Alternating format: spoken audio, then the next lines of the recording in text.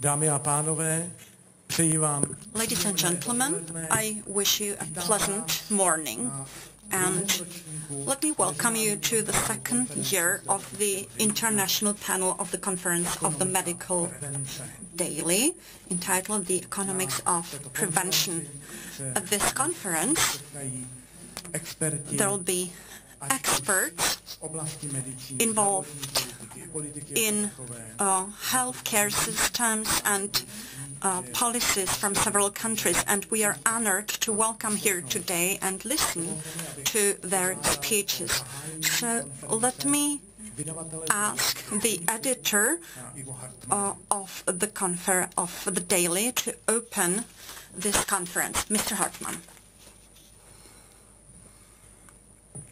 Vážené dámy, vážení pánové, ladies and gentlemen, dovolte mi, abych zahájil let me open this conference and welcome you on this venue on the occasion of the second year of the International Panel of the Conference of the Medical Daily, entitled The Economics of Prevention.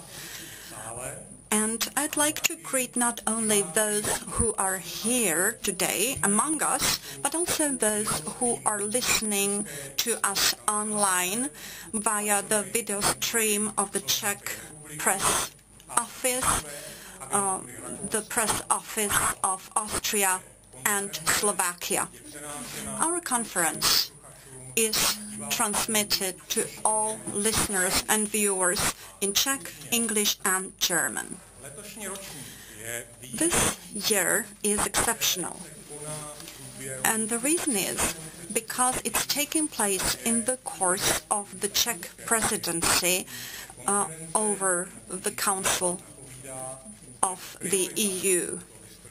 Therefore, we are aligned with the priorities of the Czech presidency, which is actually the second presidency in the Czech history. I'm very happy that this conference is taking place immediately before the informal meeting of the health ministers here in Prague, and also of the national drug coordinators of EU member states, which is taking place tomorrow. The topics and the structure of the international panel are linked with the priorities. We are going to deal with the most efficient paths to prevention, improving the cost effectiveness and supporting long-term sustainability of health systems. The efficiency of prevention policies cannot be achieved without precise and reliable data, which are not based only on impressions or myths or even disinformation. Therefore, during the conference, we'll also focus on the way of collection and analysis and assessment of the data that we have. This type of data must be evidence-based. Not only COVID and the debate about one of the most efficient and economic tools of prevention, which is vaccination, are showing us the importance of sticking to scientifically verified data. It also underlies the need to have a multidisciplinary approach to prevention of health risks. The practice is showing that prevention should be linked to modern and efficient approaches of fight against addictions. For this reason, I'm very happy to have here the representatives of the EU who are involved in counteracting addictions. The efficiency of prevention depends not only on medical knowledge, but also on the involvement of various types of experts, including experts in education, addictology, sociology, and the like, as well as the representatives of governments, parliaments, and insurance companies. For this reason, I'm very happy to welcome here top representatives in these areas from many countries who will share their knowledge with us. I'd like to thank Petr Fiala, the Prime Minister of the Czech Republic, who serves as the auspices for this international panel. I'd also like to thank the Deputy Prime Minister of the Czech Republic for his personal involvement in the preparation of this conference. And I'd also like to thank him that together with other ministers of EU member states, he is going to join us during the final closing panel. I'd also like to thank the general partners of the international panel, which is the General Health Insurance Company Visa P of the Czech Republic, CCR Group or RCZ, and the health insurance of the Ministry of the Interior and the Military Health Insurance Company. Ladies and gentlemen, I'd like to wish you a nice conference and give the floor to Tomáš Cikr, the editor-in-chief of the medical diary, who is going to lead us through the first 3 blocks. Thank you. This was Ivo Hartmann, the publisher. Let me just add that Media Network, the publishing house, publishes not only the medical daily, but also Czech Justice and one more journal. So let me open the first block, which deals with the effective prevention policies and long-term financial sustainability of health systems in the context of demographic change. There will be several gentlemen involved in this panel. First, Mr. Kraus, Senator of the Parliament of the Czech Republic, Marek Krejčí, member of the National Council of the Slovak Republic and former Minister of Health of the Slovak Republic. Now we already have one participant online, the CEO of Healthcare Denmark from Denmark, Jakob Nielsen. Then we got here the president of the clinic in Poland, Mr. Fahl, and then there will be Mr. Carl Erik Lund, senior researcher at the Norwegian Institute of Public Health, Norway, and in a minute there will also be Jörg Pietsch, who will join us. It is the director of the Office of the Federal Government Commissioner for Drug Policy in Germany. So we got all the speakers introduced, and I'd like to give the floor to Dr. Roman Kraus to tell us an opening word. He's not only a senator of the Parliament of the Czech Republic and chairman of the Committee for Health, but he's also a long-term director of one of the biggest hospitals in the Czech Republic. Hello, ladies and gentlemen. Welcome to this conference. Healthcare is an essential topic. As we've already heard, we are presiding over the EU, and there are multiple meetings of health ministers of EU member states in Prague, and therefore there have been reschedulings of the program. And the conference is today, but in the Senate today there is also a conference this very day which deals with the prevention, and our goal is to prevent high cardiovascular mortality in the Czech Republic. And this is why I'd like to apologize. I'll have to leave very fast. As regards prevention, we kind of hesitate standing on one spot. We all know how the primary and secondary prevention is important to help patients or to compensate health difficulties, but it is also important from the economic perspective. In the Czech Republic, there have been multiple amendments to laws.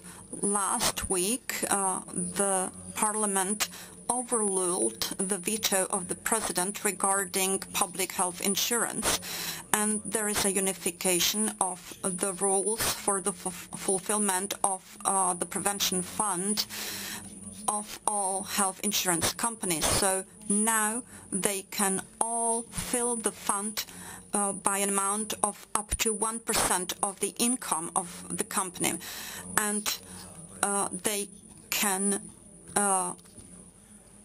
use for that also various other funds. So this is a real step towards an increase in the prevention using health insurance companies.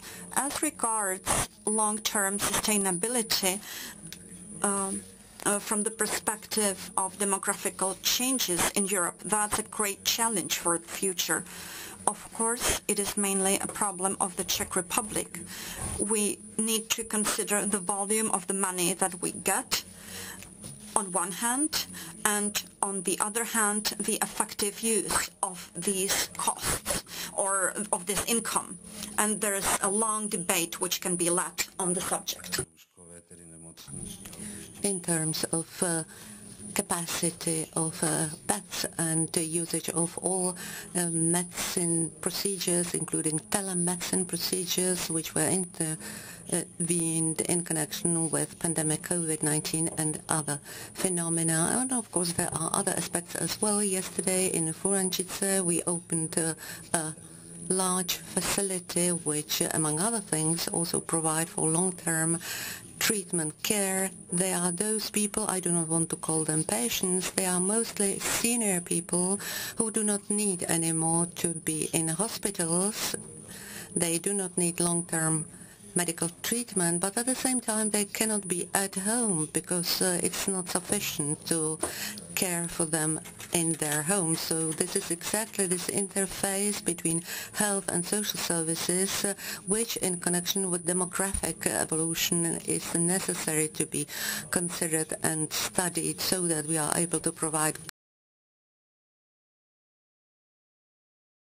in order to open this conference I spoke about at the Senate. I hope I'll be able to return later on and to listen to some contributions. And last but not least, Minister Válek will tell you this afternoon about some specific measures that will be implemented in the Czech Republic in connection with its presidency.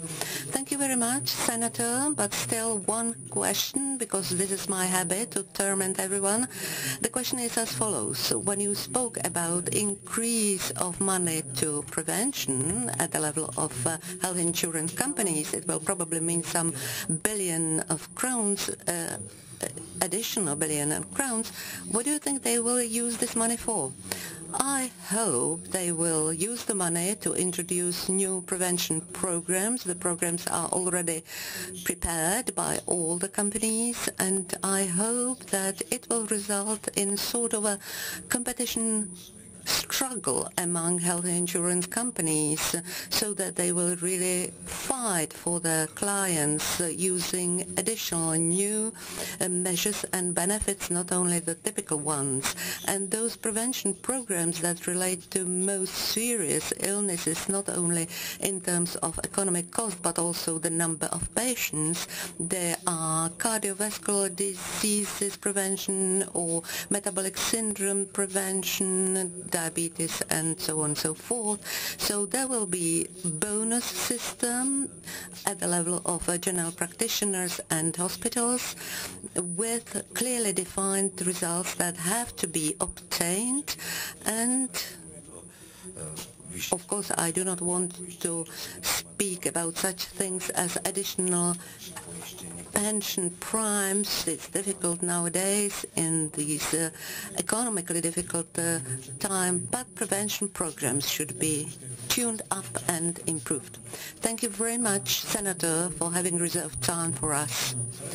And I would like to say that besides the guests who have already spoken, there is one among them, Mr. Marek Krejčí, who used to be Minister of Health in a very difficult COVID-19 time.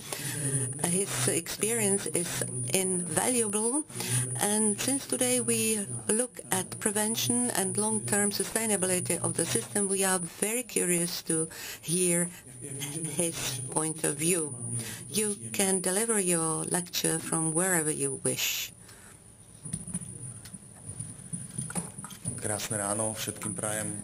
Good morning to everyone. First of all, let me thank for the invitation to this really exceptional conference and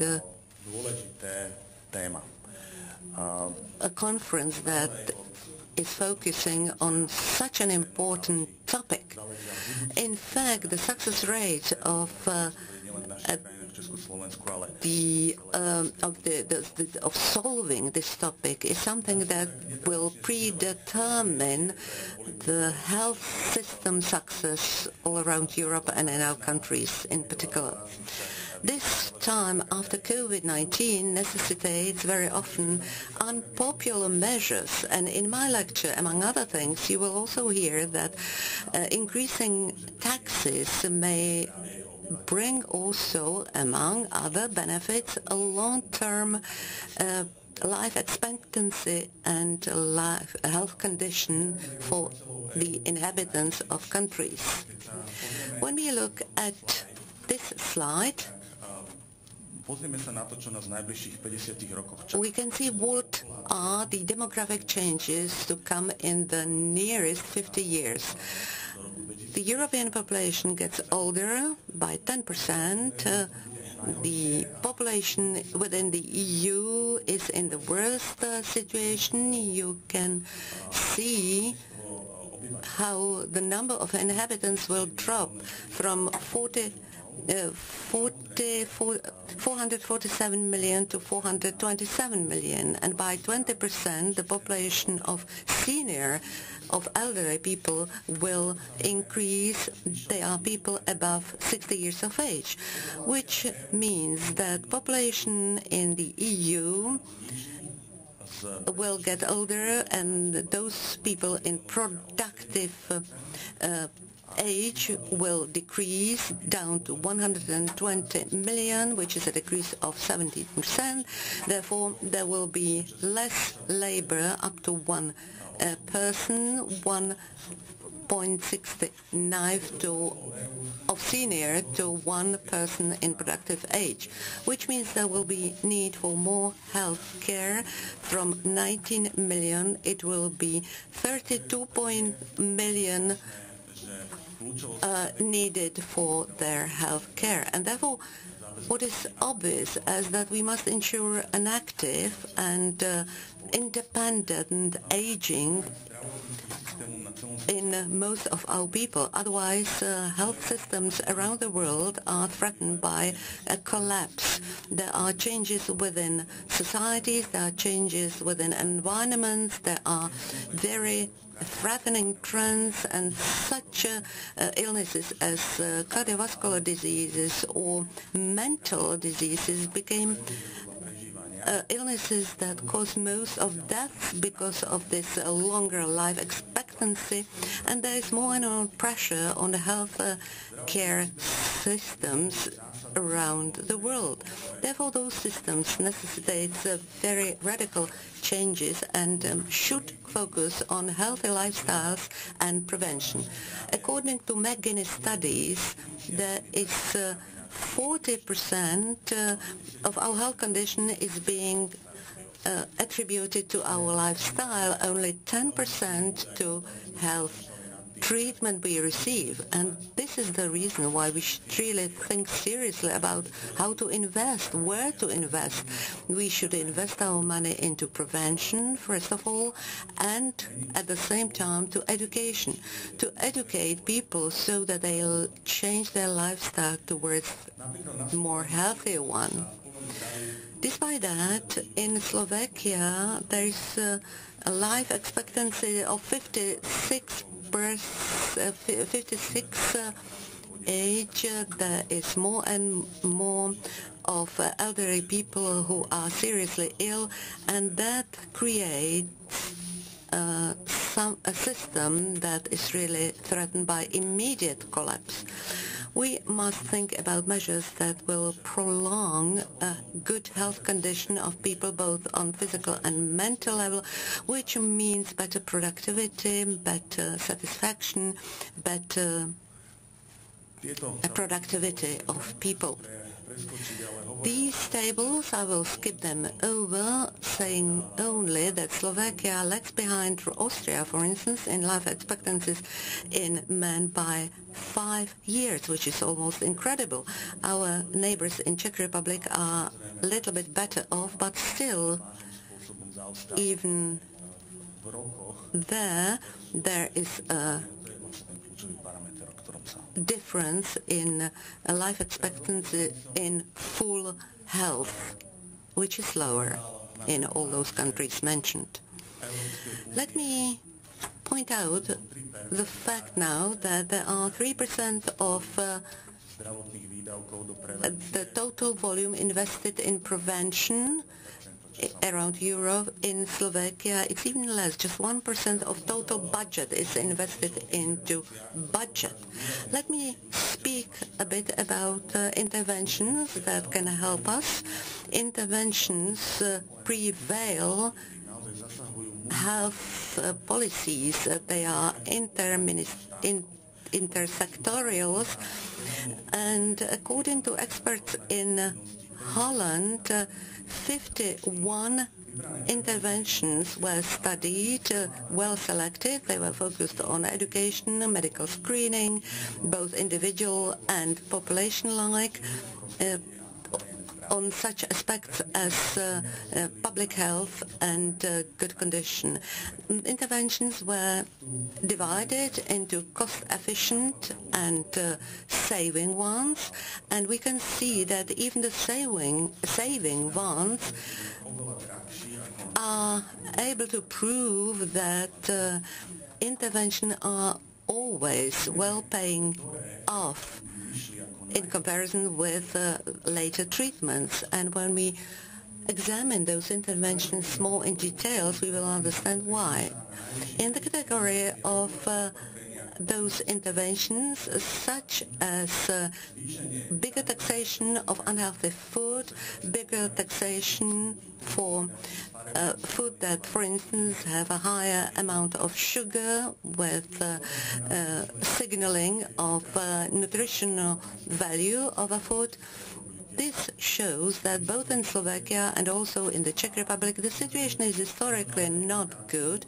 It needs more education, and not only education. People have to feel it in their wallets that they cannot afford buying less expensive food, which will have very negative impact on their health. In this way, with this color signalization system, we know, if we combine it with a respective campaign, we know that we should work step by step on changes in nutrition habits of the population. All the time we've been speaking about tobacco products. This study showed that intervention in terms of banning advertising, increased taxation, increased tax on alcohol by 200%, informing about negative effect of high content of cell. These are very useful interventions. Also, such things as, for instance, not broadcasting advertising on those foods in times when children watch television, or facilities to make public sport near housing facilities for seniors, in order to increase physical activity of all age categories. These are some system changes I proposed myself together with my team, because I consider them as important to be imposed in the Slovak health system. Let me touch upon something that was already discussed. There are experiences and subsequent investments. What we proposed was that to introduce calendar of prevention and screening examinations. If a person undergoes such programs, she or he will be benefited with a bonus, and in this way we wanted to engage people so that they actively prevent getting sick. The idea was that it would be done together within a large network of health services providers. We wanted to engage also pharmacists and nurses. And what was the idea was that there would be also invitation system for prevention examinations or screening examinations to be distributed among population, because of course it's quite difficult for individual general practitioners to invite his or her patients and make those people who do not feel sick to come for a prevention examination. Some health insurance companies did introduce this tool, which I evaluate very positively, especially in the case of those health insurance companies that then relate this bonus to the number of prevention and screening examinations underwent. A company that began to motivate their clients in this way, using the tool called the Wallet of Health, it turned out that last year up to 23% the attendance to prevention examinations increased, and it seems that this year the situation will be even better. In a similar way, we should focus not only on prevention measures but also on screening programs, and in this respect change of behavior, improving education towards that aim, cooperating with all stakeholders, using national programs of health, and awareness campaigns about healthy lifestyle since the very first year of life. The campaigns could be supported by marketing tools. For example, we could change the name of the Ministry of Health Care to the Ministry of Health, because that's what we want. Also, we should focus on communities rather than institutions. It is important to open community centers, daycare centers for adults, and also the environment and public health promotion. And that takes me back to what I said in the beginning, that the difficult goal for policy making, and I wish you all who make policies to make those demanding but necessary changes. Thank you. Thank you very much. Doctor, if I may, can you tell us more about the calendar that was something that kept my attention. Were you counting on having a calendar that would be guaranteed by the ministry or the different insurance companies? And what was missing to actually finalize that project apart from time? Well, this obviously needs to be dealt with in very close cooperation with our colleagues from the Office for Public Health Care. But of course, the year was full of problems due to COVID. And then I talked to the new board of directors of the General Health Insurance Company. I asked them to create a health purse, which was meant to kind of substitute for this calendar. It was supposed to be their product because you could add up to 7 other people to that purse. They could be family members, for example, and as a result, you could kind of share with them the bonus. And it was up to 800 euros. Now it's going to be even more. So it's a highly motivational tool to make people go for preventive screening. And if the screening is well performed, it's very beneficial. It's not just about screenings with the GP. There is also an urologist and other specialists involved. So it's highly motivational. But what is necessary to do is to have the screening available or more available. That's an important step that needs to be done.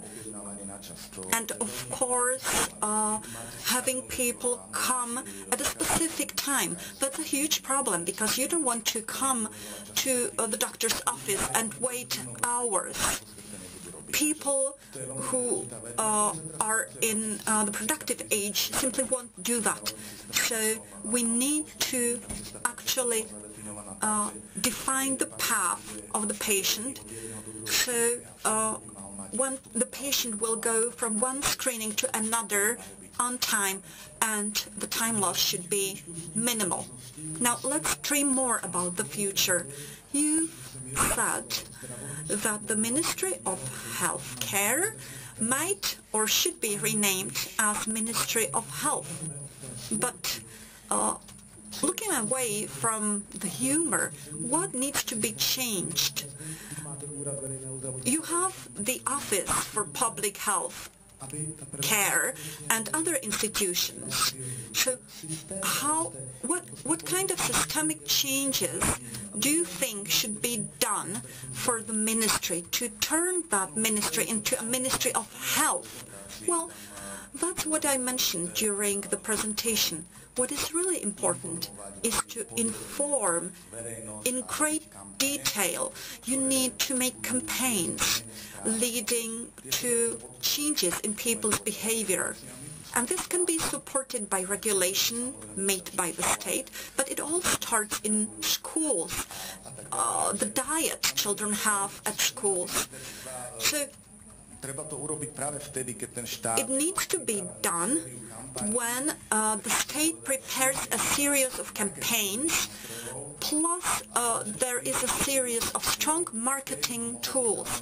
And at that point, it might be interesting to change the name of the ministry.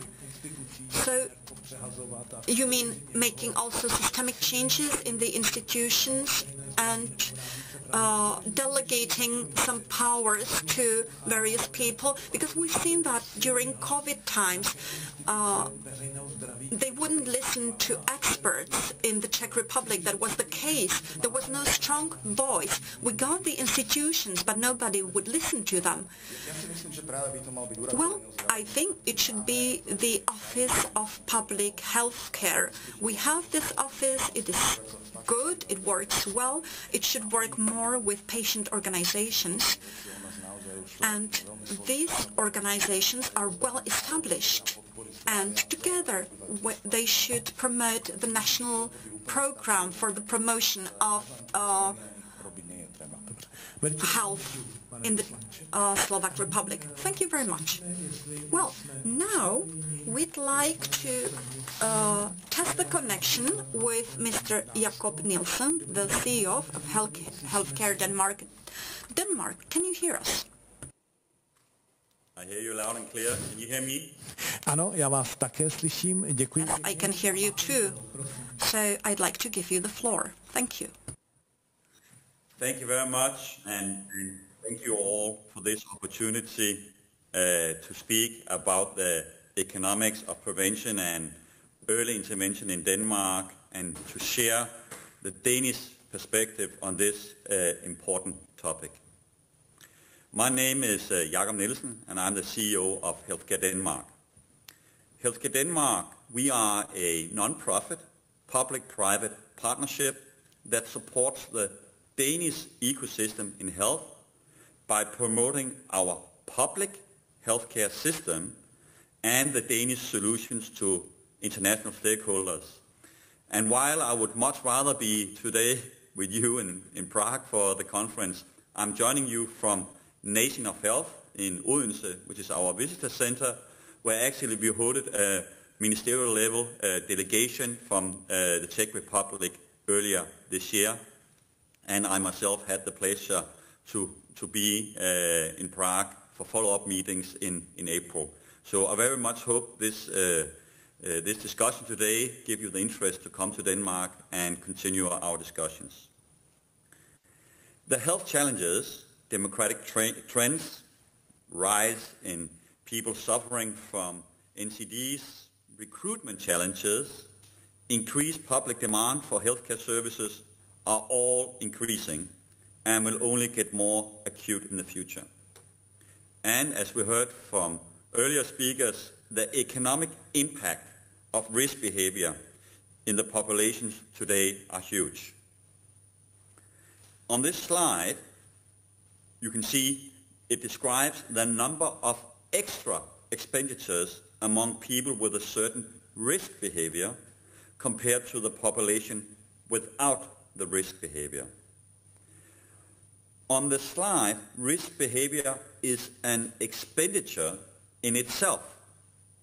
But in addition, we also know it is associated with a wide range of non-communicable diseases, NCDs, such as type 2 diabetes, chronic obstructive pulmonary lung disease, and a long range of cancer diseases. In Denmark alone, the prevalence of type 2 diabetes is expected to increase from 250,000 people in 2015 to 430,000 in 2030. So almost a doubling in 15 years. Denmark faces the common challenge of a significant rise in the number of chronically ill patients, which affects our healthcare systems. In Denmark, 80% of all our healthcare expenditures is related to chronic diseases. Therefore, today, and for sure in a not too distant future, both us in Denmark and also our guests at the conference, we need to solve these issues because they become totally unmanageable. Effective prevention, interventions, and policies targeting the Danish population is a crucial component securing the long-term financial sustainability of our health system and support everyone in their potential to live a long and healthy life without diseases. Next slide, please. So, how do we ensure both sustainability and improvement in care and treatment at the same time when we have limited economic resources and healthcare professionals? I will give you a few examples today. The first one is primarily related to the primary prevention efforts, and in some of a few other examples, I will give you a more multidisciplinary, holistic approach, which also includes both first, secondary, and tertiary prevention. But on the first topic, these health prevention packages is handled by the municipalities in Denmark. So in Denmark, it is the municipalities who's responsible for the primary prevention efforts. And it's a core task for the municipalities. But they have been supported by the Danish the National Health Authority, who has issued 11 health promotion packages. They all contain recommendations based on the current best national level of knowledge about methods and initiatives to meet the challenges within these 11 topics: alcohol, tobacco, obesity, mental health. I don't have to repeat them all. The objective for the packages is to support the municipalities' highly specialized work on health promotion and prevention, and thereby help to promote public health. I would like to give an example on the next slide. One example of a recommendation describes the prevention package about obesity. And this one is aiming at the daycare institutions, where the employees should support and go into dialogue with the parents about healthy lunchboxes, also support and increase the level of physical activity, as an example. To secure the long-term financial sustainability, we also need to use the experience from the private sector.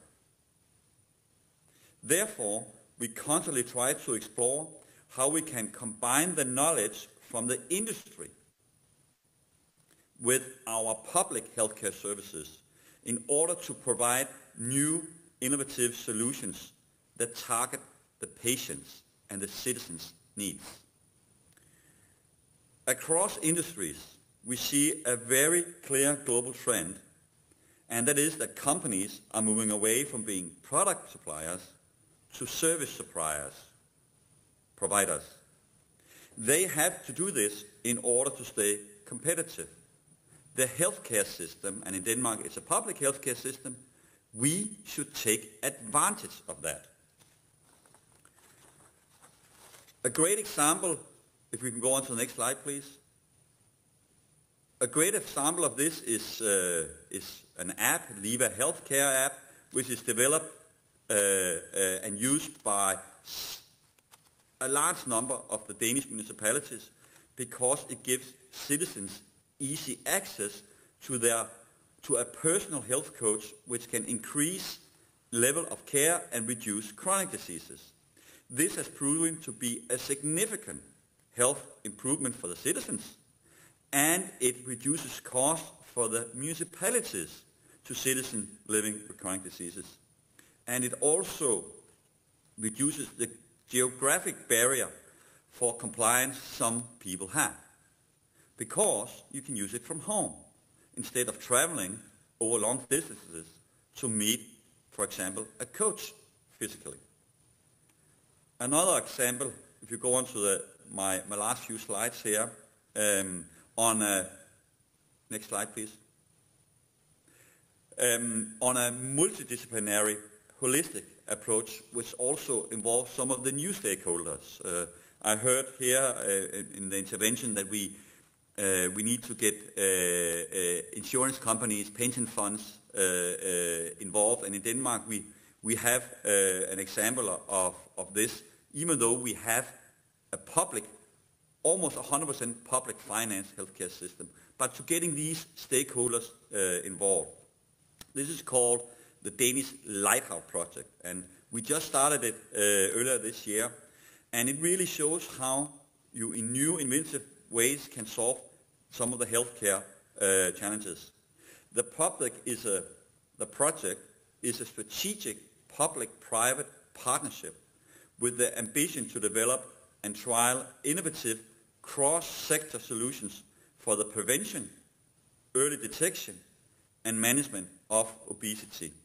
Last slide, just to give you some of the more specific examples of what it can include or will include. Examples of current ongoing public-private projects within the Lighthouse include prevention of childhood obesity through application of VR, virtual reality technology. And partners include municipality, a university, and a small tech startup. AI is also used, in the early detection, so in terms of the secondary prevention of people at risk of obesity. And this is also includes a university, a research center, and a private health tech company. Holistic and multidisciplinary treatment pathways for people living with obesity in the healthcare setting is a third example, and that's an international consortium of research institutions from a number of countries, healthcare providers, and a foundation. Lastly, the Healthy Cities Summit next year in the autumn of 2023 will highlight the experiences and first results emerging from this Lighthouse partnership. And I very much hope I can invite you to come to Denmark and come to Copenhagen on that occasion to look more into some of our experiences. On that note, I want to thank you for your time, and I look forward to discussions. Thank you.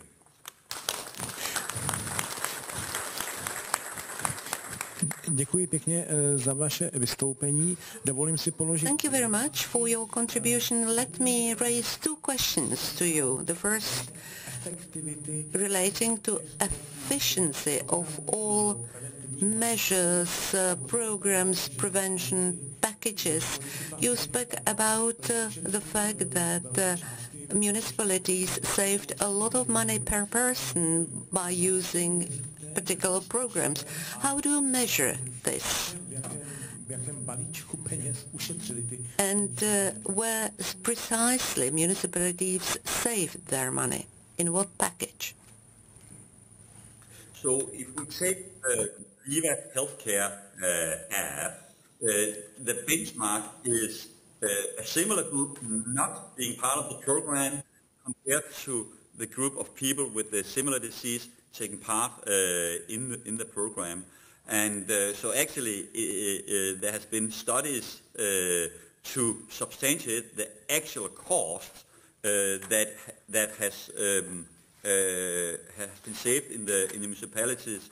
And now if I can see with my glasses here, I believe the cost per citizen was more than 2,500 euros per year compared to a group not participating in the app. And of course that's why it's also good to have a private company involved, because in order for them to sell their solutions, they have to document to the municipalities that actually what they are providing is saving costs and improving patients, the citizens' lives at the same time. It's not in itself just to save cost. That is important. No, dobře, děkuji velice pěkně. Jednu možná takovou lehčí otázku. Thank you very much. And one more question, perhaps a lighter one. Denmark, in the time of COVID-19, was known as a country that managed the crisis very well, among other things because of the fact that the population had trust into Danish government. Is it something typical for Denmark? Can it be applied or related to other health problems as well? Can you say that the confidence of the population in their government is something typical, or COVID-19 was rather an exceptional situation? Thank you very much for the question. I think in general the Danish society is characterized by a general high level of trust amongst people individually as citizens, but also in the authorities, that they get an honest answer. Sometimes you don't like what you hear. For example, right now we have a big discussion on the challenges of the healthcare system, but people pretty much trust that we don't believe that you can create a perfect system, but we have to do our best, provide the best possible care for the citizens within the limited amount of funds. Because we also have to do a green transition. We also have to invest more, for example, in defense for various reasons. And we have to do it all. So, Děkuji velice pěkně a pokud to bude možné, zkuste zůstat s námi připojen. Thank you very much for your answers. If it is possible for you, stay connected because there will be also questions by our audience at the end of the block. Now I would like to pass the floor to Andrzej Maria Paul, President of Polish Society for Public Health and Chair Physician of Allergology and Pulmonary Diseases Clinic in Warsaw, Poland. Good morning, ladies. Good morning, gentlemen. It's an honor and privilege to be here for the second time. So, Ivo, thank you very much for the invitation. Well, I was thinking about the prevention because all the speakers who spoke prior to myself, they were speaking about the prevention.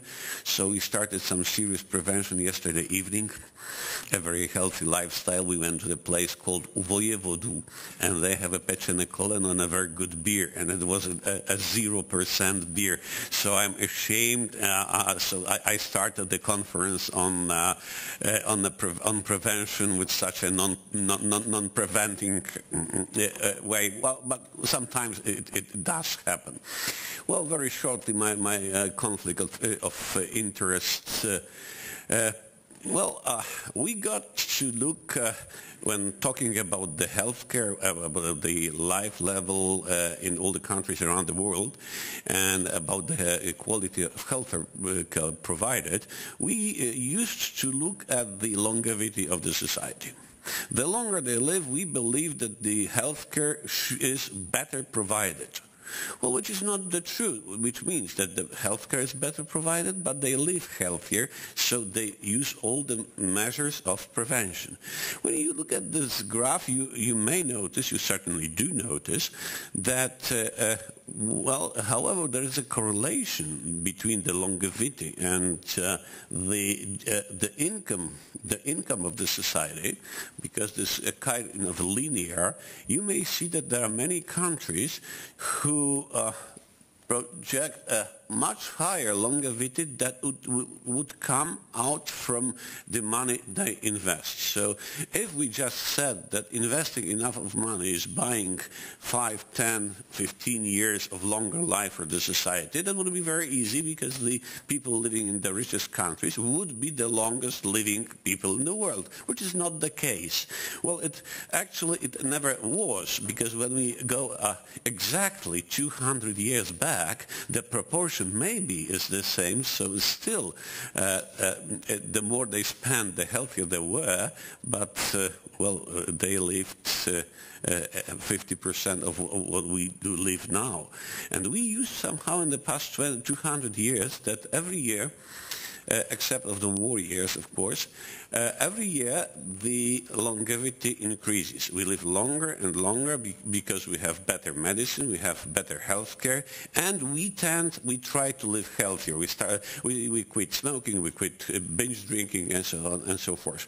That was fine. We're getting kind of used to that. And then the pandemic came.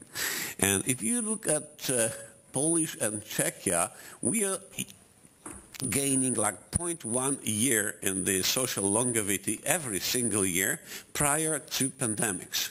But during the first 2 years of pandemics, we lost over a year. So we lost what we've been building up for over 10 years prior to pandemics. It's just gone, will not return.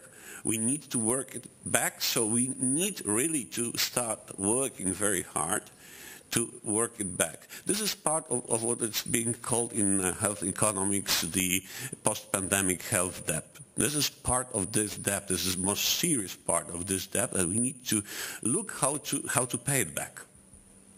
Well, the debt after pandemics is so strong that the WHO and the United Nations even consider changing the the Sustainable Development Goals, the SDGs, the leading document that was showing the road to live a better life throughout the world in 2030. Due to 2 pandemic years, now they're thinking of postponing the final effect of SDGs to 35 or maybe even 40. And this decade will allow to build up what was lost during the pandemics. Not only during the pandemics, because, well, this is not the losses from pandemics. These are the losses here presented, which several groups of diseases cause to our industry and, well, to our income, to our well-being and well-living. When you see, cancer only in the United States, because this is American data, makes almost 1,000 billion losses yearly. This is a huge amount, and now you have 8 leading causes of this financial loss. So this is another part of economics that we do not look at, because usually when we're talking about the health economics, we talk about direct cost. Well, how much diagnosis costs, how much, well, the hospital costs, how much, well, pharmacy costs. Well, these are the direct costs. This is something that we got used to. We are not used to counting indirect cost. That somebody gets sick, so he's out of the market, he's not working. And Minister Krajci was showing that we are getting older. So the less we working, the less the percentage of working people, well, the more important every single day of work lost. Because, well, the day of work lost means there is no income, there's this indirect cost, and the indirect costs are in the slides. So this is far, far more than the United States spends, and they spend huge because they spend almost 20% of national growth product. But this is huge above on what they really spend on the healthcare. So this shows that we need to find some other way, not only putting more money, finding more money, but there must be another way to help the healthcare, to help the health, because otherwise we will be moving back, not even standing in point, we'll be moving back very shortly. Why is that? When you look at this graph, hopefully readable for you, it is very simple. It says only that people in decades of life, well, more than 30, more than 40, more than 50, more than 60, they do have chronic diseases. The older they are, the more chronic diseases they tend to have. This is normal. We know that usually chronic diseases start appearing after 40 years of age, because you need to, well, give them rise. So you need to smoke for a certain time, you need to drink for a certain time, you need to get angry for a certain time, and so on and so forth. So it takes time for them. It's not that it's granted, you need to work and to earn it. So after we earn, something happens, because the elderly people are more expensive in treatment. Now we're back to direct costs. They're more expensive in treatment because they have more chronic diseases. So they need more hospital beds. They need more visits in GPs or other doctors. They, well, need to pay bigger bills in pharmacies. Well, this is only because they have more chronic diseases. That's why the treatment of them is more expensive. There's no miracle in that. So it shows to us that tackling the chronic diseases could be a way to help the healthcare, could be a way to find extra money, or at least to save some money we spend not necessarily now. Well, okay, coming back to SDG goals, yes. To save the goals, WHO published the best buys.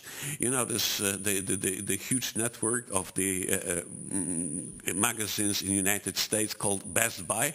So based on that, the WHO said the best buys for public health in the West is investing counter 6 major things, 6 major habits that cause the development of chronic diseases, that cause amelioration of chronic diseases, finally, that cause death due to the chronic diseases. And when you see here, when you invest in proper food, in proper diet, which takes under excess of salt, excess of sugar, eating vegetables, when you invest $1 at this point where we are, so 2020, in 10 years you can save, let's say earn, $12. Simply, you will not have to spend $12 on treating people because of what the diet causes to their organisms. So this is the biggest winner. You may see that binge drinking, investing counter binge drinking, investing counter tobacco smoking brings huge gains as well. So this is the way that now even WHO suggests that we'll look for some extra financing, some extra money in healthcare worldwide. Senator Krauss spoke, well, all the speakers actually did, about prevention. Yes, we are pretty familiar with primary prevention and secondary prevention. Primary is, well, please avoid, do not start smoking because, well, this is bad. Secondary is screening. You're already smoking. Well, let's see. Make an X-ray yearly or every 2 years to see if you don't have changes, if you don't have cancer. Go make a spirometry to see if you're still breathing normally. And these are we familiar with.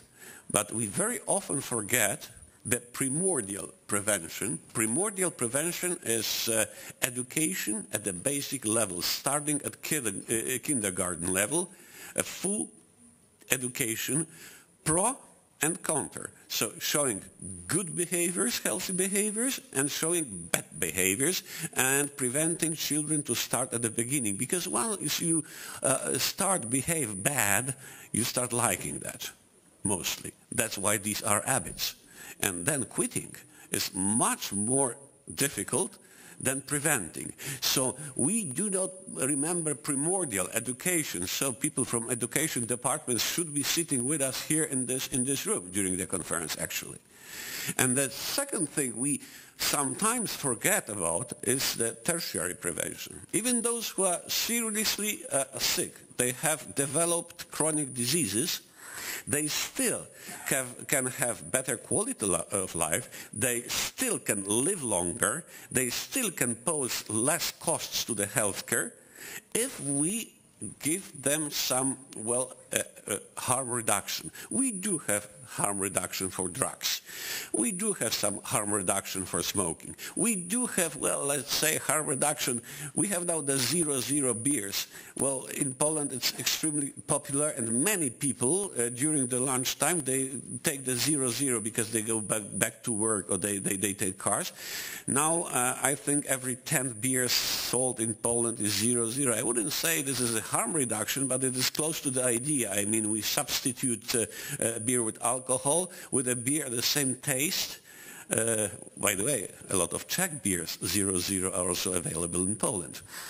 So these are the tactics of harm reduction, and this is not something out of nowhere at all. No, this is the tertiary prevention by definition. So this belongs to the tree or pyramids of prevention. Well, even if we look at the WHO definitions, we see that on the basis of tobacco, well, I'm a pulmonary medicine doctor, so, you know, talking of tobacco and everything related is easier for me than talking about, well, being obese or binge drinking. Well, why not?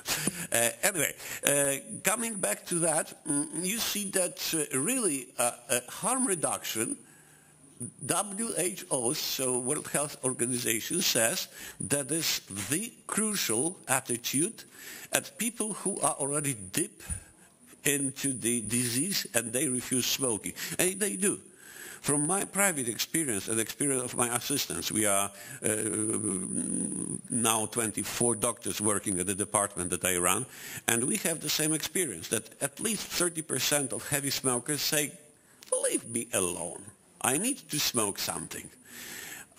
Something. Well, if they say something, that we won already the first battle. Not a war yet, but we need the first battle this way. Anyway, we need to remember of this harm reduction, because this brings money, this brings quality of life.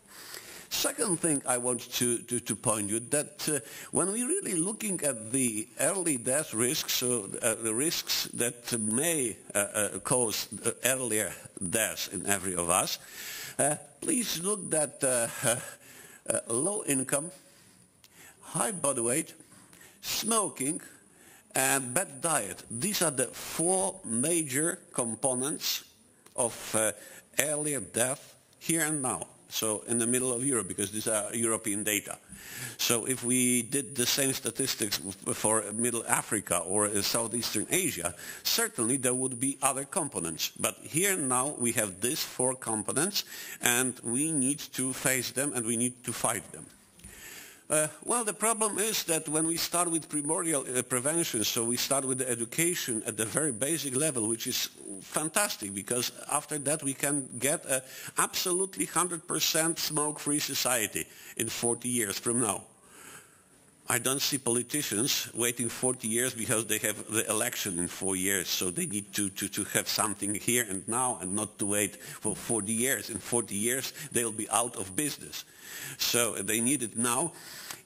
But this doesn't work this way. As you see from any changes in cigarette consumption, until there's a significant change, a significant fall in lung cancer, it takes 15 to 25 years. So it takes time. As I told you at the beginning, chronic diseases develop after 40 because they take time to develop. So, well, also this effect takes time for the same reason. So on one hand, we need to do something here and now, and we know that when someone smokes, the relative cancer potency, let's say, is 1. When he doesn't smoke, well, but breathes the air we have around, which is also a way of smoking, especially in Krakow in Poland. So the potency is much lower. Somewhere in between are all the substitutes, e-cigarettes and heat-not-burn products, showing that their potency in creating cancer are in a heat-not-burn product, let's say, 1,000-fold lower than tobacco smoking. Well, in my opinion, if my patient refuses quitting at all, it's worthwhile trying to convince him to smoke something that gives him a 1,000-fold lowered risk of developing of a lethal disease. Well, we made, I think every country has something like a way to help people quit. I've seen on declaration, I think it was Minister Krajci showing the 5 most important points to which the extra money should be sent, and point 5 was the power thing, so everything related with smoke quitting.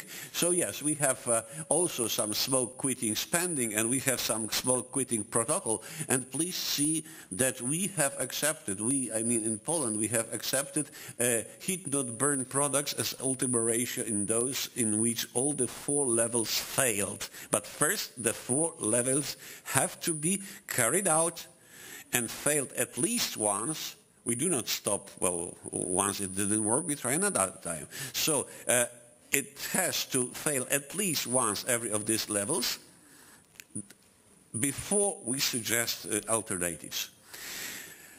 One last thing I wanted to say. The governments, the ministers should push some money to help us prevent smokers. Well, okay, But imagine, in Poland, the income, the yearly budget income from smoking is around 23 billion zlotys a year. And the spending on direct costs of tobacco-related diseases is only 7 billion. So every Minister of Finances says, no way. No way. I can't ban smoking in the whole country because I will not be able to put the budget for the next year. Well, in my understanding, this is a conflict of interest, but this conflict of interest is present in every single country, isn't it?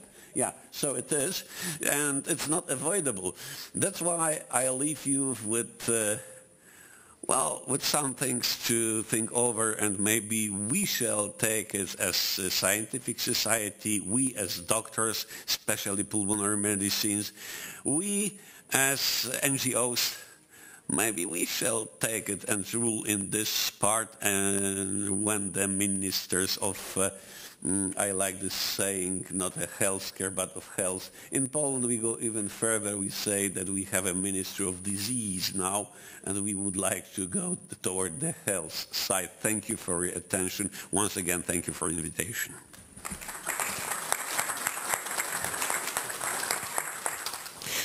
Děkuji pěkně. Thank you very much. Mezi námi vítám. And I'd also like to welcome Mr. Jörg Pürsch, the director of the Federal Government Commissioner's Office for Drug Policy in Germany. But I'd like to ask one question. Mr. Fall, you said that €1 or dollar, doesn't matter, of prevention brings a 12-fold in 10 years, if I got it right. So that concerns the cost savings. But who's going to give that first dollar, that first euro? You suggested that it could be the Ministry of Finance using taxes, but is there anybody else responsible for investments into prevention, and who is that? Well, thank you for this question. Actually, I was trying to address it during my final slide, that we shall take it in our hands, and the financing can come from NGOs, the financing can come from local governments, because when we look at the conflict of interest and at the top level, I wouldn't count on very huge money on the prevention side. Of course, it will be nice, the ministry will accept as a huge success if anything good happens from that side, but they'll not look at it, they'll not start in spending money. Well, let's have a look.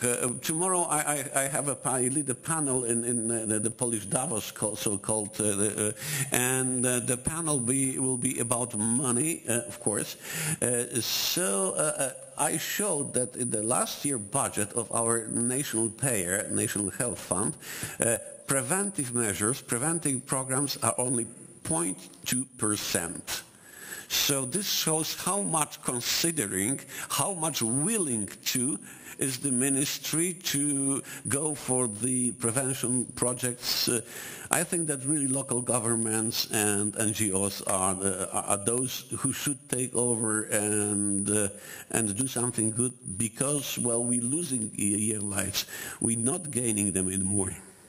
Děkuji velice pěkně za krásnou přednášku i odpověď. Thank you very much for a beautiful presentation and your answer. And now let me ask Mr. Carl Erik Lund, Senior Researcher at the Norwegian Institute of Public Health, Norway. Thank you very much, Thomas. Hi, and good morning to you all. Yes, I'm Carl Lund from the Norwegian Institute of Public Health. For the past 35 years, I've been a tobacco researcher on pay from the Norwegian government. And during this time, the nicotine market has gone through major changes, especially during the last decade, with consequential effects for public health and the economy. So novel products are emerging, and the future nicotine market is expected to look very different from that of the past, which was dominated by cigarettes. But that depends on how we the regulators, the authorities, choose to regulate the novel products, how we choose to assess the transformation now taking place within the tobacco industry. Is it good or is it bad?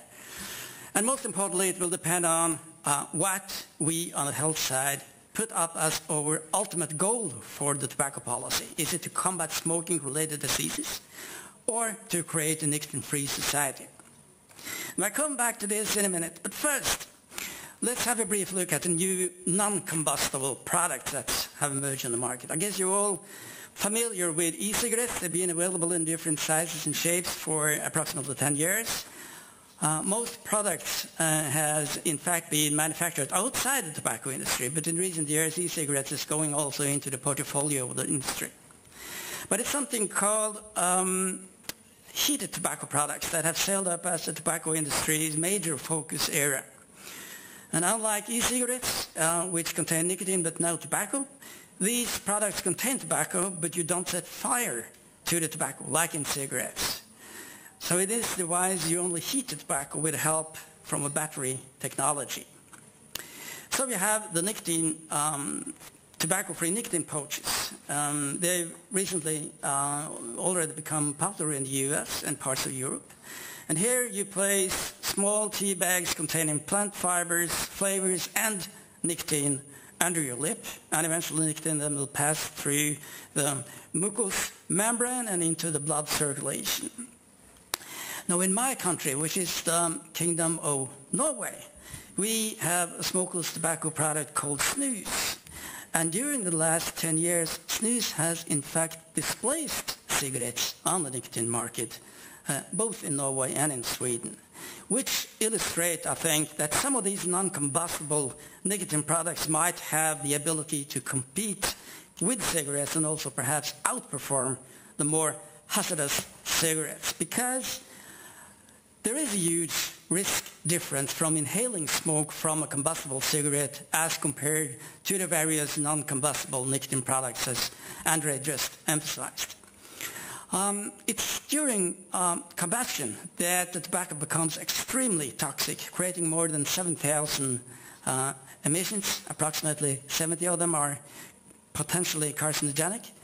So based on toxicological analysis of the chemical substances, expert groups have assessed these non-combustible products to make up only a minor risk when compared to cigarettes. For instance, the British health authorities have stated repeatedly that vaping of e-cigarettes only make up about 5% of the risk from smoking, and they have approved e-cigarettes as a method for smoking cessation. But these products, they're not primarily marketed as smoking cessation devices. I mean, they're used in smoking cessation, and they're proved also effective in smoking cessation, but they're put on the market as alternative to cigarettes for consumers who use nicotine for recreational purposes. You know, people use nicotine for a reason. Some just to suppress abstinence from nicotine cravings, but also because nicotine is a stimulant that, much like caffeine, provides several positive functions to the user, like stress relief, mood control, improvement of attention, and improvement of cognitive ability, and so on.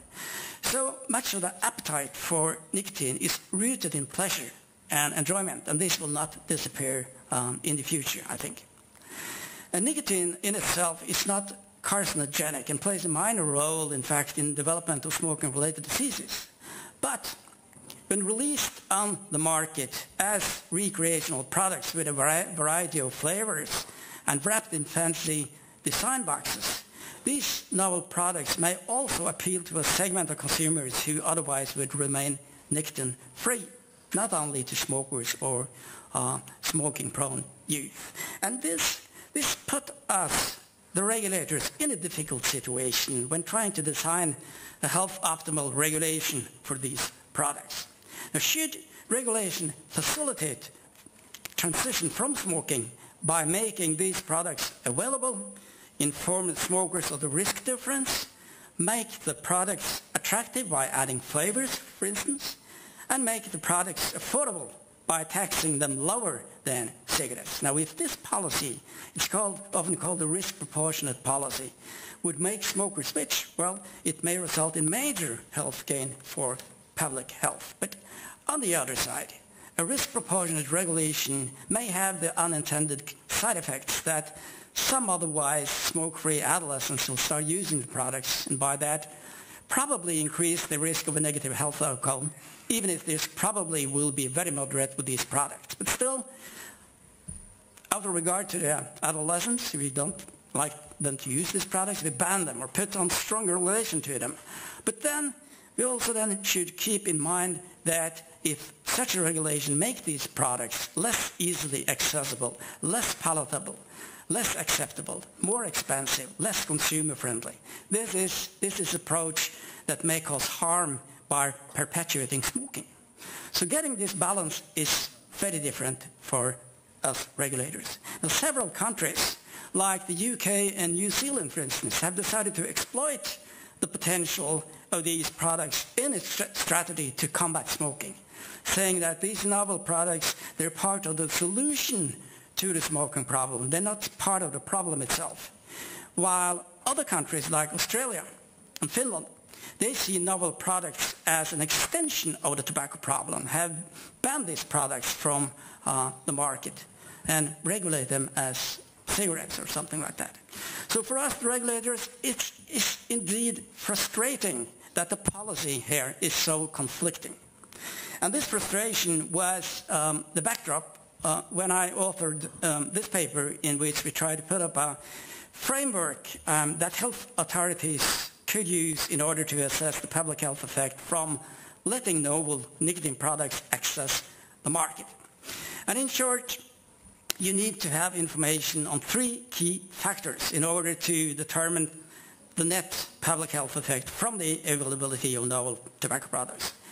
First of all, you should have a preconception of the absolute risk of these products as compared to non-use, because, as I said, some non-smokers might find them attractive, and we need to know the health consequences from that. However, these products are usually of greater attraction to smokers. So we need to know the health benefit by switching from cigarettes, the relative risk. And the third key factors would be to establish a preconception of what will become the user composition. What will be the relative share of smokers and non-smokers among the user, the patterns of use. Okay, before I conclude, I'd like to state that yes, the tobacco industry, they fooled us for years. They lied. They suppressed the truth. I have been an expert witness in several court cases against the tobacco industry, so I'm familiar with their unethical history. But I think we have to be rational and not emotional about their product transformation. We have to feel less and, think more. The tobacco industry has now finally acknowledged that to continue selling product that kills more than half of its regular customers, it's not a sustainable business. So personally, I welcome the product transformation taking place. I like to say that. Now, after spending my entire work career in tobacco control and clashing with the tobacco industry several times, I would like to give you some opinions. First of all, we have to stand by the fact that it is cigarette smoking, not nicotine, that kills. Our main goal as regulators should be to reduce smoking-related diseases, not necessarily to exterminate nicotine use. I think we have to rethink nicotine. Nicotine must be separated from the risk potential from that of smoking. And if addiction comes without much harm, well, it might perhaps be more immoral rather than a health issue. And we have to look at the evidence from Scandinavia, from the UK, from Japan, that shows that availability of novel nicotine products accompanied by a risk proportional regulation can in fact displace cigarettes very effectively on the nicotine market. And evidence also shows that these products mainly appeal to smokers and tobacco-prone youth, as our know. Furthermore, nicotine at this dose level is pretty benign. Smokers smoke for the pleasurable effect of nicotine, but they die from the tar, they die from the heavy metals and the carbon monoxide. It is now totally unnecessary that smokers of today should risk their lives for their dose of nicotine when there are alternative products available. And due to the stimulant effects, there probably always will be an appetite for nicotine in the society, and I think we should strive to find the least harmful ways of nicotine uptake. And somehow, we have to accept that some non-users, in any case, will start using novel nicotine products. But from what we currently know of the risk potential, this will not be a disaster. Novel nicotine products may serve as a diversion from cigarettes for tobacco-prone youth, so these products will keep nicotine-prone segment of the population from smoking in the future, perhaps. And it's also, I think, an ethical question to deny smokers, many of them elderly with additional health issues, to deny them their right for a risk-reduced alternative to cigarettes. So smokers will obtain a dramatic risk reduction from switching to these products, while never smokers only will have a moderate risk increase if they start. Thus, there will have to be a very, very large majority of never smokers among the users in order to create a negative net effect for public health. And nothing currently points in that direction. Now, if you look at the prevalence of smoking in the Czech Republic, it's approximately 30%. And now, in an imaginary situation where a risk-proportionate regulation of novel nicotine products would convert all these smokers to non-combustible nicotine use, but the same policy would also recruit the entire Czech population to use nicotine, well, then the net public health effect would still be positive, given that the risk of these products only makes up 5 to 10% of the risk from smoking. So I think in the current situation with many still smoking, it would probably be more effective for public health to design a risk-proportionate regulation that facilitates smokers to switch and create a viable nicotine market with acceptable risk. Well, thank you, and good luck. These are my conflict of interest. As I said, I've been a tobacco researcher paid by the Norwegian government. I have no ties to any nicotine industry, and I've been an expert witness in litigation cases against the tobacco industry in the past. Thank you very much.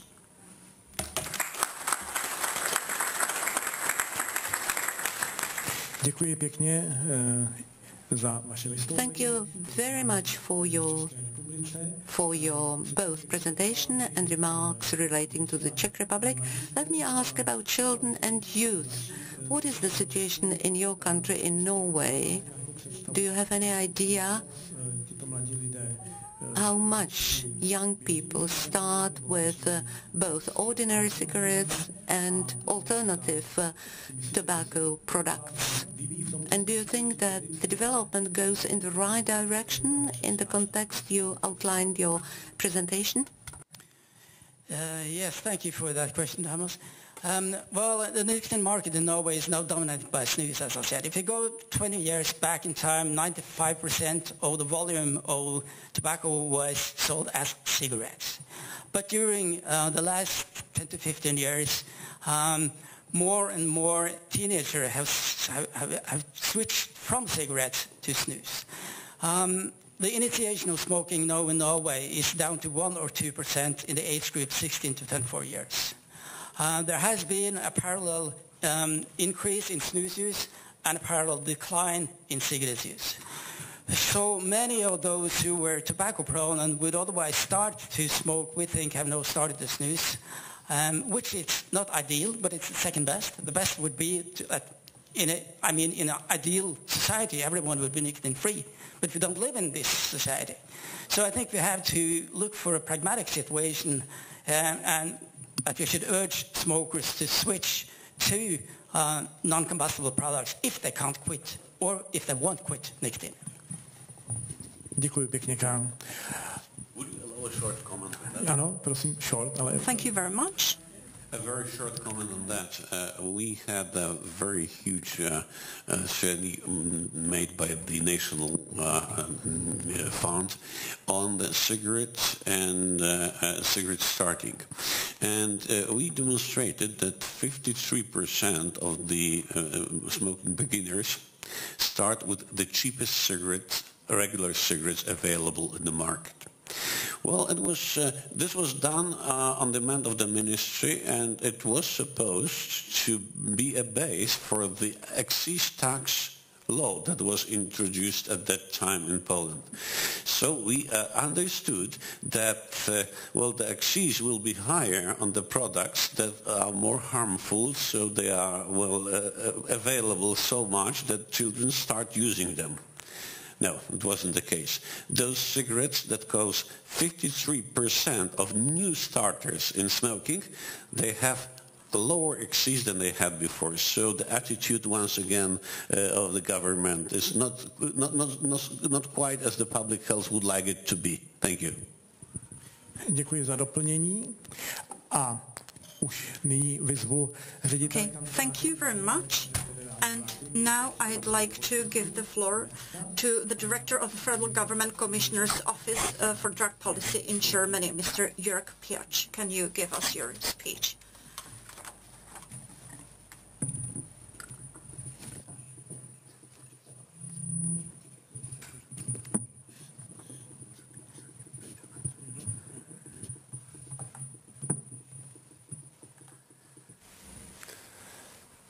Minister, esteemed representatives of the Czech government, distinguished members of the parliament, if there are still parliamentarians here. I was a little bit late, so I'm not aware who's in the room.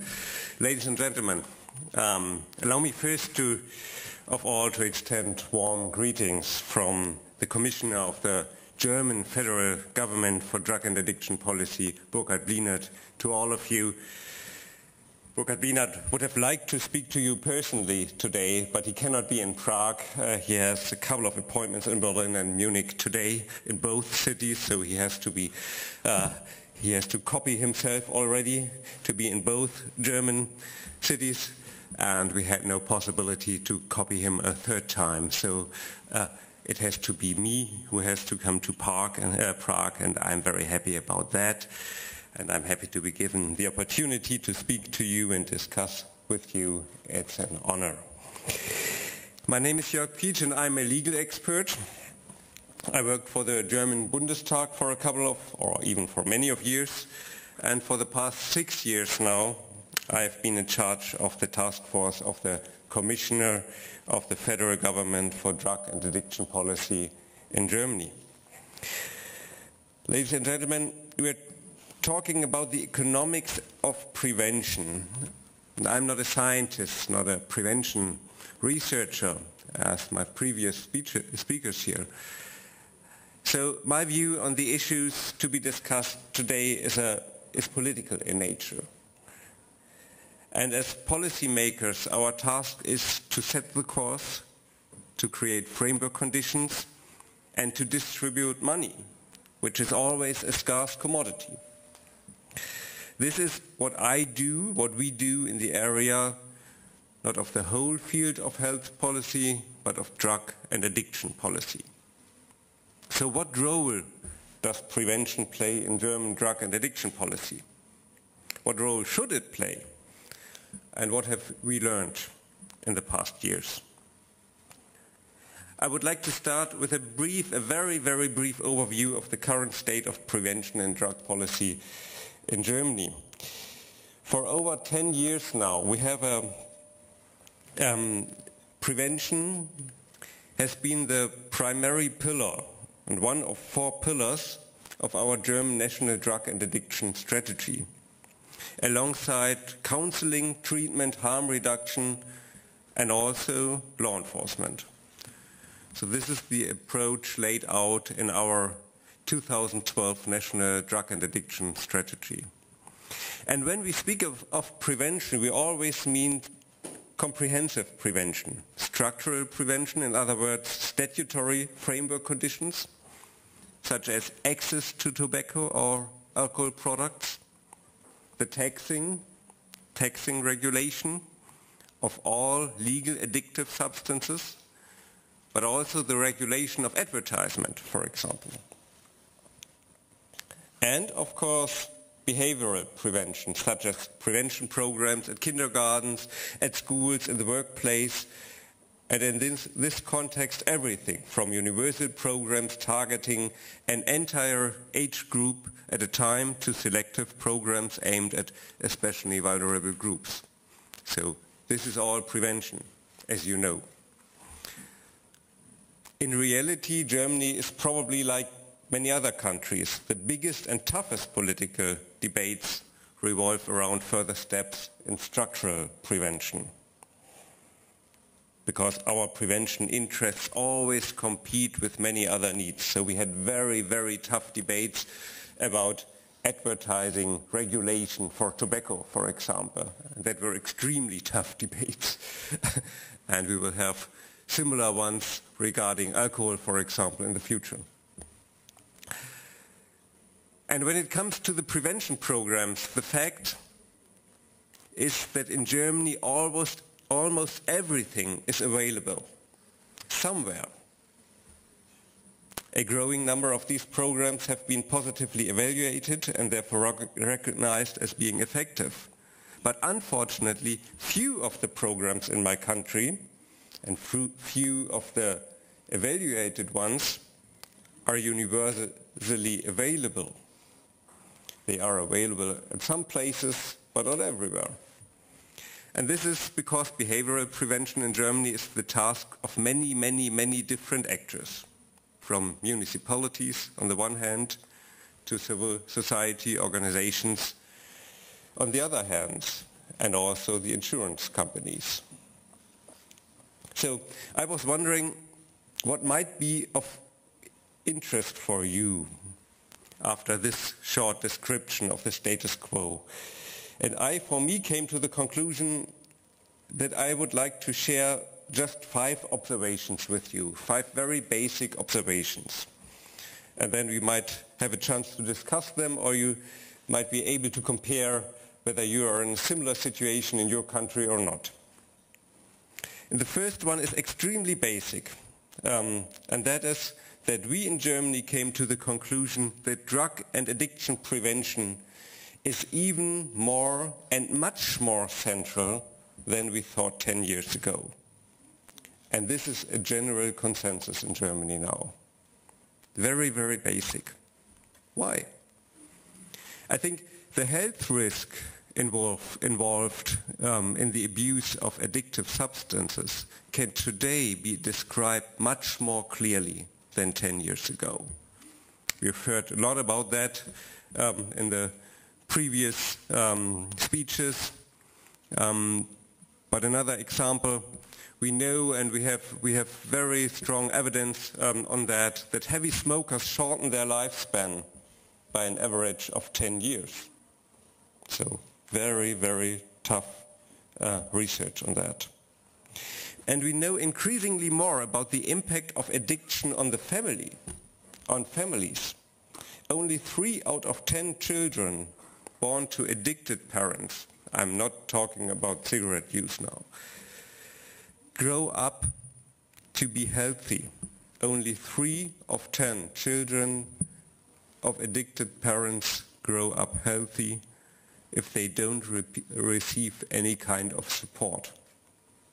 Yeah, that doesn't have to be treatment, but it's support. And problems of addiction take an enormous toll on the economy. In Germany, it's estimated that tobacco consumption alone costs our country, and we are not talking about direct costs, but about direct and indirect. It costs our country at least 100 billion euros a year, and that's 8 times the revenue obtained from tobacco taxes. 8 times. And the costs of alcohol abuse or of alcohol use costs the society between 40 and 50 billion euros a year. And we can add all the other substances, gambling and so on. So And we also know that drug abuse has significant long-term effects on the competitiveness of firms and even of entire regions. Think about regions in the USA, for example, that are most affected by the opioid crisis, and their drug policy has become one of the major policies to regain competitiveness in the region. And this means that prevention, both behavioral prevention and structural prevention, must be even more comprehensive, more targeted, and more coordinated with each other in Germany. So I was therefore pleased that Germany's new federal government agreed to expand tobacco and alcohol prevention in its coalition agreement. And as I'm sure many of you know that or some of you might know that the federal government also wishes to take a new direction when it comes to cannabis.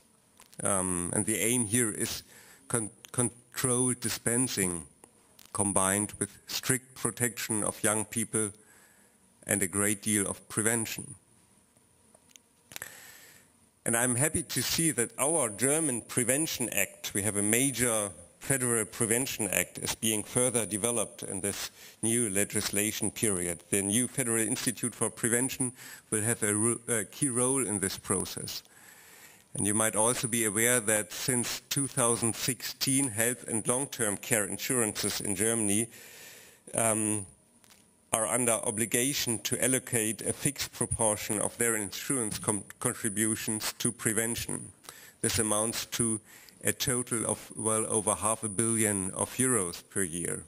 I have just learned that you have something similar here in Czech Republic, but you might be able to compare the amounts of money.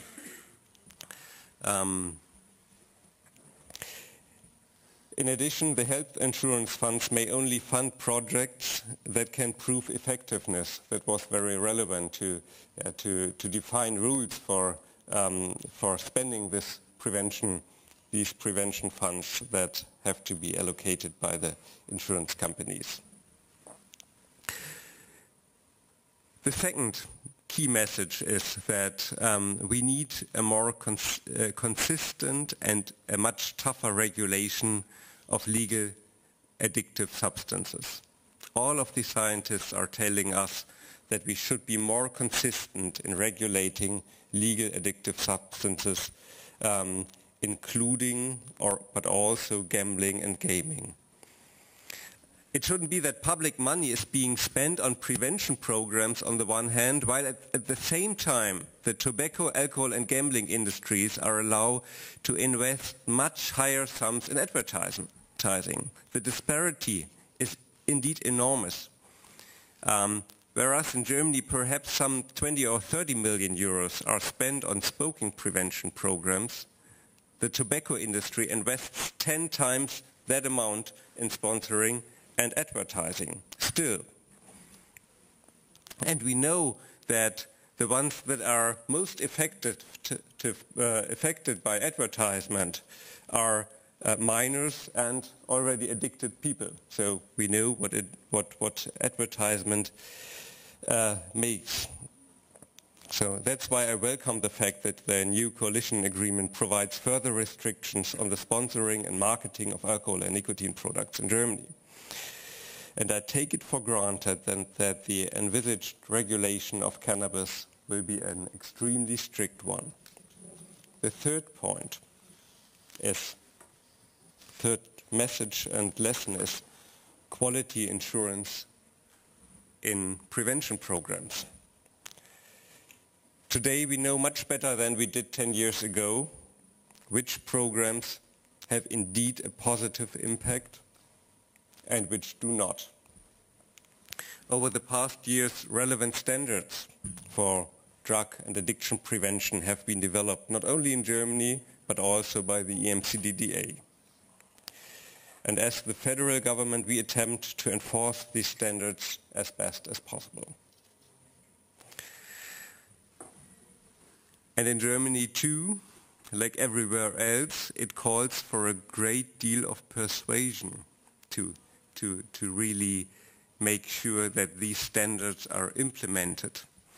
We must repeatedly also remind members of parliament that it's not about large-scale activities with primarily high media visibility, but rather about continuity, about embedding policy and prevention in the classroom, an eye-to-eye approach, about preparation and good follow-up.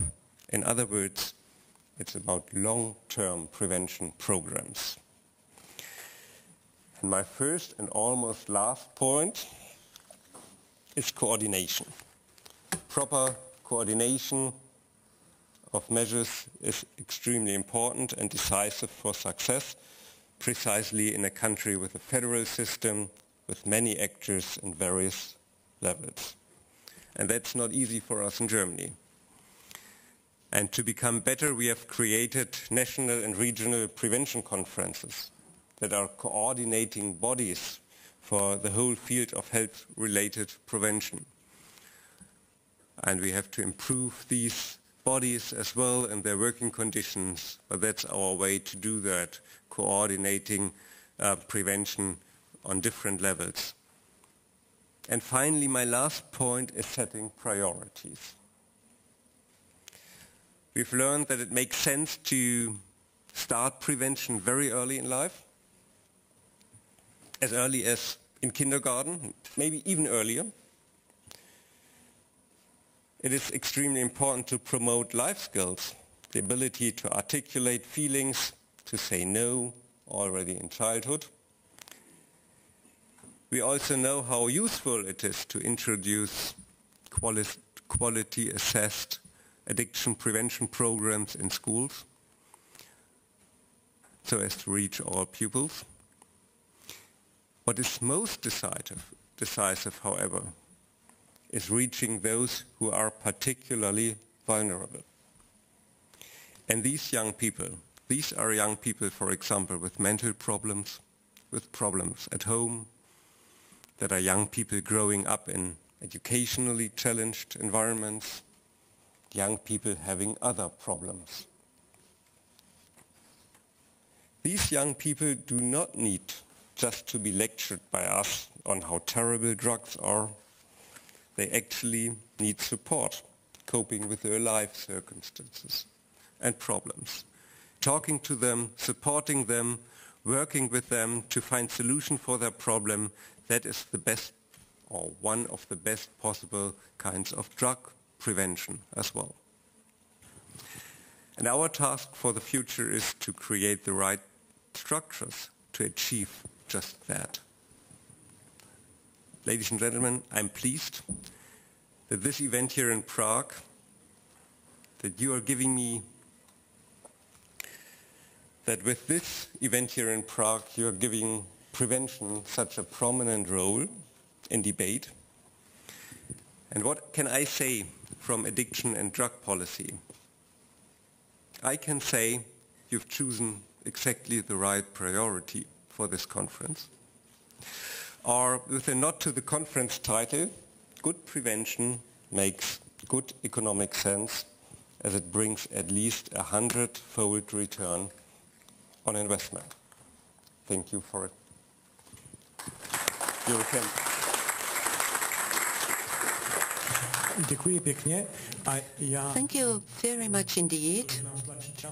And since we are a little bit in time pressure, I would pass now to questions from the audience. Wait for the microphone, please, before you raise your question. Because of our international panel, I would like to pose my comment in English.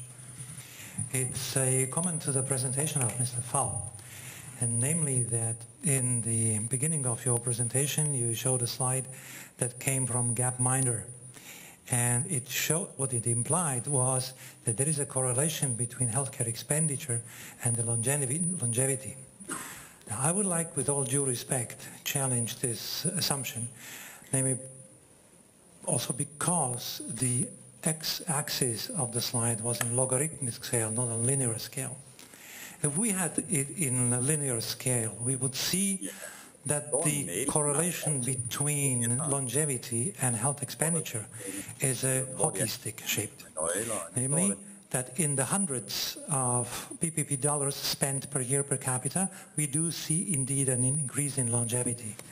But as of $1,000 per capita per year spent, and any further money sent to the system, we do not see any improvement of longevity whatsoever.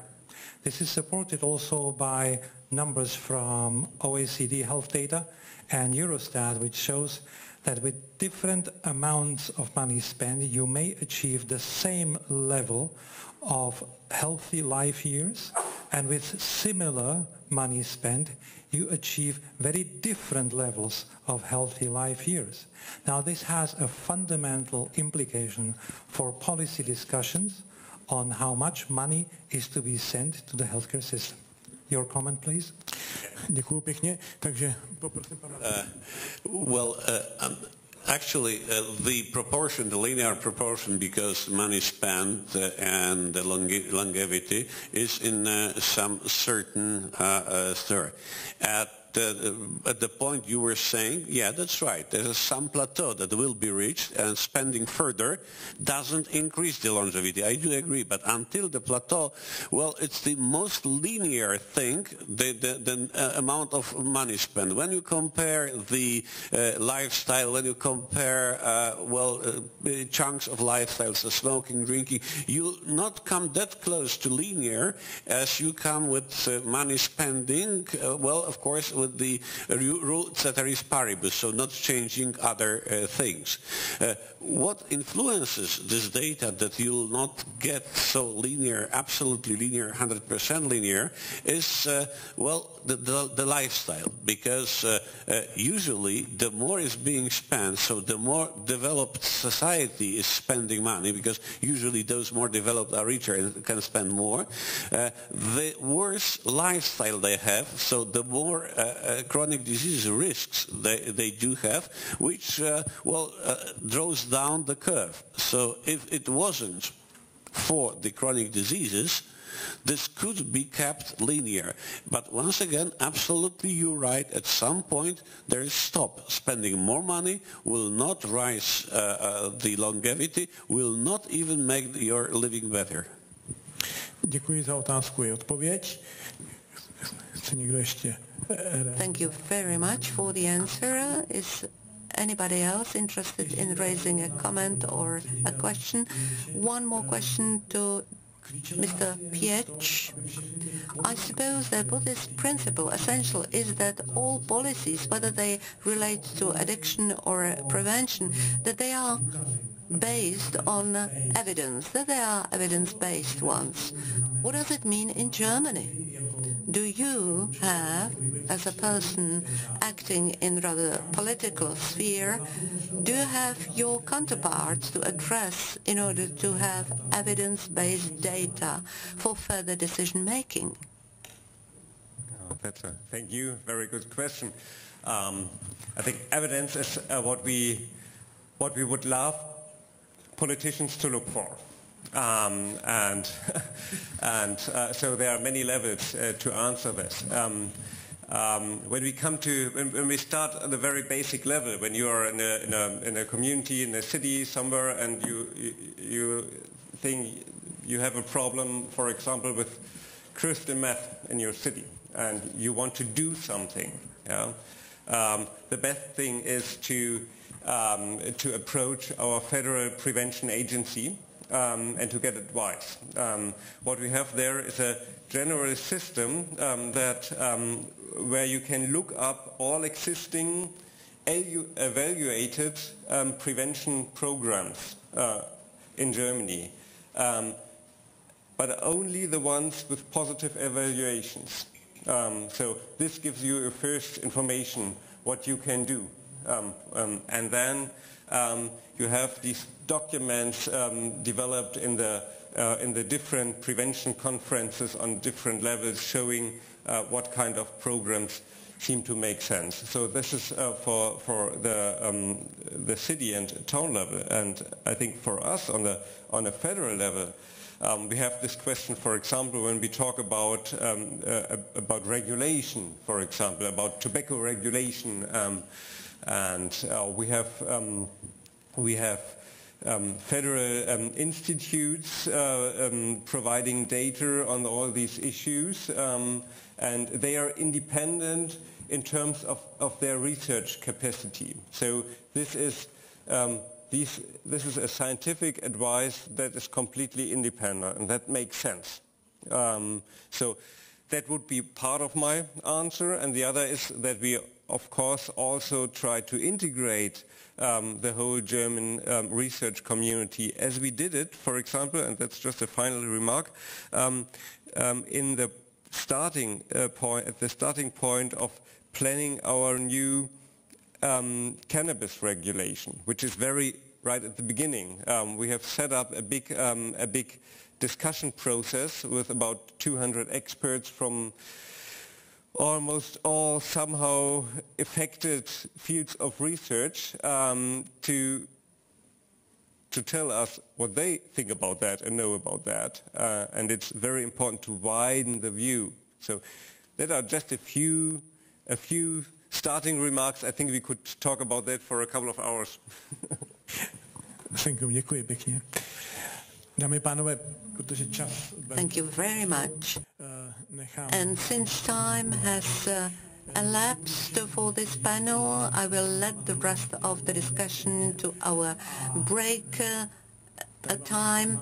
Thank you very much, all participants in the block. And now we will go to a restaurant called Let's Eat. It's on the second floor, and we will gather at 12:45, speaking about working with data and knowledge-based discussions. Thank you very much and enjoy the meal.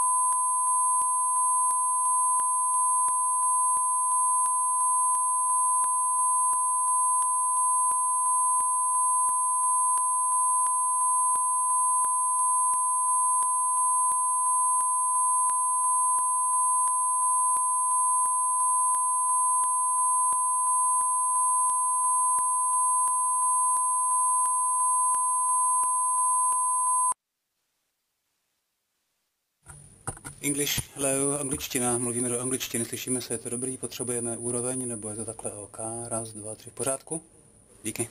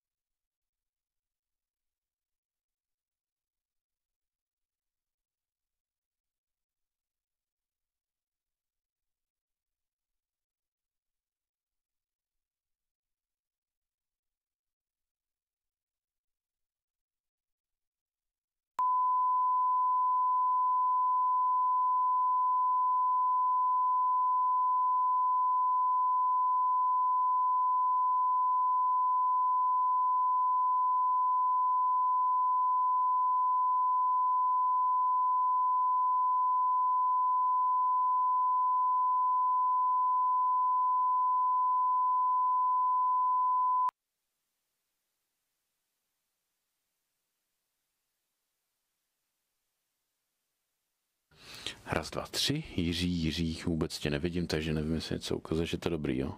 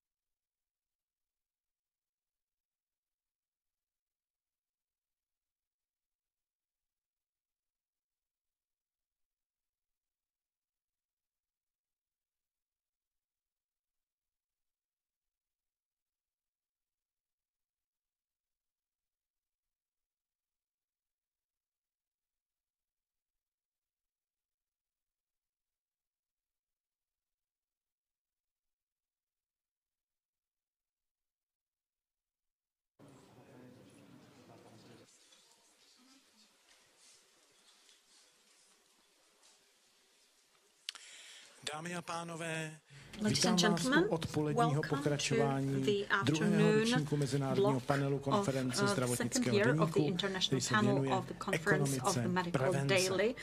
V bloku, který bude následovat, budeme hovořit o tom, co všechno je třeba mít, tak říkajíc, pohromadě, aby mohli ti, kteří zodpovídají za politiku veřejného zdraví, nějakým způsobem racionálně rozhodovat.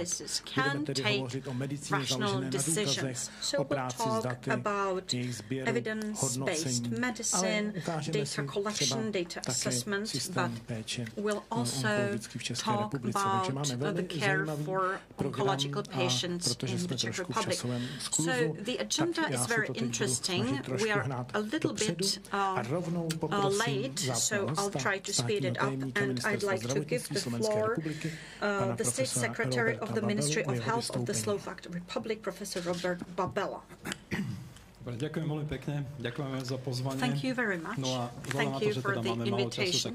And considering that we have not too much time, let's start. I'm going to talk about data. I assume that each one of us can read what they need about data. So it won't be an academic debate about data, their importance, their place, and what can be done. What I'd like to talk about získali na Slovensku, čo s nimi chceme robiť. Comprehensive set of data that we got in Slovakia and their importance and what we want to do with these data. We all know why health-related data are important. During the past 5 years, there have been more health-related data produced than over the whole history of mankind. So data are important, but what are these data? What's their quality? How can we use them? The truth is that data can save lives as long as they are well processed. Čo sa týka dát, tak máme niekoľko kľúčových víziev, ktoré čakajú všetky krajiny. Challenges ahead of all countries, not just the Czech Republic or Slovakia. By 2050, there will be 1.1 working people per 1 person, and that will create an enormous pressure on the healthcare system, which we can already feel. We know that the population is less and less productive, there are more and more pensioners, and they need the most of resources. But how can we count effectivity? How can we invest the resources which are scarce but still available? That's why we need the data. To make health systems work, we need innovations, and innovations will never be cheaper. They'll always be more and more expensive. Novartis has registered the most expensive treatment ever. It costs over 2 million euros. So that's a problem, obviously, for the regulator. They need to know what kind of data is behind that innovation and diagnosis. And at the same time, there is a novelty, the European Health Data Space. That's another challenge for all EU member states, whether they are primary or secondary data. How can you access these data? How to work with them? How to actually get them from all the health care facilities? So it's classical. The requirements will constantly exceed our possibilities. We won't be able to do everything ever, but we need to do as much as we can. A o chvíľočku prejdem k tým, ktoré máme na Slovensku. In a minute I'll talk about the data that we got in Slovakia. But let me touch on two things that affected me about 15 years ago. Number one, the first study that was very interesting to me was a study made by The Economist, and it talked about, not about the data paid by insurance companies, but about the data regarding the disease that are not visible. That's the indirect costs or the other lost economic opportunities due to illnesses. So looking at the chart, whether it's cardiovascular diseases, cancer, the costs related to the diseases compared to the direct costs paid by insurance companies are enormous. And my question was, what's the situation in Slovakia? Nobody knew. Well, all right. A few years later, I noticed a study regarding the entry of innovations into oncology. There are many studies on the subject. I'm not going to touch on all of them, but there was a study saying that during 15 to 15 years, they managed to decrease drastically the hospitalization of oncological patients, and actually this exceeded the cost of investments into innovation. But we didn't have the data for Slovakia. We didn't have a clue whether we collected those data, whether we analyzed them, nothing. So I thought, well, I can't really read the presentation myself, but I thought, well, those who are stupid have all the answers, so hopefully I'm not the one who's stupid. I started working on the subject, and I focused on the areas that were of interest to me. And today I'd like to give you a few figures from Slovakia. So my question was, what's the cost of a disease in Slovakia? And I'm not talking just about the cost for insurance companies, but also about the cost for the whole society. These data... Astma na Slovensku stála poisťovne zdravotné 45 miliónov eur. Alergie je okolo 25 a depresia asi 20.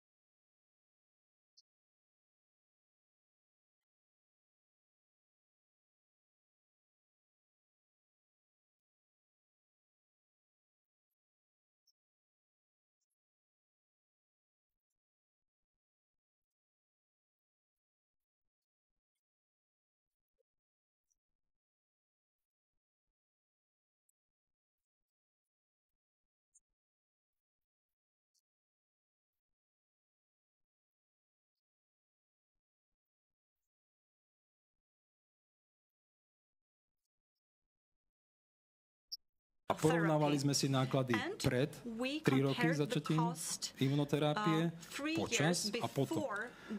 Rovnaké časové obdobie. A vyšlo nám, že úspory poisťovní na týchto pacientov boli z pohľadu toho, ako sa na tých pacientov pozerali, od 18 do 81%. Keď investujeme $1 do depresie, tak štúdie hovoria, že sa nám to vráti v priebehu 10 až 14 rokov $5. To opäť bohužiaľ nevychádza zo slovenských dát, ale z medzinárodných, ktoré, ako som spomínali depresiu, ale napríklad aj úzkostné poruchy. Čiže už vieme, že minimálne v high-income countries, kde patríme vy aj my, sa určite oplatí investovať do depresie alebo do úzkostných porúch.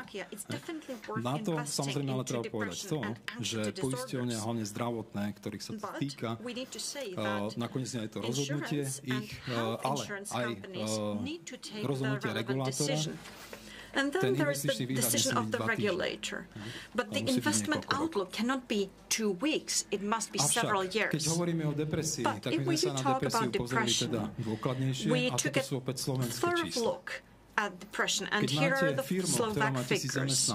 If you have a company with 1,000 employees, about 53 employees suffer from untreated depression. This means that they come to work and don't work, meaning a loss of about 25% of working time and productivity. To znamená, že firmu takíto zamestnanci stoja 429 181 eur. Alebo stáli v roku 81 euros. Na všetky teda firmy na Slovensku tá čiastka bola asi okolo cez 2 miliónov v podstate pri reálnej firme na Slovensku. To the whole of Slovakia, the amount is enormous. Another thing regarding depression, when we presented the first data, the Psychiatric Society asked us whether we could take a look at psychiatric clinics. We have about 30 million in indirect costs, about 17 million in direct costs. But there are 5 doctors in Slovakia who collected data about their patients for 7 years, using the data from the clinics. During those years, they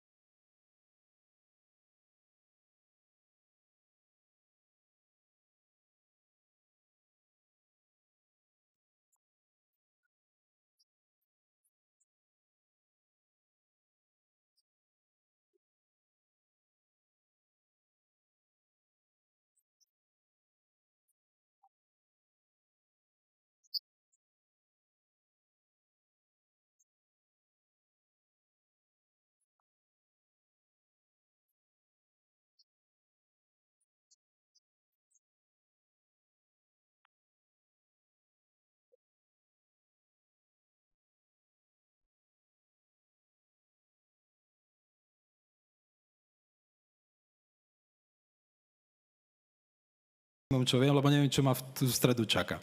Hej. Je to na jednej strane, áno, úsmevné, na druhej strane mi to dáva obrovský pocit slobody, vzhľadom na to, že skutočne aj s mojím tímom, a musím povedať, že mám skutočne veľmi dobrý tím, robíme malé kroky. Hej? A snažíme sa napredovať tak, aby skutočne to boli kroky, ktoré sa už nebudú dať tak ľahko vymazať niekým iným, kto povie, že sme všetko robili zle. Čo sa častokrát stáva. Poslednú analýzu, ktorú vám ukážem zo Slovenska, je varovanie pre nás. Robili sme a skúmali sme oblasť kardiovaskulárnych ochorení na Slovensku cardiovascular diseases in Slovakia for the last 5 years, that is between 2015 and 19, before COVID. The ischemic heart disease cost us 146 million in 2019. So again, these were the social and health insurance companies' costs. I'm not talking about the society. The average year-on-year growth of the direct costs was 2.25. What is alarming is the growth of the cost of social insurance companies between 5.5 to 18.5%. So if we don't do anything, by 2030, there will be an increase which will be enormous. Now, stroke. Viete, o čom hovorím. You know what I'm talking about, stroke-related data. Ciernobozgovú príhodu, už mi to napadlo. Čiže v 2019 sme dali na toto ochorenie 63 miliónov eur. For this disease. Na toto číslo 51 miliónov sme dali na priame náklady. Direct costs and 12 million indirect costs. Ale nárast nepriamých, but the increase 10%, in direct 10%, takmer 27%. And indirect nearly 27%. If we don't do anything by 2030, there will be an enormous increase. Na liečbu týchto pacientov. Rátame podobne, že len cievne mozgové príhody nás budú do roku 2030 stáť okolo 200 miliónov eur. Only strokes will cost us about 200 million by 2030. So you've seen the data. What can we do with it? Tu už budú posledné 3 slajdy, nebojte sa. These will be the last 3 slides. Don't worry. A spúšťame teda spolupráci so Slovenskou kardiologickou spoločnosťou, s Národným, Stredoslovenským a Východoslovenským ústavom srdcových chorôb. Pozrite veľký prevenčný program na kardiovaskulárne úmrtia a opakované akutné kardiovaskulárne príhody. Vidíme tie náklady a spolu s odborníkmi sa budeme snažiť tento trojročný program zamerať na to, aby sme skutočne v podstate dokázali manažovať a dokázali znižovať to, čo vieme. A samozrejme oveľa efektívnejšie manažovať týchto pacientov. Máme momentálne pripomienkovom konaní zákon 153. To je o NCZD, to je váš úziš.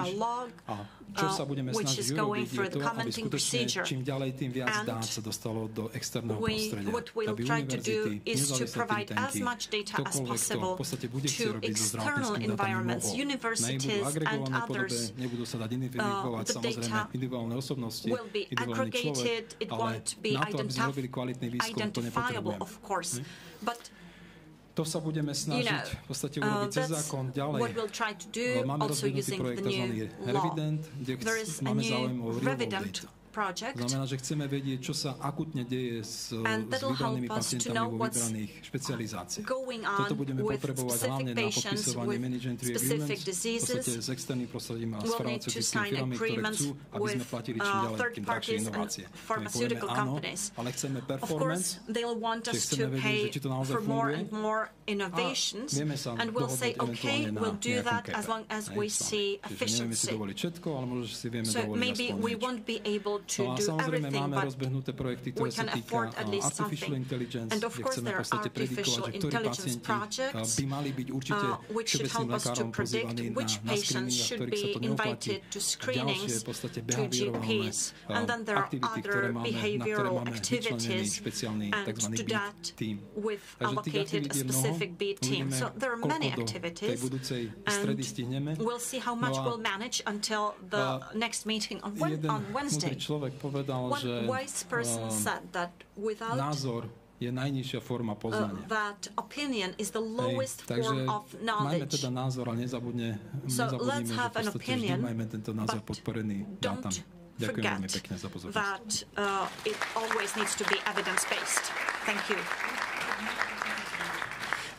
Děkuji, pane profesore. Chtěl jsem se zeptat na takovou technickou. Thank you very much. I just wanted to práce, část toho je ještě z vašeho akademického výzkumu a teď, když jste mluvil o svém týmu, to všechno je pod ministerstvem zdravotnictví, protože my tu máme takovou instituci Ústav zdravotnických informací a statistiky velikou, která nám stará o data pod panem profesorem Duškem, který tomu vládne. U vás je to teda jak? What's the situation in Slovakia? A nie je to tým pod ministerstvom, ale je to univerzitný tým. Here, it's a university model in Slovakia too. Přežít různé turbulence. Ale áno, ale tak tu sa bavíme o tých cost of illness study, to znamená, že o štúdiách, ktoré sa týkajú toho, že koľko nás stoja tie jednotlivé diagnózy. A potom práce s těmi daty, to, že budou k dispozici a tak dále, to budou data, která spravuje ministerstvo a ty budou k dispozici. Ano, to sú dáta, ktoré spravuje NCZD a chceme teda, aby tie dáta boli viac dostupné externému prostredí. Nyní poprosím profesora Herviga Ostermana, ředitele Národního institutu pro veřejné zdraví, Gesundheit Österreich, Rakouska, on nám přednesl svůj příspěvek, prosím. Well, good afternoon. Dobré odpoledne, vítám vás tady a děkuji za vaše krásné pozvání přijet do Prahy.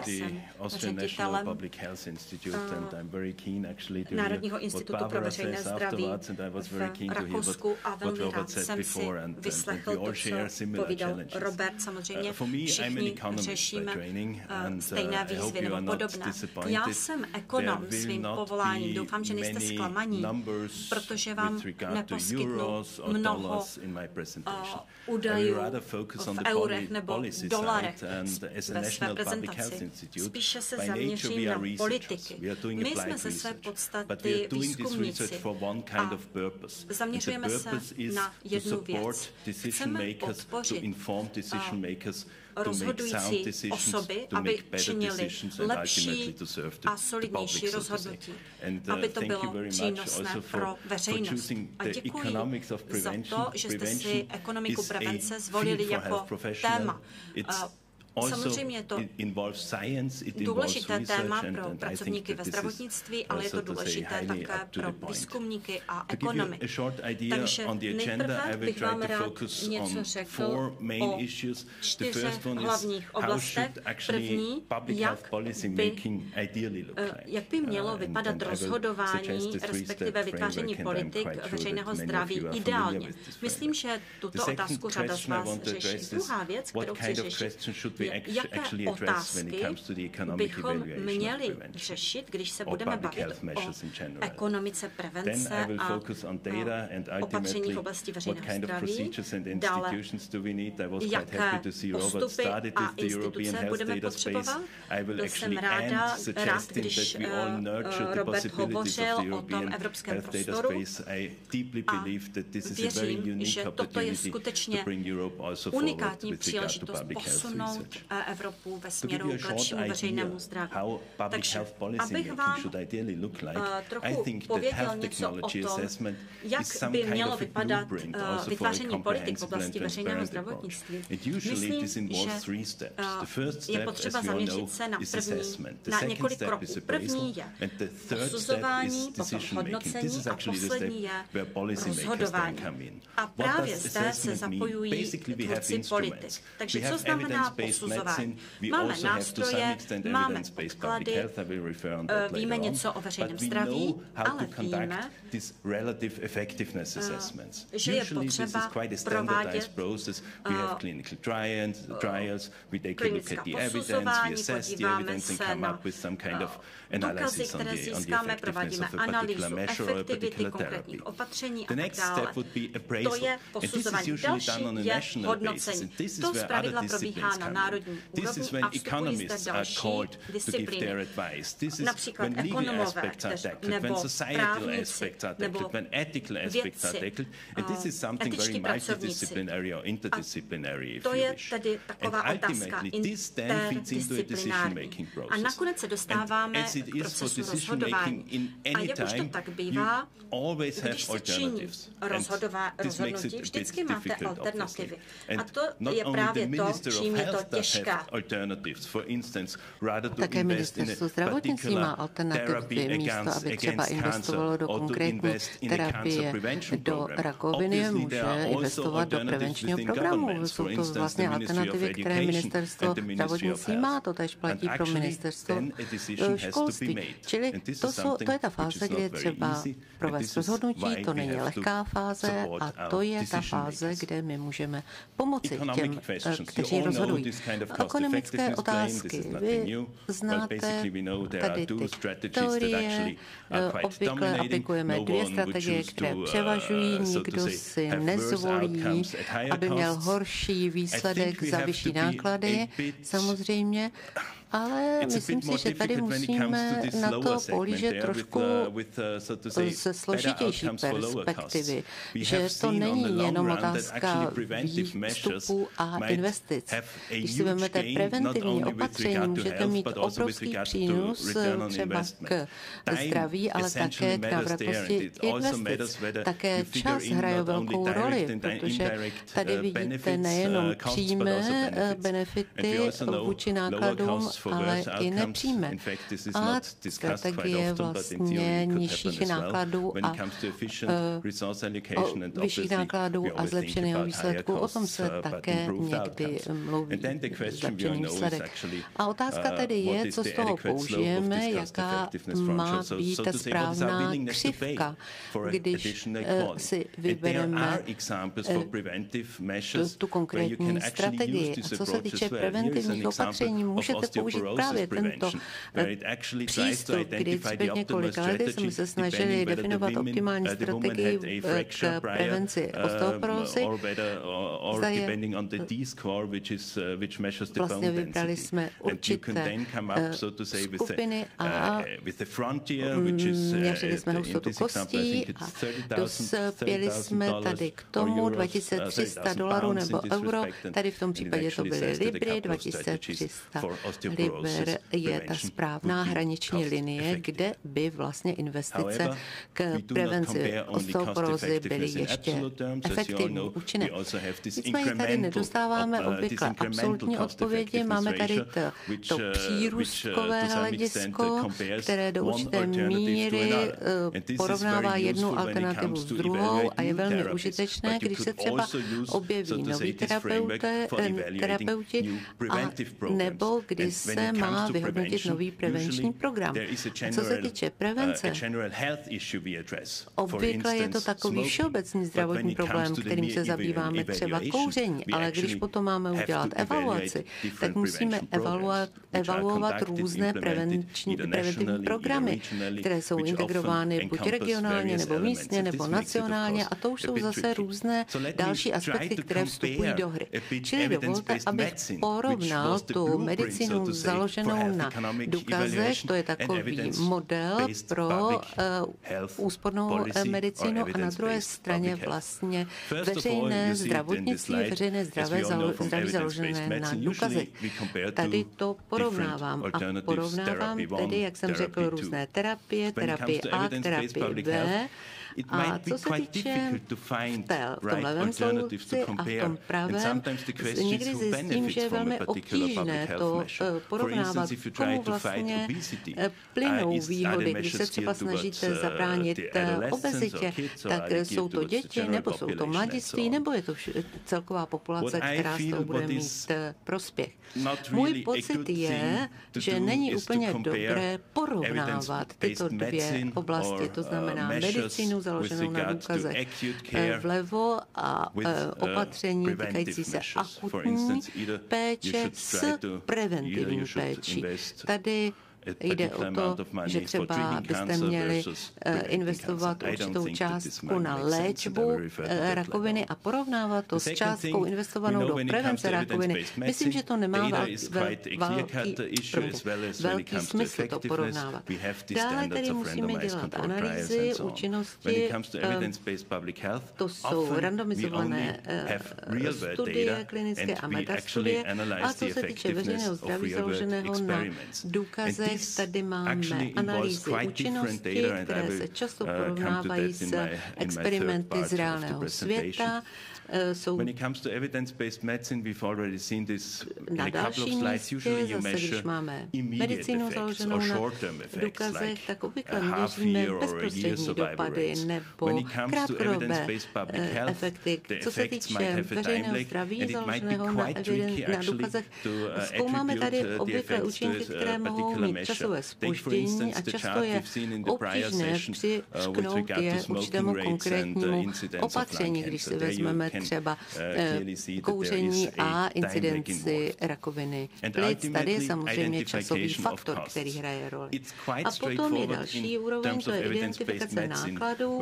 V té medicíně na důkazech založené je to ředitelné, zejména u podobných alternativ, ale v oblasti veřejného zdraví založeného na důkazech tady se to stává poněkud obtížnějším, zejména co se týče situací, kdy se účastní také nepřímé náklady, kdy se hradí také nepřímé náklady.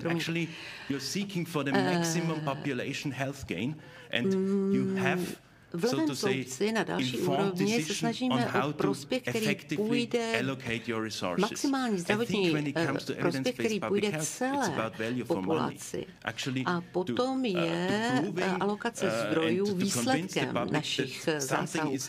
Vpravo naopak porovnáváme hodnotu za konkrétní peněžní částky a tady potřebujeme programové rozpočtování. A tady většina EU členských zemí, a také jsem to slyšel o Slovensku a o Česku, tady vlastně alokujete určitou část příspěvku na zdravotní pojištění na prevenční programy a nenecháváte to na ekonomice vycházející z těchto dvou kategorií. Medicína založená na důkazech a veřejné zdraví založené na důkazech. Co tedy potřebujeme v podobě dat? Mnohdy nám rozhodující činitelé řeknou, prostě nám dejte data a to stačí. Ale my musíme vědět, jaká data potřebujeme. Badatelé tvrdí, že čím více dat, tím je to veselější. Dejte nám data a my mu odpovíme jakoukoliv otázku. To ale neplatí vždy. Jsou určité limity ke sběru všech dat, všeobecnému sběru dat. Jednak je to veřejné mínění ve velké míře a také jsou to předpisy týkající se ochrany dat v menší míře. Také je to ekonomická stránka sběru dat a jejich využívání, druhotné využívání, datové propojení. Jistě, my máme sekundární používání dat. Když třeba máte nemocnice, které systematicky sbírají data, může se pak ta data použít pro mnoho jiných oblastí ve zdravotnictví. A rozhodně je to něco, co může potom také pomoci při zodpovídání problematiky veřejného zdraví. A tady bych ještě něco připomněl, když mluvíme o požadavcích na data v oblasti veřejného zdraví založeného na důkazech. Tady bych rád připomněl, že evaluační strategie by měla koncipována dříve, než jsou realizována opatření, nikoli poté. Pokud to uděláte potom, pak taky výsledky jsou většinou těžko publikovatelné a nezískáte z toho přílišného poznání. Čili tu strategii musíte koncipovat předem. A to je jedno poučení, které jsme se naučili z těch evaluačních cvičení. Je to tedy předběžná podmínka a bohužel většina zúčastněných se na tento výstup nepodívala a dopouštějí se chyb i opakovaně. Pokud je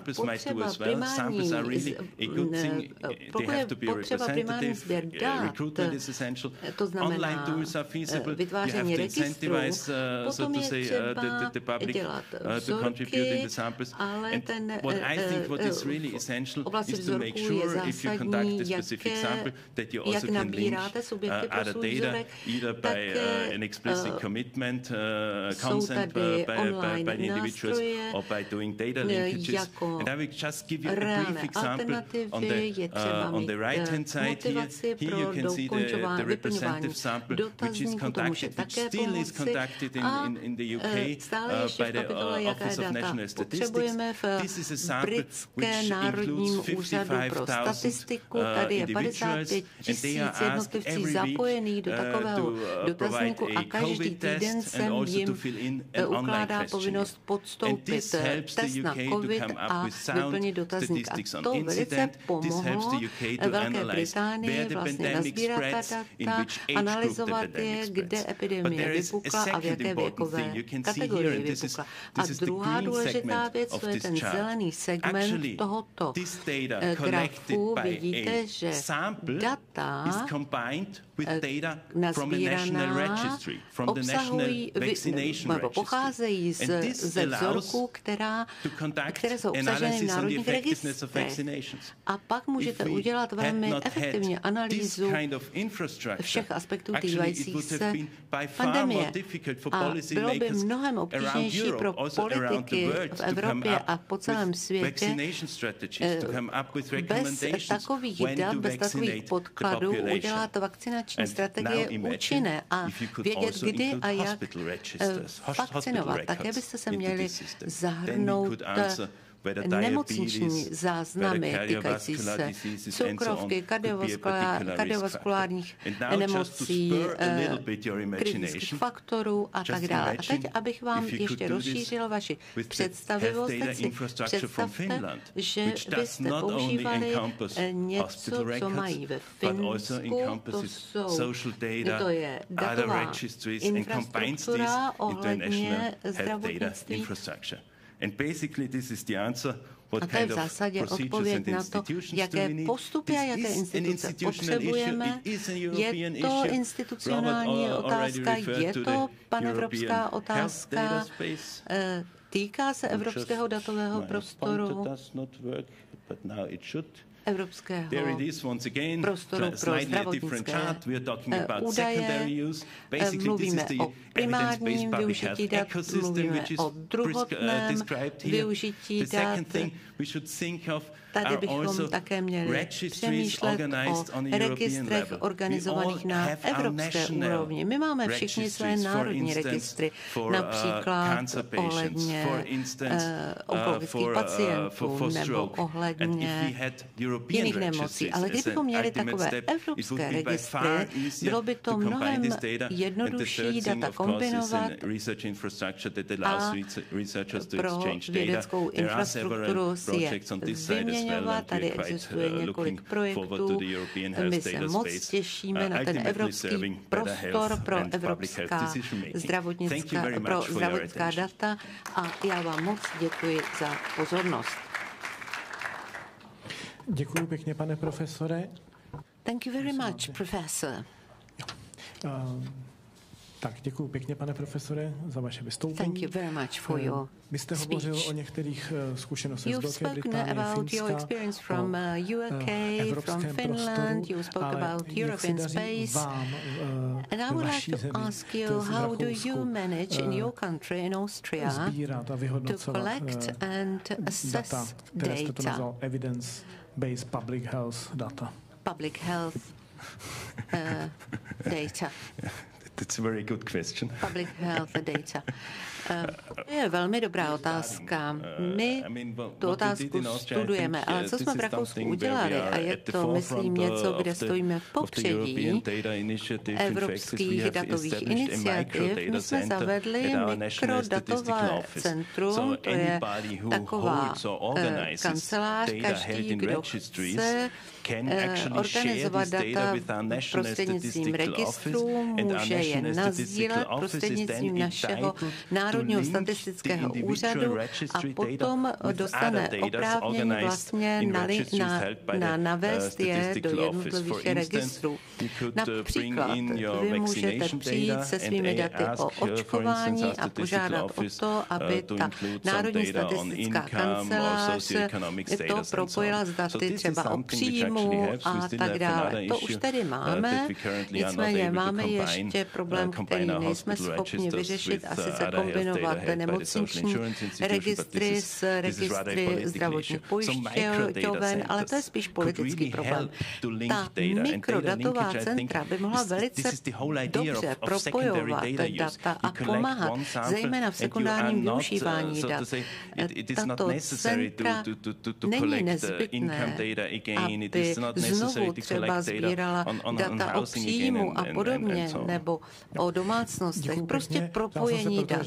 To je vlastně stejná výzva pro Česko. Thank you very much. I raised this question because in fact we are facing the same challenge as Austria. This is for sure a big challenge to be accommodated.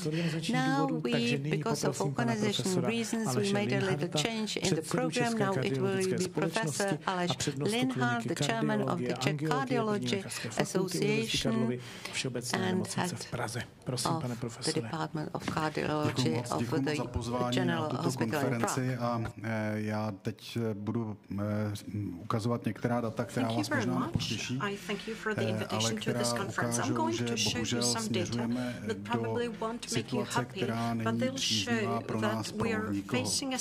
Dovolím si začít také citátem Yogiho Berry, totiž pokud nevíte, kam jdete, tak pravděpodobně skončíte někde jinde, což se zdá být celkem univerzálním motem pro tento blog, protože my se snažíme díky datům, která akumulujeme, zjistit, kam směřujeme, kam jdeme a podle toho se zařídit. Tak kam jdeme v kardiovaskulární prevenci, řekl bych, že je potřeba se přestat plácat po ramenou, protože na to zašla už kdejaká civilizace a říct si, že realita posledních 40 let se mění. Totiž jsme byli zvyklí, že kardiovaskulární morbidita a mortalita klesá a klesá celkem, řekl bych, jenom částečně s naším přispěním, s přispěním zdravotnického sektoru. Ona totiž také klesala, protože se zlepšovala socioekonomická situace a to platí pro země centrální Evropy dvojnásob. Tohle to nejsou data ze střední Evropy, to jsou data z rozvinutých zemí, která ukazují, že kardiovaskulární morbidita a mortalita stoupá. A pokud se chcete utěšovat tím, že se jedná o fenomén daný stárnutí populace, tak je potřeba ještě jednou přečíst titulek, protože se jedná o pacienty, kteří jsou ve věku omezeném horní hranicí, čili se nejedná o ty nejstarší věkové skupiny. Čili kardiovaskulární morbidita a mortalita stoupá a bohužel výhled je trochu smutný. A pan profesor Babela tady moc hezky naznačil, že pokud nebudeme investovat, tak se můžeme setkat s tím nežádoucím trendem, který je tady naznačen na tomto modelování pro Spojené státy. Totiž pokud se budeme vést na stejné vlně, tak nám do roku 2040 stoupne kardiovaskulární morbidita a mortalita o 40%. A to mluvíme o Spojených státech. Ta optimistická křivka, která znamená stabilizaci, znamená nutnost investicí do nových strategií, prevence, do nových farmak a samozřejmě také do osvěty, protože kardiovaskulární prevence je hodně o zodpovědnosti jednotlivce a pokud nemáme informovanou populaci, tak nemůže být ani zodpovědná. Jak je to v České republice, vlastně moc nevíme, protože nám do hry vstoupil COVID a COVID znamenal exces kardiovaskulární mortality, který byl dán tím, že se přestaly čerpat některé služby a my víme, že v těch vrcholných pandemických měsících doputovalo do kardiovaskulárních center asi o 20 až 25% méně pacientů s infarkty myokardu. To není proto, že by je nedostali, že se měli dobře doma a nedostali infarkt, to je proto, že se báli přijet. A to je fenomén, který byl pozorován od Itálie přes Francii až po Spojené státy a Kanadu, takže to není jenom něco, co se týká České republiky. Ale když se podíváte na ty trendy, tak některé se otáčejí a některé se otočily už v roce 2017, takže my sledujeme tu trajektorii těch rozvinutých zemí jenom s drobným zpožděním. Nesmíme zapomínat na to, že kardiovaskulární morbidita a mortalita je ve přímém vztahu s ekonomickou výkonností dané země. Ta červená tečka, to je Česká republika, tu červenou čáru, tu jsem si tam dovolil přimalovat, ale ona se nabízí, jak vidíte, ten graf hovoří sám za sebe. A my jsme někde v bodu zlomu, kde každé zhoršení znamená poměrně strmý nárůst rizika kardiovaskulární morbidity a mortality. Increase in the risk of cardiovascular mortality and morbidity. And it can come, as shown by history. If you look in history, just think of the economic crisis of 2008 and look at the data from Ireland, which is a country which is close to us. At the time of the economic crisis, the cardiovascular mortality grew by 17%, which is like a leap 15-20 years back. So you can imagine what that does, and we know that today there is the beginning of the economic crisis, so we should be able to predict what will come. Now, the recommendations of cardiovascular societies, and these say clearly what the most precious evidence is. And to my own detriment, I must say that what you see at the bottom is the worst evidence, the consensus of experts. People say that progress comes when key opinion leaders leave the stage, but there's also the fact that registers also provide important se opakuje tendence nahradit randomizované klinické studie analýzou dat z reálného světa, analýzou post-hoc různých registrů. Tady bych chtěl upozornit, že to není úplně 100% rozumná cesta. Randomizované studie jsou ta nejcennější evidence, kterou máme. Musíme si dát pozor, abychom neextrapolovali jejich výsledky nad rámec toho, co se v nich dělo. Naopak, pokud si vezmeme registry a observační studie, tak víme, že jsme schopni adjustovat mnoha proměnnými, už to tady také zaznělo, že je potřeba získat data o našich pacientech, nejenom medicínská, nejenom o tom, jaký mají tlak, cholesterol, jestli kouří, ale také jaké je jejich socioekonomické zázemí, mají příjem, v jakých podmínkách žijí, jestli jsou nebo nejsou zaměstnaní, ale ani potom ta adjustace nemusí být úplně 100% validní. Já bych si dovolil to ukázat na dvou příkladech. Když se podíváte na použití statínů u pacientů se srdečním selháním, tak post-hoc analýza studie ELIT-2, což je ta pravá část obrázku z mého pohledu, ale vás z vaší strany, tak ukazuje, že to je naprosto fantastická věc, protože pacienti se statiny v této studii umírali výrazně méně než pacienti, kteří statiny neměli, ale randomizovaná studie, a máme dvě takové velké randomizované studie použití statínů. Tady je GISI Heart Failure. Studie ukázala, že statiny nemají u srdečního selhání naprosto žádný efekt na přežívání pacientů. Stejně tak, kdybychom se zastavili ve fázi klinického testování na úrovni studií druhého řádu nebo druhé fáze klinického testování, tak zjistíme a byli bychom nadšeni, že DPP-4 inhibitory v diabetologii snižovaly kardiovaskulární příhody o více než 60%, až do té doby, než byly provedeny randomizované studie, které ukázaly, že jsou to léky, které efektivně léčí číslo, to je glikovaný hemoglobin a glykémii, ale neovlivňují kardiovaskulární morbiditu a mortalitu vůbec. Takže randomizované studie nadále budou, alespoň v kardiologii, takovým tím, řekl bych, zlatým standardem a je potřeba je nenahrazovat analýzami z registrů, ale data z reálného světa, jak se tomu dnes říká real world evidence, jsou také neocenitelná. Jsou neocenitelná, protože jsou schopná přinést data nad rámec těch randomizovaných studií, monitorovat daleko víc pacientů a zejména přinést bezpečnostní signály, které malé randomizované studie, relativně malé randomizované studie přinést nemohou. A také slouží k potvrzení toho efektu. Takže v optimálním případě to dopadne takhle, kdy vidíte výsledky z randomizované studie na jednom grafu a z registru Medicare na druhém. Ta data se navzájem podobají a potvrzují, že antikoagulace je bezpečnější než antikoagulační terapie varfarinem a přináší další benefity pro ty pacienty. Ale ne vždycky to platí a jedno z nebezpečí, které na nás číhá, je to, že v okamžiku, kdy máme randomizovanou studii, tak se pohybujeme v poměrně sterilním světě. Zařazujeme pacienty, kteří mají nějaké typické charakteristiky, jsou to spolupracující pacienti, kteří rozumějí to, co po nich chceme, jsou compliantní, chodí na kontroly a my se jim náležitě věnujeme. Zatímco přechod do toho reálného světa bohužel vypadá často takto.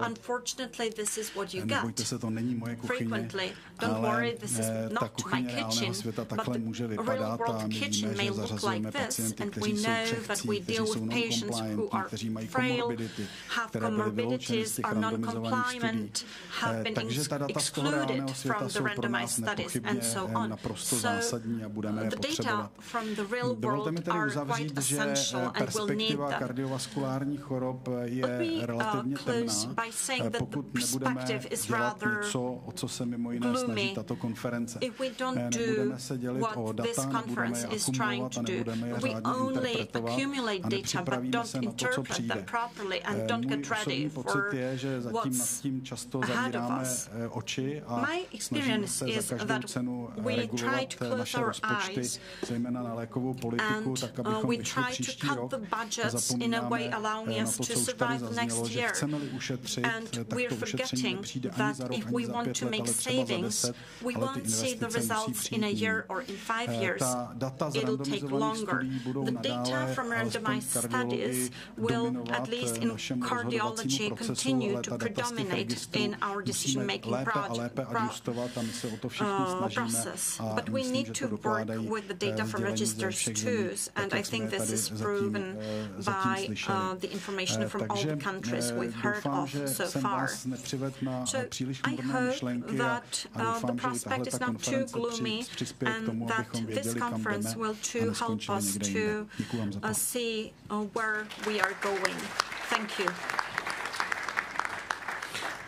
Děkuji pěkně, pane profesore, za srozumitelné vysvětlení výhod a limitu jednotlivých typů dat. Já bych se ale rád zeptal na něco trošku jiného, na to, co jste říkal na začátku. Mluvil jste o určité temné perspektivě, která plyne právě z dat a vy už vlastně delší dobu s těmito daty seznamujete odbornou veřejnost, i v médiích jste o tom hovořil. Máte pocit, že už to někde zaselo nějaké semínko, nějakou reakci, nebo ještě pořád ani třeba ti, kteří rozhodují o systému, zdravotní pojišťovny, ale ani lidé si neuvědomují, že tato rizika tu jsou, že prostě zatím s tím nikdo nic nedělá, abych to tak zjednodušeně řekl. Děkuji moc za ten dotaz. Já si myslím, že ta data, která naznačují to, co pan profesor Pejha moc hezky a výstižně nazval termínem, že Mejdan skončil, to si zatím neuvědomuje leckdo a neuvědomujeme si to ani na úrovni té ekonomiky a energetické krize a dalších situací, které nám hrozí. A bohužel to v té kardiovaskulární medicíně platí podobně. Nicméně to bušení na dveře přece jenom nějaký efekt má a startují různé preventivní programy. Začínáme investovat víc do prevence. Zdá se, že i ministerstvo zdravotnictví slyší na to, že prevence je důležitá pro to, abychom ten negativní trend tady zvrátili. Ale že bychom měli nějaké hmatatelné výsledky, že bychom se mohli pochlubit, že v České republice, řekněme, se nám podařilo zlepšit kontrolu cholesterolu, krevního tlaku. Ty úspěchy tady jsou, byly, ale nelze úplně přičíst na vrub této kampaně. In the Czech Republic, I can't say that it was the campaign that was responsible for that. Well, now I thank you, and I'd like to give the floor to the director of the National Institute of Public Health in the Czech Republic, Barbara Macková. Já na začátku bych chtěla poděkovat za to, že vlastně mohu již podruhé na této konferenci vystoupit, tak jako v loňském roce, a z pozice ředitelky státního zdravotního ústavu tady říct něco více o té prevenci primární a primordiální, tak jak tady bylo řečeno, a jak jste slyšeli od mých předřečníků, a ukázat vlastně na pár obrázcích to, kudy vede cesta k tomu, aby kolegové v klinických oborech neměli vlastně tolik práce a ty pacienti vlastně nebyli pacienty, ale byli to zdraví lidé. Na začátek bych jenom zopakovala to, co všichni určitě víme, že jednou z nejdůležitějších humánních hodnot je zdraví lidí. A dovolím si tady znovu zopakovat to, že veřejné zdraví je důležité, aby jsme ho chápali jako nejen jako vědu, ale také právě umění prevence nemocí, to znamená předcházení nemocem. A to, co tady zaznívá vlastně průřezem všemi těmi příspěvky, prodlužování roku života ve zdraví a podpory zdraví prostřednictvím organizovaného úsilí celé společnosti. Za chvilku se ještě dostanu k tomu, proč tady je červeně zdůrazněno, že to má být úsilí celé společnosti. Abych upřesnila to, co vlastně chci říct, tak je z mého pohledu důležité zopakovat, jaký je rozdíl mezi veřejným zdravím, nebo rozdíl, jak se liší veřejné zdraví a klinická medicína. Klinická medicína je zaměřená na zdraví jednotlivce, kdežto veřejné zdraví je primárně zaměřeno na zdraví celé populace a je důležité znovu říct, že vlastně ta opatření a ty postupy nebo ty procesy, které vedou k tomu, abychom byli zdraví, nezávisí jenom na zdravotnictví, ale závisí vlastně na všech rezortech nebo na celém prostředí, v kterém žijeme. Tady si dovolím to ukázat na obrázku, schematicky, aby to možná bylo pro někoho pochopitelnější.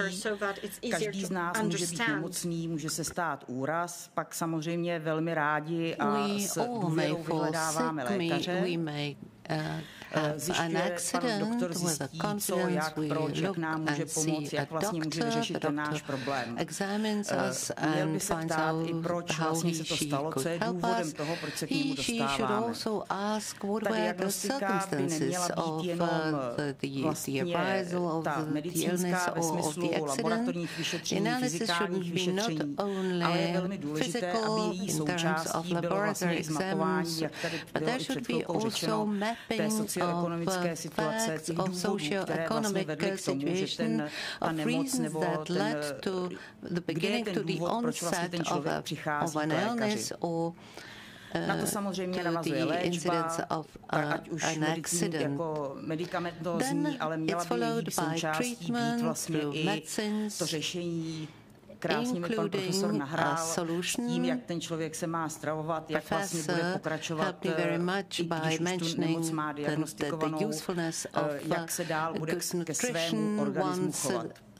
Ale pořád jsme u toho, že mluvíme o lidech nemocných, kteří přinášejí, a to už tady také zaznělo, ztráty ekonomické pro vlastně společnost a pro jednotlivé státy.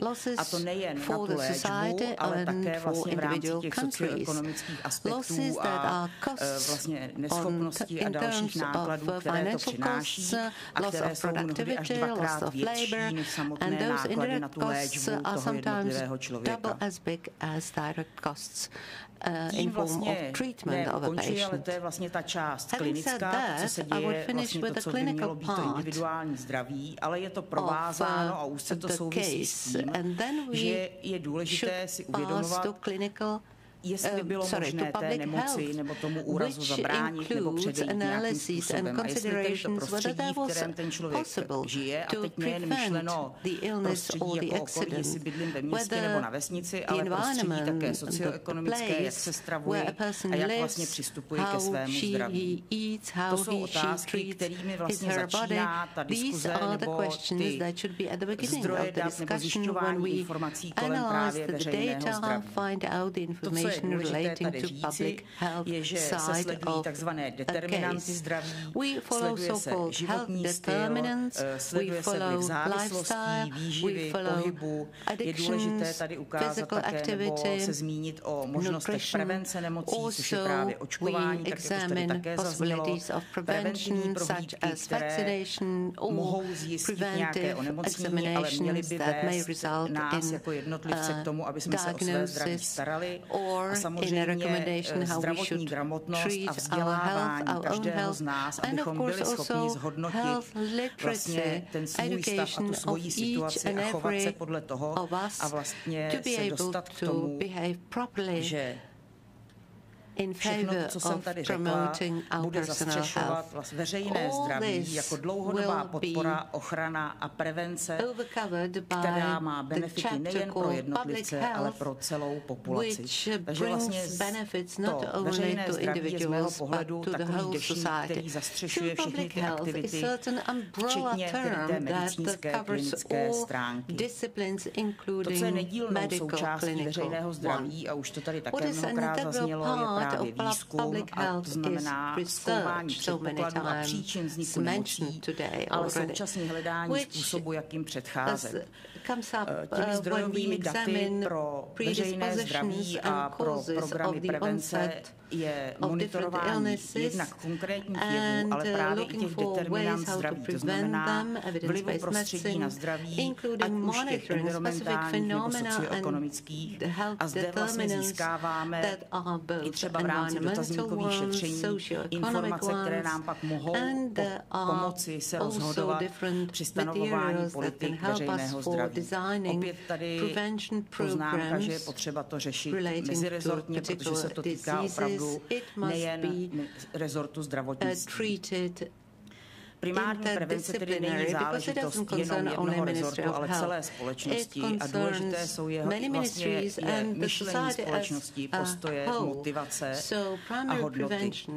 Je důležité také říci, že až 80% nemocí, které jsou, ať už jsou to infekční nebo neinfekční, je preventabilní zdravým životním stylem. Tady jenom pro dokreslení ekonomické ztráty nemoci, to je to, co jsem vlastně říkala.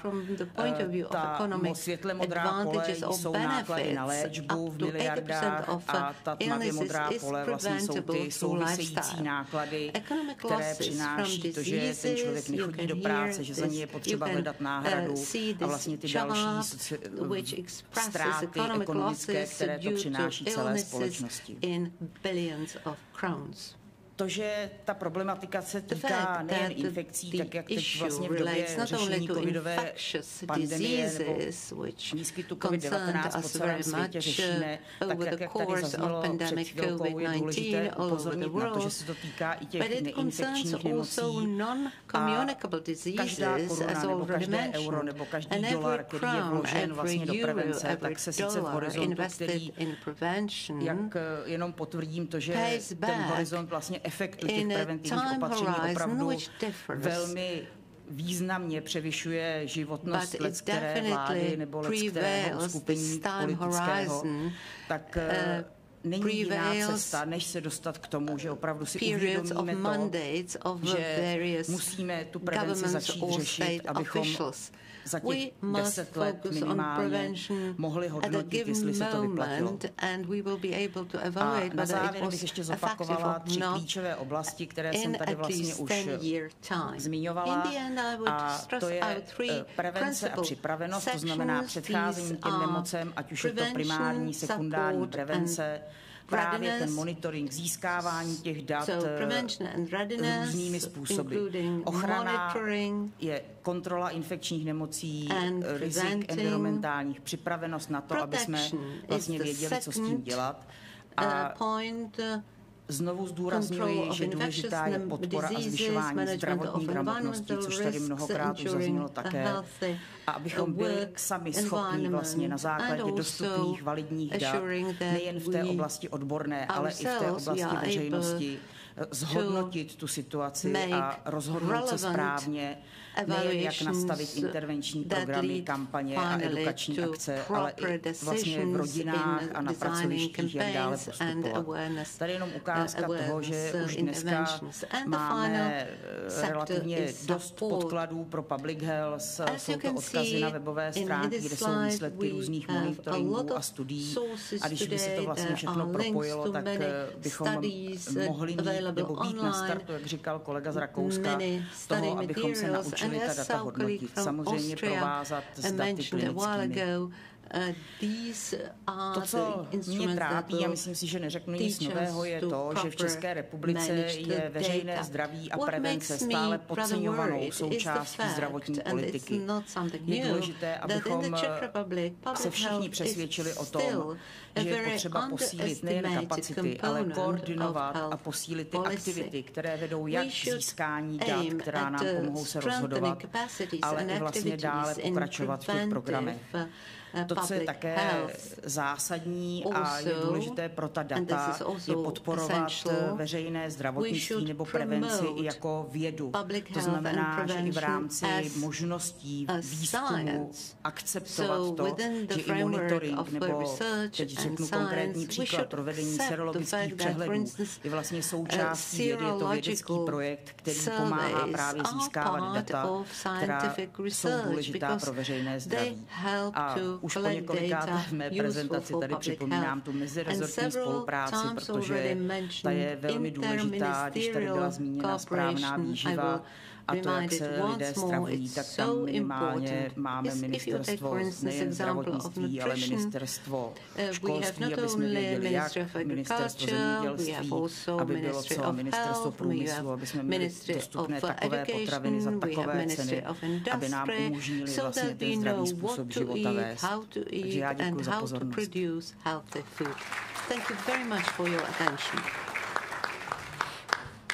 Děkuji, paní ředitelko. Vy jste hovořila o Thank you, Lady Director. You spoke about public health as a certain umbrella. Do we have enough people?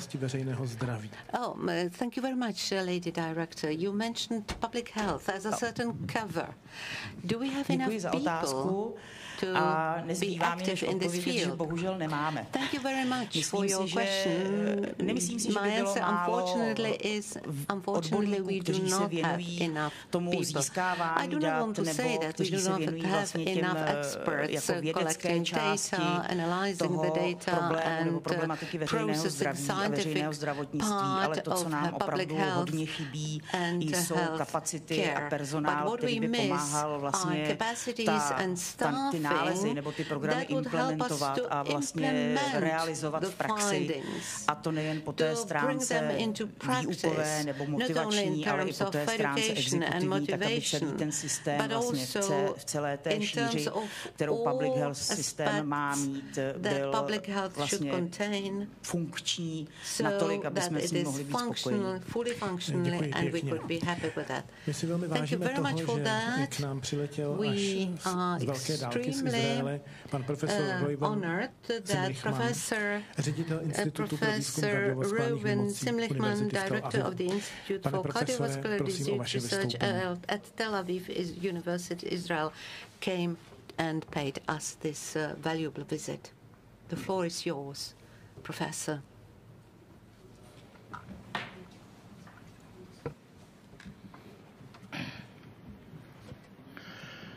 Good day. Dobrý den vám přeji. Je to čest pro mě, že tady mohu být a že mohu přednést svůj krátký příspěvek. V němž budu mluvit především o škodách, které sebou nese kouření, o snižování těchto škod a možná, protože jste tady zmínili několik zajímavých bodů, tak bych předložil několik otázek, jak se můžeme změnit, jak můžeme dosáhnout zlepšení a jak můžeme pomoci svým pacientům. Prosím, první diapozitiv. Už to je. Okay. Toto je velmi známý diapozitiv, který zobrazuje rizikové faktory. Všichni je známe a co je v té souvislosti možné říci je, že toto jsou ty věci, které nás zabíjejí. Navozují onemocnění, navozují smrt a my bojujeme již stovky let proti nim, jak zmírnit jejich působení. Když se snažíme ty rizikové faktory rozdělit do modifikovatelných, nemodifikovatelných a léčitelných. Ty nemodifikovatelné nás právě zabíjejí. Ty modifikovatelné můžeme se snažit změnit. Nemodifikovatelné jsou tady prostě a nejsou způsoby, jimiž proti nim můžeme bojovat. Ale vraťme se k té první kategorii. Modifikovatelné rizikové faktory. Jsou tam 3 otazníky. Víme, že kouření je nebezpečné, nezdravé, víme, že obezita je nezdravá, víme, že další ty faktory jsou nezdravé a přesto se nám nedaří je odstranit. U některých pacientů tedy modifikovatelné jsou. Pak je ovšem mnoho dalších pacientů, u nichž modifikovatelné ty faktory nejsou. Je to tak, jako kdybyste řekli, přestat kouřit je jednoduché, už jsem přestal 100krát. Tyto malokdy modifikovatelné rizikové faktory jsou ty největší zabijáci v dnešním světě. Toto je seznam závažnosti a proporcionality účinků jednotlivých rizikových faktorů a jak vidíte, nejzávažnější a s největším potenciálem na zabíjí je kouření a vysoký krevní tlak. Vysoký krevní tlak, morbidita a mortalita se postupně snižuje s našimi schopnostmi bojovat s tím a snižovat a preventovat toto poškození. U kouření je ta naše schopnost omezena. O tom budeme mluvit za chviličku. Zde vidíte rizikové faktory mortality na kardiovaskulární choroby v České republice. Vidíte, že tady je určitý pokles o 2 kroky, ale pořád je důležité uvažovat o kouření jako závažném faktoru a vzhledem k tomu, že jsme se ho zařadili do modifikovatelného, tak bychom jistě měli přemýšlet o tom, jak ho ještě více modifikovat. Jak důležité je přestat kouřit. Existují tisíce nebo možná 10 000 lékařských publikací, které dokazují, jak je to důležité, když přestanete kouřit, jak to zlepší vaši budoucnost. Ale i kdybyste kouřili a byli na jednotce intenzivní péče v závažném stavu a chtěli byste přežít, pokud přestanete v tuto chvíli kouřit, šance, že se vám během roku stane další kardiovaskulární příhoda, klesá o 50%. A pokud dokážete nekouřit ještě další rok, to znamená celkově 2 roky, potom vlastně se pravděpodobnost toho, že dostanete takovou příhodu, zařadit na úroveň běžné populace. Takže proto je tak velice důležité přestat kouřit a zachránit si život. Despite this fact, you can see these numbers here. Zde vidíte tato čísla. How many of smokers that undergo events, whether cardiac, stroke, or peripheral disease, how many of them srdeční příhodu, remain mrtvici not a podobně. smoking? Kolik z nich přestane kouřit? Velmi málo. Většina z nich začne kouřit znova po nějaké době od toho traumatu způsobeného tím, že byli v nemocnici. Toto je velice důležitý slide. Vidíte tu čáry, které ukazují kardiovaskulární mortalitu v rozvinutých, zejména zemích, zejména v západní Evropě. Každá čára představuje jednu zemi. A vidíte, že až do roku 2000 byl patrný, hezký a stabilní pokles v kardiovaskulární mortalitě. Ale jak si můžete povšimnout, od roku 2000 se věci prakticky nemění. Nedochází k žádnému poklesu, respektive je tam malý pokles, ale za posledních 20 let se nic zásadního nezměnilo. A proč? Proč jsme měli takový hezký pokles a najednou před 20 lety se to z ničeho nic zastavilo? Naše vysvětlení je, že pokles, který jsme zaznamenávali do roku 2000, pardon, samo se to přepíná, tak ten pokles, který jsme zaznamenávali do 2020, způsobovaly nové léky, nové metody, pokrok v kardiologii a také kampaně za zdravý životní styl, které existovaly po celém světě a vysvětlovaly, že kouření škodí zdraví, že se máme zdravě stravovat, že obezita je špatná a lidé chápali. Co se stalo po roce 2000? Přestali lidi poslouchat? Logické vysvětlení je, že většina lidí, kteří byli schopni přestat kouřit nebo pít alkohol, kteří byli schopni zhubnout nebo sportovat každý den a změnit stravovací návyky, tak ti už to udělali. Takže nám zbývá to tvrdé jádro populace, které je odolné. Chtějí dál kouřit, bavit se, pít a vést veselý život se spoustou dobrých věcí, víno, ženy, zpěv a tak dále. A toto se velmi těžko mění. Takže dnes tady máme tvrdé jádro populace, které nejde tak snadno přesvědčit, jako ty, které jsme přesvědčili v minulosti. Protože ti, kteří dokázali přestat kouřit, ti už to udělali. A nám zbývají ti, kteří nejsou schopni, anebo přestat nechtějí. Prostě se chtějí bavit. A tím je naše práce daleko těžší. A veškeré naše úsilí bychom měli napřít jiným směrem. Řekněme, že máme obrovské, skvělé, dobré kampaně na podporu zdravého životního stylu.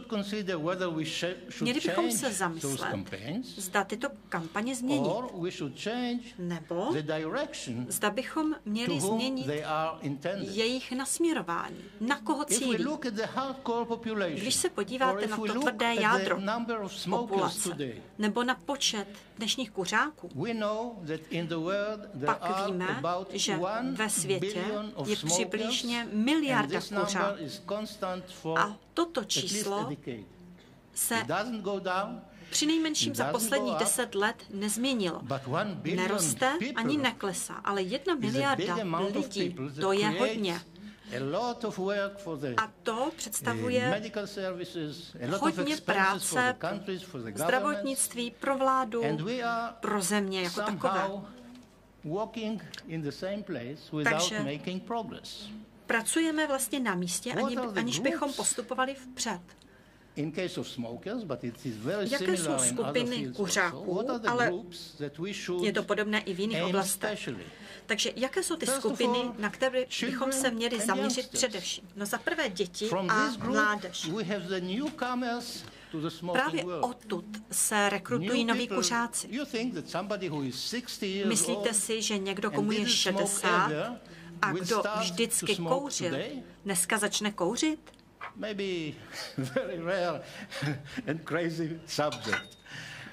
Rozumíte, to je prostě šílená představa. To není ta populace, kde se objevují noví kuřáci, ti, kteří dříve nekouřili a teď začnou, nebo kouřili a nepřestanou, ano? Prostě my musíme mladým představit ten problém, který vyplývá z toho, že budou závislí na cigaretách. Musíme napřít naše úsilí na adolescenty, na vojáky, děti na středních školách a tak dále. Toto je ta skupina, na kterou bychom se měli zaměřit a kterým bychom měli věnovat naše největší úsilí, abychom předcházeli vzniku nových kuřáků. Tak. Aktuálně, jak jsem říkal, máme miliardu kuřáků. Někteří už jsou nemocní a dál kouří, někteří z nich ještě nejsou nemocní, ale budou. A co tedy s těmito lidmi můžeme udělat? Důkazy ukazují, že v této skupině lidí máme prakticky nulové úspěchy. Velmi omezené úspěchy. Je celá řada studií,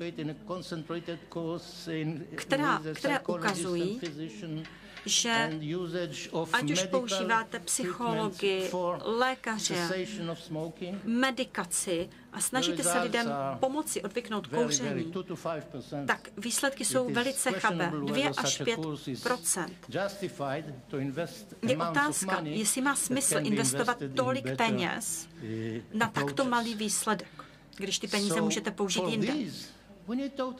Takže je potřeba zde zaujmout úplně jiný přístup, který aktuálně nikdo nepoužívá.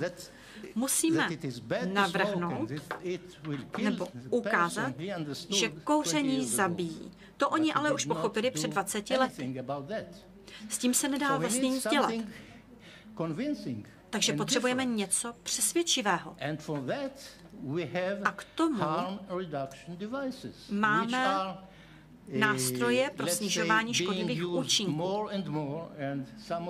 Jsou to věci, které se stále více používají a už jsme o nich dneska od některých předřečníků slyšeli. Mnohé společnosti, které pracují v tomto odvětví, se na ně zaměřují. Ale potíž je, že tyto nové nástroje nejsou představovány lékařům nebo populaci. To souvisí s tabákem. Pokud by se podařilo snížit riziko škodlivých účinků u pacientů, pak bychom mohli zachránit jejich životy. Takže potřebujeme zcela nový přístup. Takže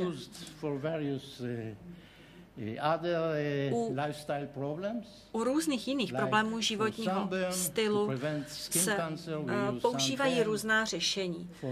Pokud se nechcete spálit na sluníčku, pak použijete ochranný krém.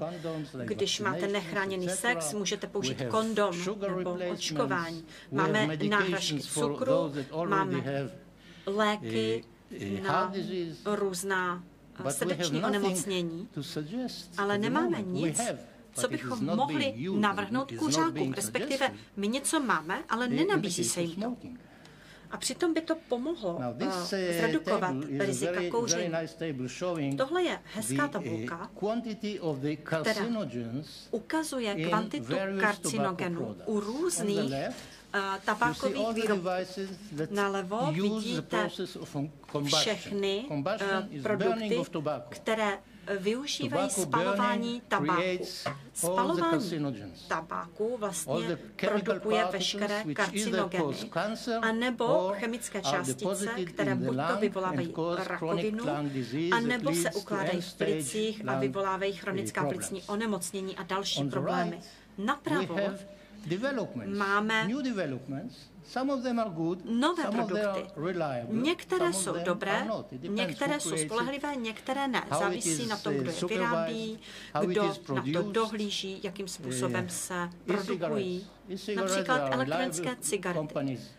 Pokud máte spolehlivou společnost, která je vyrábí, tak má smysl si koupit elektronickou cigaretu a snížíte riziko, ale pokud si koupíte elektronické cigarety na internetu od nějaké neznámé firmy, no tak potom samozřejmě nevíme, jak je kvalitní.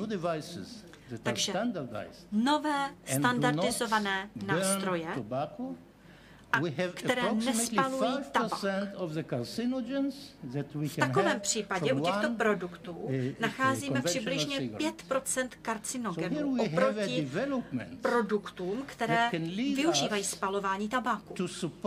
Takže tady vidíme možné řešení pro tu miliardu kuřáků, o které jsem hovořil, a pro tuto miliardu, která nedokáže přestat kouřit. My dokážeme snížit počet nebo množství karcinogenů o plus minus 95%, pokud oni přejdou na jiné produkty.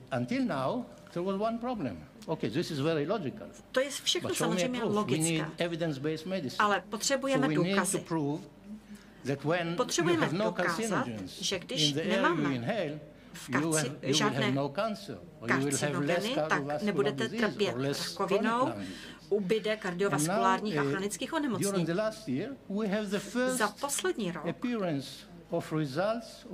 jsme získali první výsledky následných studií, které prokazují významný pokles rizika kardiovaskulárních onemocnění, cévních onemocnění a mrtvic. V poslední době dokonce i FDA prohlásila, že se jedná o logický přístup, který bychom měli zaujmout. A stejně tak WHO, jak vidíte na tomto slajdu, říká, že existuje celá řada nových nástrojů, které nejsou dostatečně využívány a které přitom dokážou snížit mortalitu. Takže abych to celé shrnul. Za prvé, vždycky všichni křičíme, nemáme peníze na prevenci, je jen velmi malé procento peněz, které jde na prevenci, možná méně než 1%. Musíme pochopit, že nejméně za poslední 2 nebo 3 desetiletí příslušné metody fungovaly a teď už to tak není a potřebujeme nové přístupy. Potřebujeme se zacílit na správné skupiny v rámci populace, nesmíme ztrácet čas. Pokud je někomu 60, tak musí slyšet, že kouření zabíjí, ale tento člověk už to slyšel před 30 lety. Takže my musíme definovat nové cílové skupiny, na které zacílíme naše sdělení. A potom tady máme ty, kteří už závislí jsou, ať už se jedná o závislost na potravinách, alkoholu, cigaretách. A tyto skupiny, na ty bychom měli zacílit jiným způsobem, zejména s využitím nových nástrojů, nově rozvinutých produktů. Děkuji vám.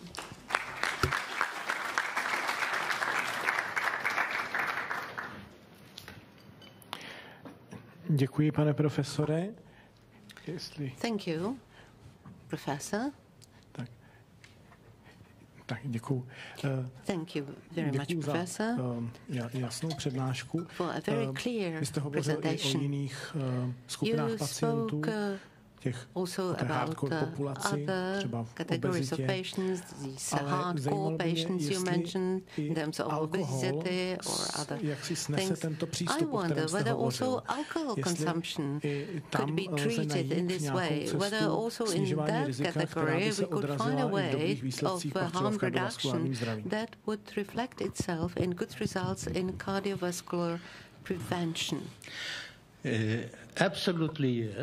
Ano, rozhodně. Nicméně to je velmi důležitá otázka, protože přístup by měl být jiný. Alkoholismus je závislost. Je to velmi podobné konzumaci cigaret. Závisí to na náladě, na sociálním postavení člověka. Závisí to na mnoha faktorech.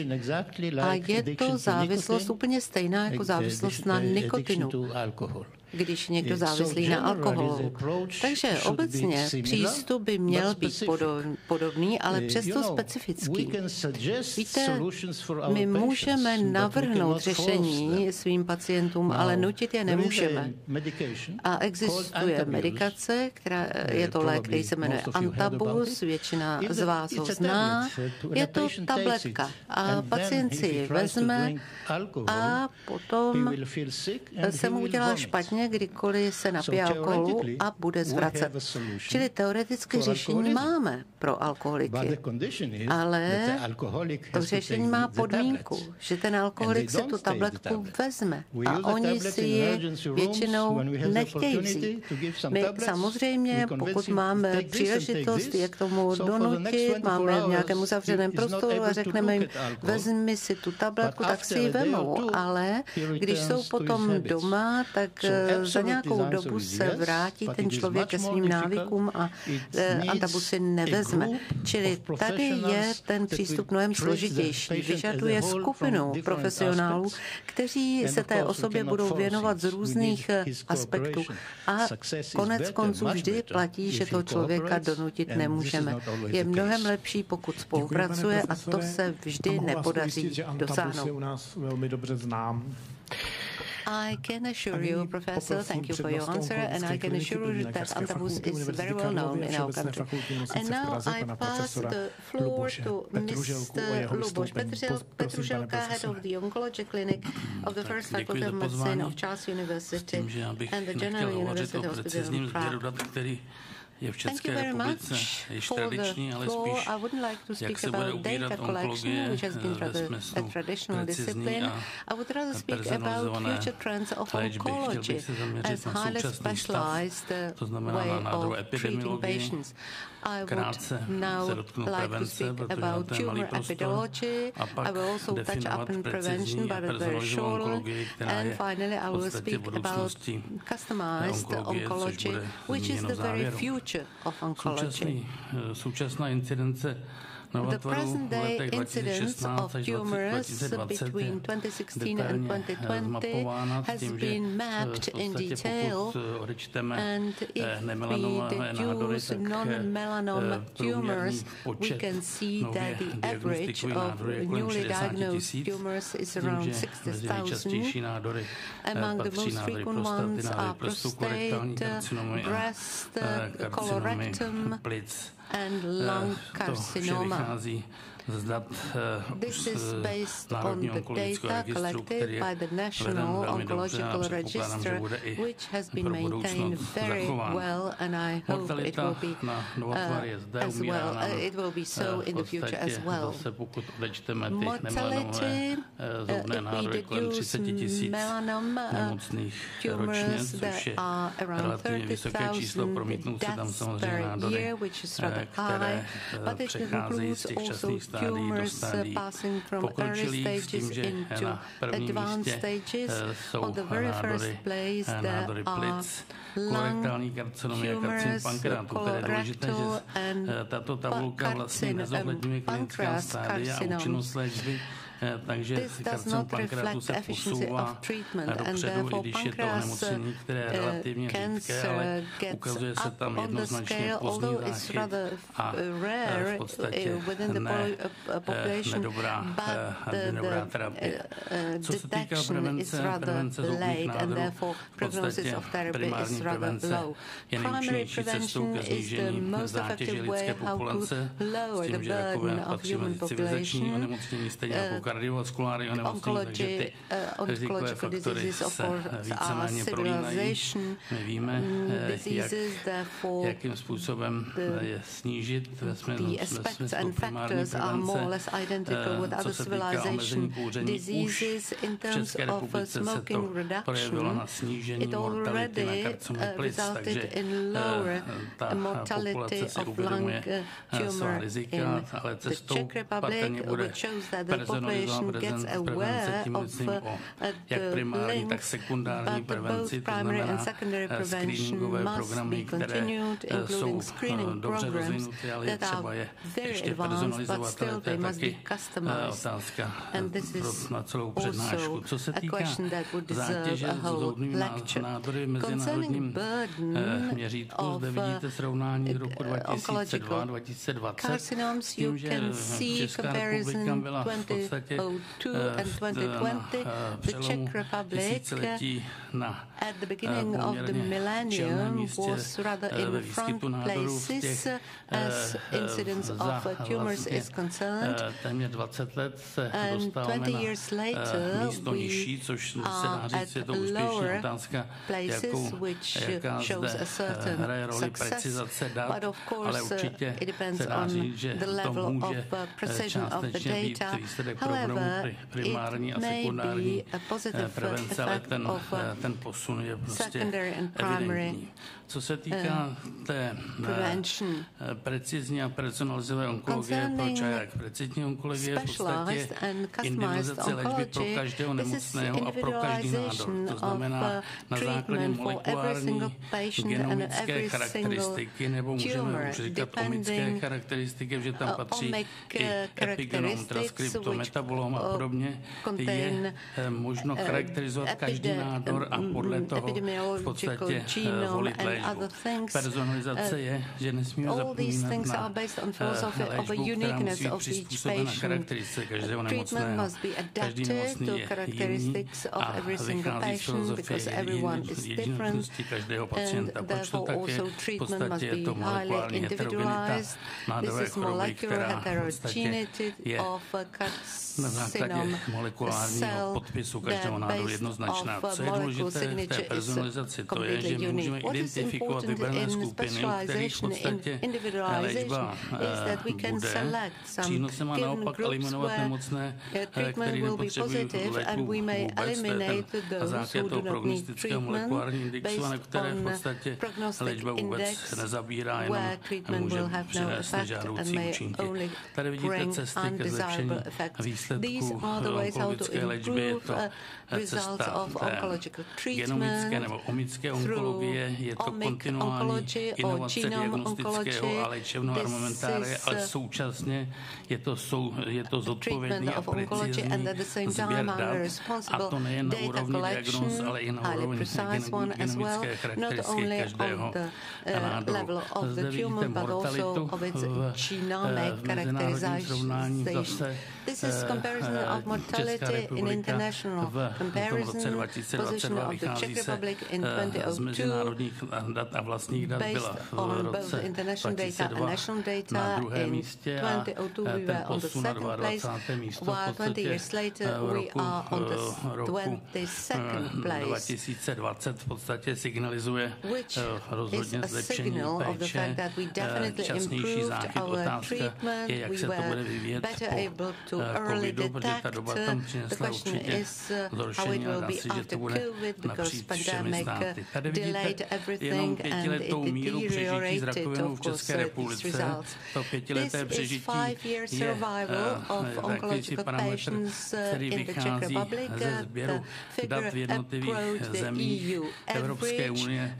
Ten sběr dat může být různě spolehlivý, ale každopádně, co je poselstvím tohoto slajdu, je, že pokud máme 5leté přežití, tak vidíte rakovina tlustého střeva plíce, děložní čípek, v podstatě jsme na datech jako ve vyspělých zemích Evropské unie, kde mají spolehlivý nebo předpokládáme spolehlivý registr. Ukazuje se, že přístup k nemocným, kteří byli ve stejném klinickém stádiu, se stejným morfologickým nádorem, v podstatě už musí být ukončen, protože toto je jakýsi obrázek, který by naznačuje ty nemocné, kteří by si byli léčeni stejně, v podstatě každý je úplně jiný. Takže ukazuje se, že histologie už není dostačující pro výběr léčby. My stále používáme optický mikroskopy, když určitě od doby je objevení zlepšený, ale potřebujeme se dostat k molekulárnímu mikroskopu. Dříve se léčili nemocní v podstatě na základě morfologické anatomie, teďka se dostáváme k té anatomii molekulární, ale ta léčba musí být personalizovaná, týmová a precizní, to znamená všechny tyto parametry dohromady potom je třeba vyhodnotit, zdali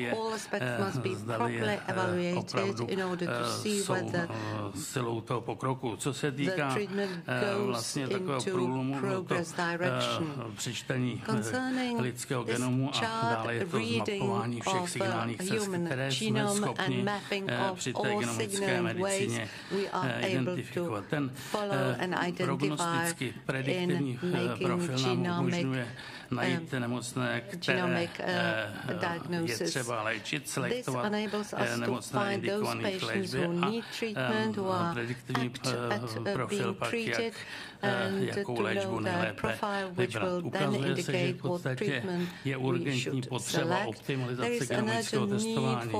Je třeba zavést v širším aspektech sekvenování nové generace, které nahradí prostě panely genů, nahradí dřívější sekvenování jednoho genu jednou metodou, protože v podstatě multiplexní testování je a bude výrazně levnější než individuální testování. Je třeba samozřejmě ho vyhodnotit a v České republice je úhrada genomického testování u nádorů prsu, kolorektálních karcinů, karcinů plic a u nádorů neznámého primárního zdroje, takže jsme na tom velice dobře. Tady vidíte v podstatě jakési vývoj v čase ceny genomického testování, které průse klesá. Není úplně zadarmo samozřejmě, ale ty původní astronomické částky vývojem nových technologií výrazně poklesly. Co se týká medicíny založené na důkazech, v éře precizní onkologie dá se říct, že medicína založená na důkazech znamená využití nejlepších dostupných výsledků v klinickém výzkumu, ale klinické rozhodování musí být komplementární a nenahrazuje individuální rozhodování u každého pacienta. Takže ta týmová spolupráce je předpokladem i té evidence-based medicíny. Tady vidíte, že v podstatě ta medicína založená na důkazech vychází z těch nejlepších dostupné klinické evidence. Současně ta je podpořena klinickou expertizou. Je třeba využít genomických knihoven na základě tedy registrů, které dá se říct vyhodnocují nebo analyzují genomické alterace, ale současně nelze zapomenout na pacienta v tom hodnocení a jeho preference. Tady vidíte v podstatě nárůst medicínských informací v letech 1946 a 19, ale na rozdíl od kardiologů, tady vidíte tu křivku počtu randomizovaných trialů, to znamená většinou se jedná o randomizované studie fáze 3. Na rozdíl od kardiologů u nás počty randomizovaných trialů víceméně klesají, protože v éře precizní medicíny jsou nové klinicko-patologické jednotky, které v podstatě znemožňují udělat trialy bývalého typu, takže v současnosti je také nutnost změny organizace nebo managementu těch klinických studií. Je to trochu rozdíl od kardiologů, ale zase myslím, že ty se k tomu taky časem dopracují. Pohledem do budoucnosti. Budoucnost primární a sekundární prevence je její personalizace, to znamená na základě genetické analýzy a environmentálních faktorů bude v budoucnosti třeba ušít na míru preventivní program. Je to otázka pro vlastně skupinu odborníků, kteří se zabývají preventivní medicínou, že v České republice je preventivní a terapeutická onkologie víceméně oddělená, protože ty centra zabývající se terapií nemají takový prostor na prevenci, ale to je možné zlepšit. Tady je personalizace, která v podstatě ukazuje, že se vytvoří unikátní klinicko-molekulárně patologické podskupiny, které se potom unikátně léčí, takže ten sběr dat a zejména takový ty reálná data v klinické praxi jsou velmi obtížné. Každopádně je třeba vybudovat ty molekulární boardy, což jsou skupiny odborníků, kteří potom budou pomáhat aplikovat tu precizní medicínu. Dá se říct, že budoucnost je ve změně vnímání nádorové nemoci z molekulárního pohledu s tím, že ta precizní medicína v podstatě je přístup k pacientovi, který umožňuje lékaři vybrat léčbu, která je na základě genetických znaků pacientovy nemoci a bude pravděpodobně nejvíce účinná pacienti s nádory, které mají stejné genové nebo genomické změny, dostanou léky cílené na danou změnu nezávisle na typu nádoru, což je jakýsi průlom v onkologii, takže my jsme v současnosti v klinické praxi můžeme léčit stejnou terčovou léčbou nádory žaludku a nádory prsu. Takže toto je moje shrnutí optimistické, co ta personalizovaná precizní medicína přinese. Určitě přinese lepší péči, možná nižší náklady, léčba bude určitě účinnější, bude se podávat pouze cíleně, což samozřejmě neplatí 100%, umožní ta personalizace časné vhalení rezistence, ukončení aplikace neúčinné léčby, patrně bude méně komplikací, protože nebudeme podávat léčbu těm, kteří to nepotřebují, bude méně hospitalizací, důležité bude kvalita života, méně komplikací a snad se dočkáme úplného vyléčení časných stádií a léčby metastatického onemocnění jako onemocnění chronickému. Tady je medicína zase zložena na důkazech. Vidíte rozdíly léčby nemocných různých nádorových typů ve smyslu ty, u kterých byla identifikována řídící mutace a podle nich byla vybraná léčba versus léčba bez tohoto přístupu. Ty rozdíly v přežití jsou evidentní. Ovšem na závěr bych chtěl říct, že precizní medicína neznamená opuštění pacienta, protože exponenciální nárůst dat získaných výsledků na základě genetických vyšetření zvyšuje zátěž lékařů při vyhodnocení onkologů. To znamená, je urgentní potřeba využití nových technologií k interpretaci výsledků, to znamená sběr dat do genomických knihoven, zapojení umělé inteligence do vyhodnocení výsledků a molekulární mezioborové skupiny, které budou rozhodovat.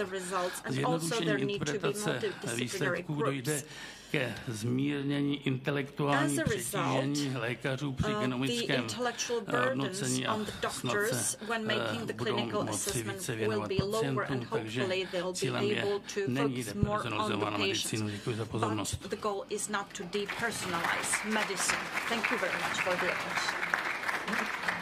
Děkuji, pane profesore, že jsme nahlédli do budoucnosti onkologie, která bude hodně založena právě na práci s daty a onkologie je také příkladem oboru, kde se v České republice skutečně povedlo screeningem dosáhnout změny, která je viditelná, měřitelná. Mám na mysli teďka zejména rakovinu tlustého střeva. Pane profesore, poslední otázka na vás, jestli Národní onkologický registr, jakožto letoucí vytvářená databáze, stačí tomu vývoji, jestli je to pořád dobrý zdroj dat. Je to dobrý zdroj dat, ale vývoj asi v budoucnosti nebude stačit, protože my potřebujeme další data, ovšem jako jsou genomické knihovny, otázka, jak je spolehlivě sbírat. To na to nedokážu odpovědět. To si necháme na nějaký příští seminář nebo konferenci. Velice pěkně děkuji, pane profesore. Já se velice omlouvám ctěnému auditoriu, ale jsme opravdu ve skluzu, čili musím nyní už vyhlásit přestávku a jenom na 5 minut, takže se tu setkáme 42, přesně 14:42. Takže je to opravdu jenom tak šup sem, šup zpátky a budeme pokračovat.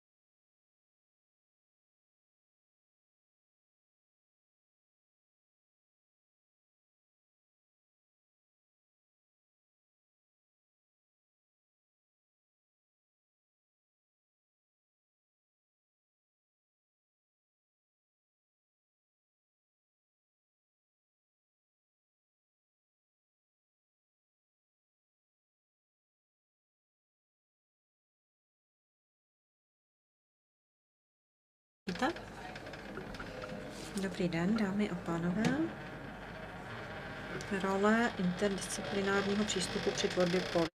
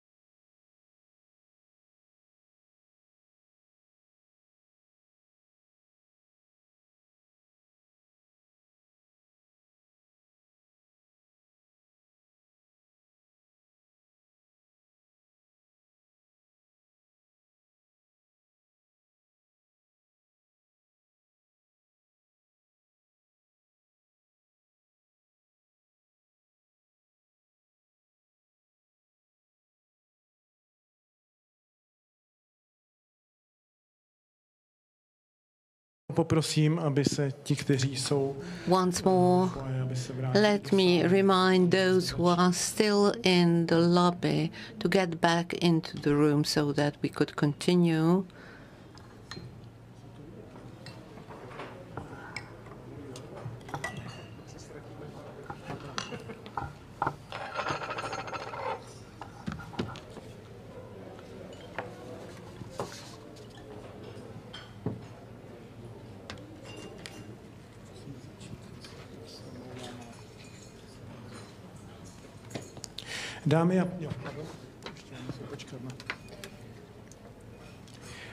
Dámy a pánové, ladies and gentlemen, let's continue with our afternoon program of the second year of the Conference of Medical Daily dedicated to economics of prevention.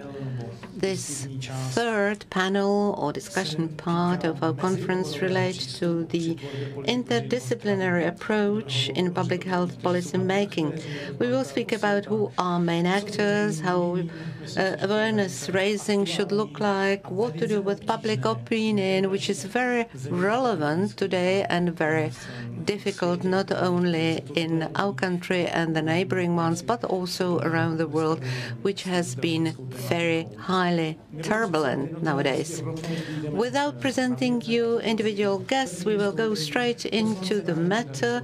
The first will be member of the National Council of the Slovak Republic, former Deputy Prime Minister and Minister of Health of the Slovak Republic, Mr. Richard Raši.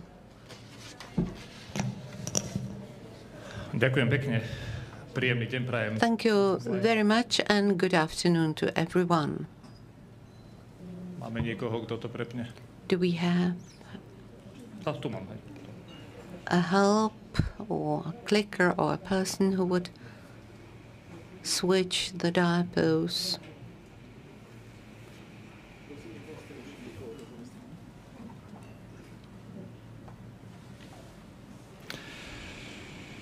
Thank you very much for the invitation. Thank you for having organized this conference.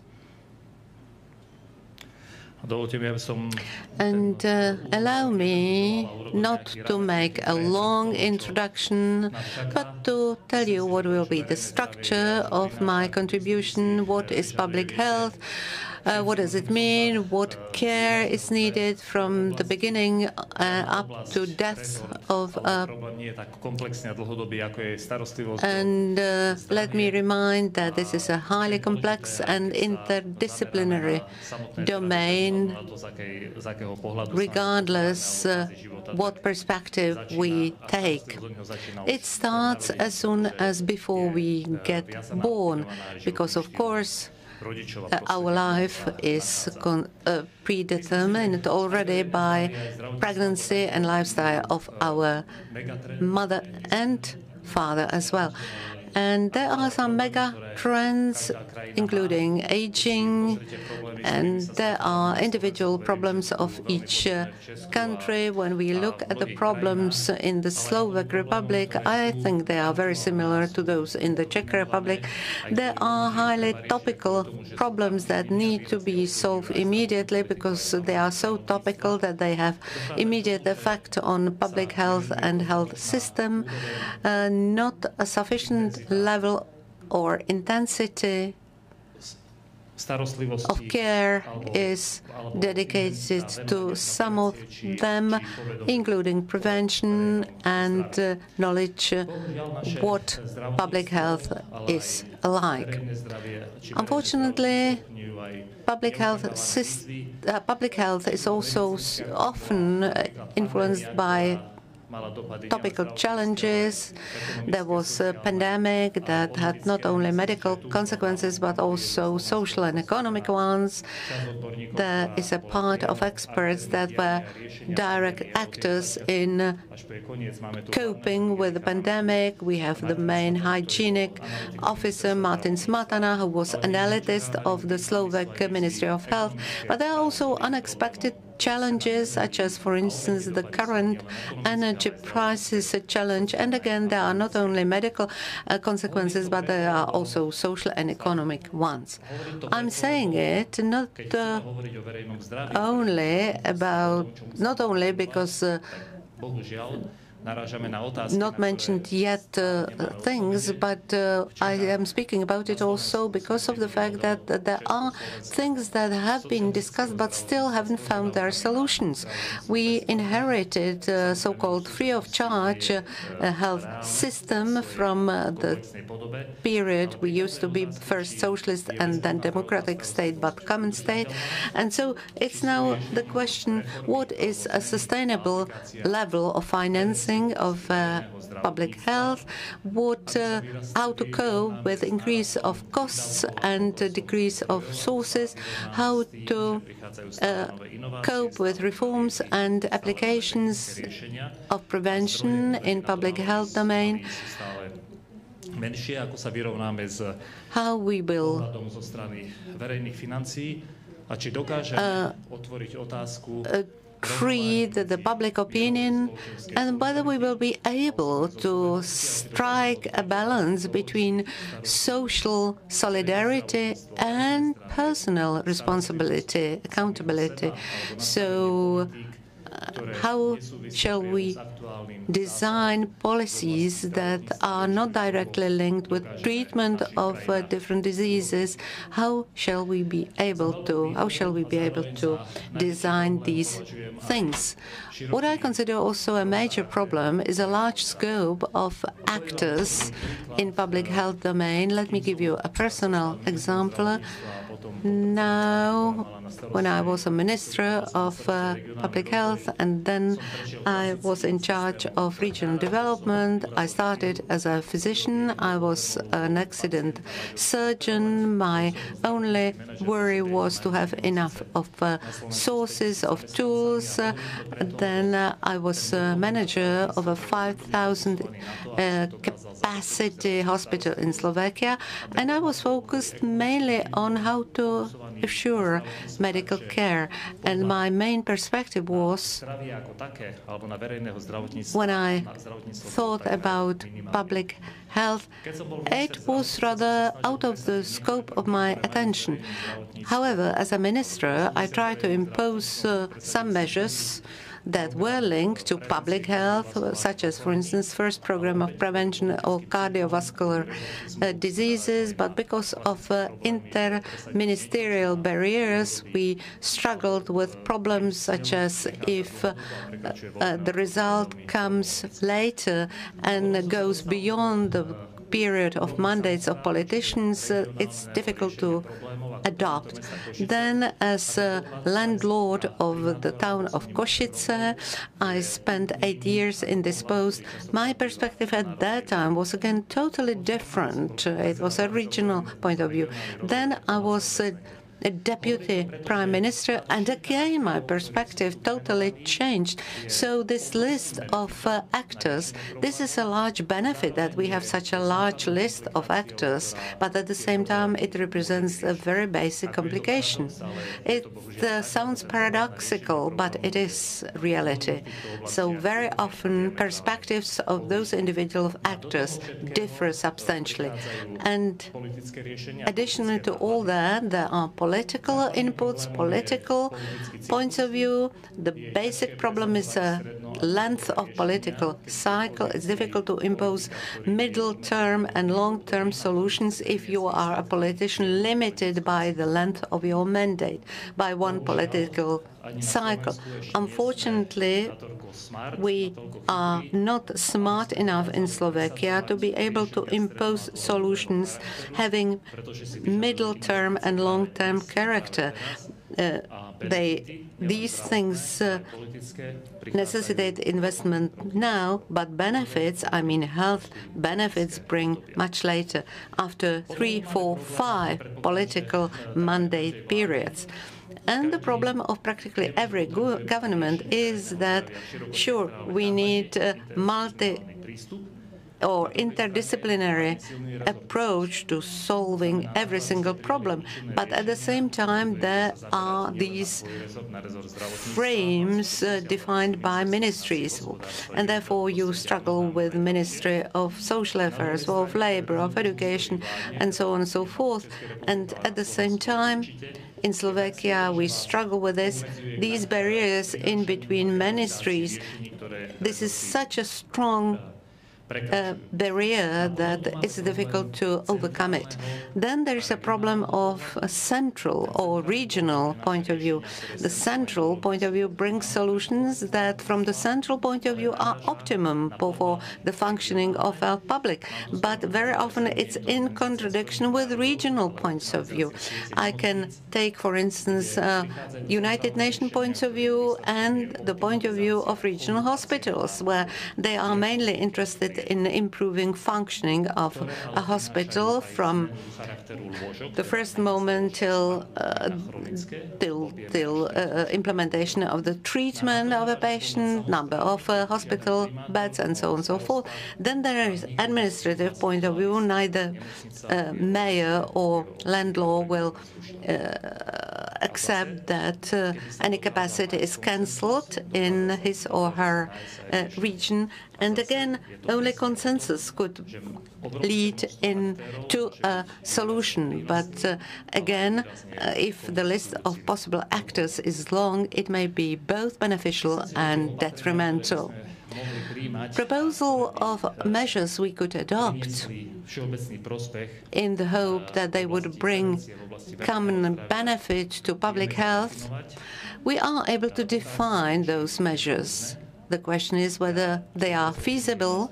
I'm convinced, on behalf of the Slovak Republic, that we haven't reached this point yet, defining the measures. The more active approach should be undertaken also by health insurance companies so that their clients are as healthy as possible.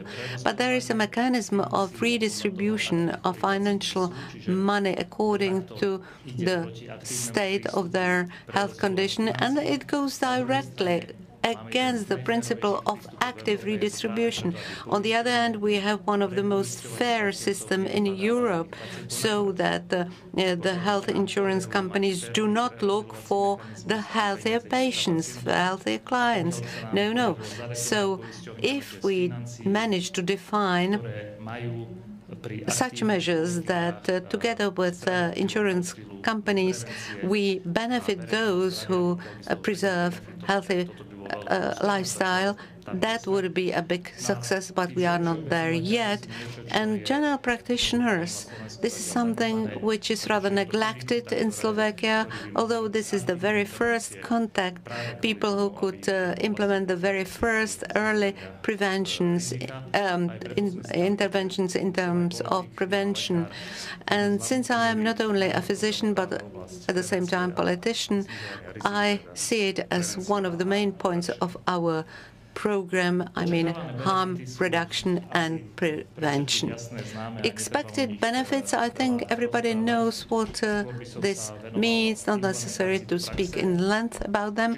I would rather speak about implementation in practice. There's a large consensus across political spectrum and all the actors active in this sphere and important in this sphere. We can ask ourselves whether this is already a reality or whether it's still a myth, what will be the reality once political mandate ends up. I think there will be a clear need of coordination between ministerial and regional actors so that we are able to transfer all the benefits. This is the role of Deputy Prime Minister in the context of a permanent lack of funds, in the context of the fact that sometimes we are not able to maintain basal medical care because there is not enough physicians, there is not enough of nurses, there is not enough capacities in surgery rooms. So initiative probably should start at the level of Prime Minister. We also have to have documents on cooperation with all other actors, including those who could make our situation more difficult. So I'm convinced that we can reach a clear solution, but there's a context of clear risks and problems with the implementation. Thank you. Thank you very much, Deputy. I think it's really great and interesting that your agenda includes prevention. I mean, the agenda of the political party that you represent. And as I understand it, you are thinking about creating a position of an interministerial coordinator. Here in the Czech Republic, we got the National Drug Counteracting Coordinator. So what do you think the coordinator in Slovakia should do? Thank you very much.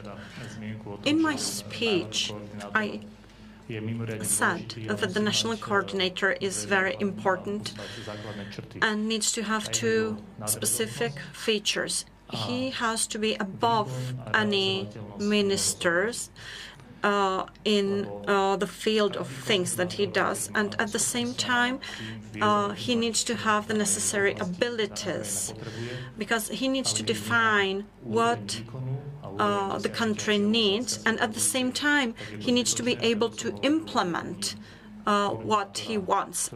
If he doesn't have that, it's pointless. That's why I said he'd be directly subordinated to the Prime Minister, which is the top executive power in the country. So he should have some sort of executive powers, and he'll be able to implement things.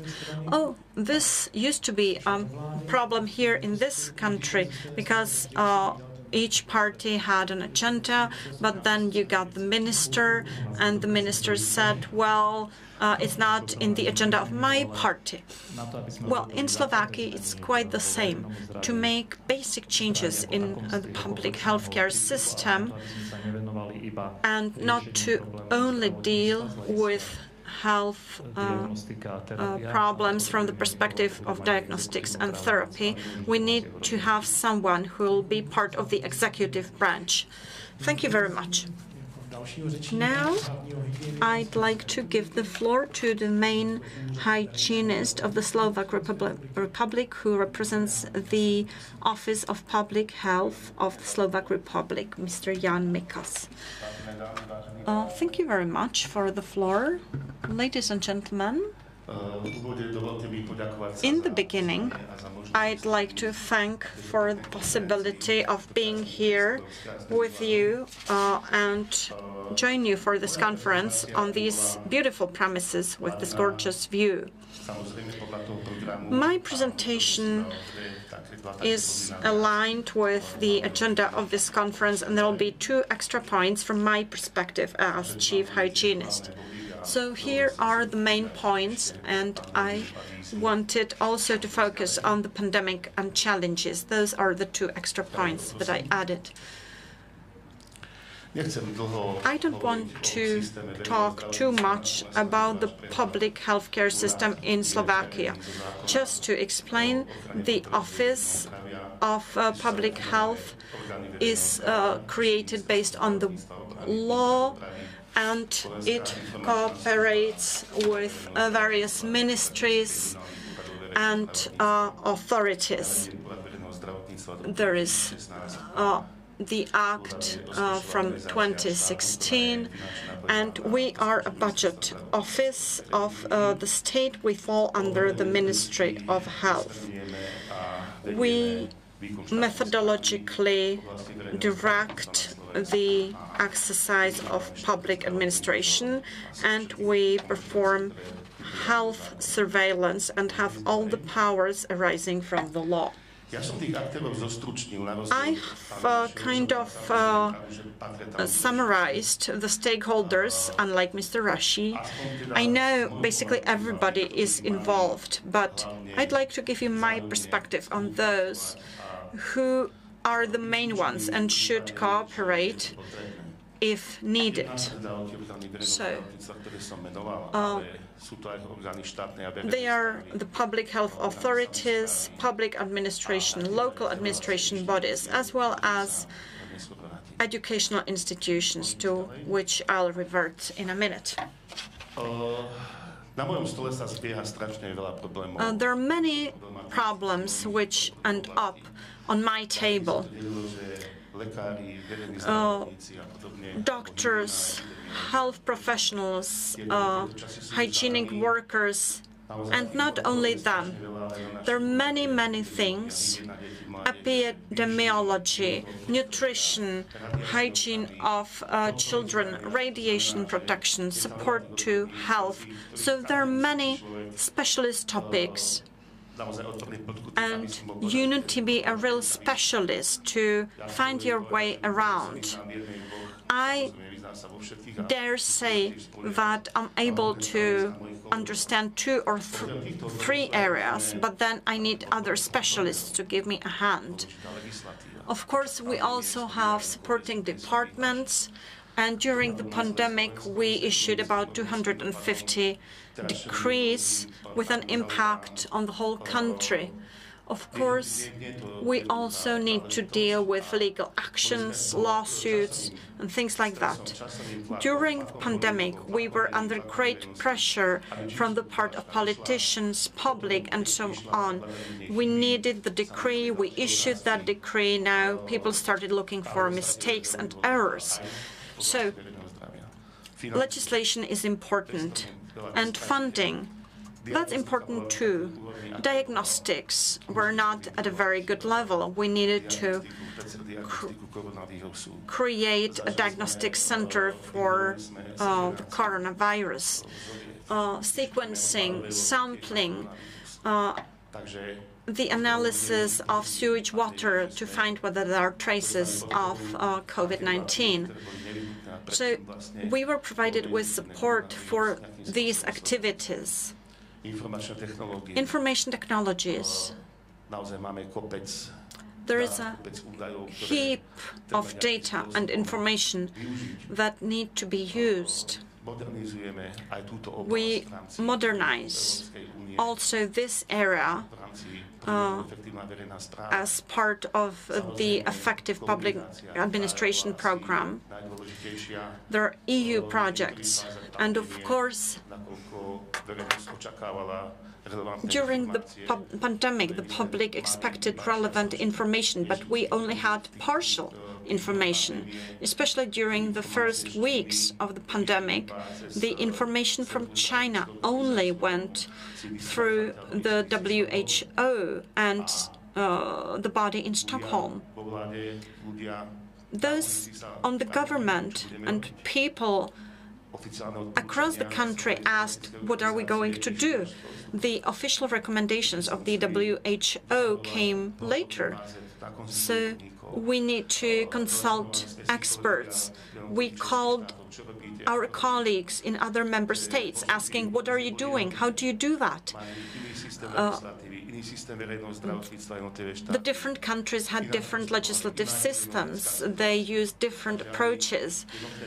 So the different measures couldn't be aligned with what we saw in other countries. Talking about the interdisciplinary approach, I agree. It's necessary to have different experts. People who are able to make the PCR testing, people who work in labs, people who are experts in radiation. And these are people that we need in our healthcare facilities to keep the level of quality. As regards awareness raising, since the very beginning, we didn't keep any information secret. We set clear rules saying that we try to answer all questions using the information that was available and relevant. Currently, we answer about 80 questions a day. At the peak, there were about 150 questions sent in by the public. We issued press releases, we made press conferences. Some of these lasted for several hours, and in my opinion, they were even ineffective. But I had to go through that, because if we wanted to present a measure to the public, there was no other way. We had meetings, and even now we have meetings with journalists. We try to explain to them what kind of problem we're facing and what we need to do in the future. We try to explain the measures we want to take. The journalists had to understand the subject to be able to communicate the matter to the public, and that was not easy. But thank God we learned how to do that. So from my view, whether the communication went through the media or via social networks, it was crucial. Public opinion. Oh, we got a lot of experience with that. During the pandemic, people went onto their balconies. They applauded the doctors and health professionals, but a year later, the situation was different. They started to hate health workers and even doctors working in hospitals. And here we need to think about the reasons for this. What's so wrong with society if you see this sort of reaction? In my opinion, the basis is trust.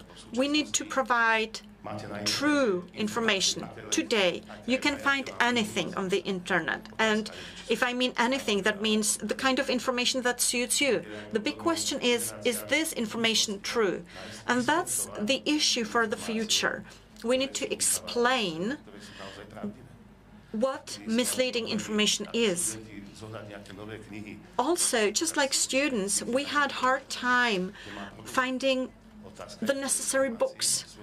Today, you go on the internet and you can find any type of information, but you need to find the relevant information.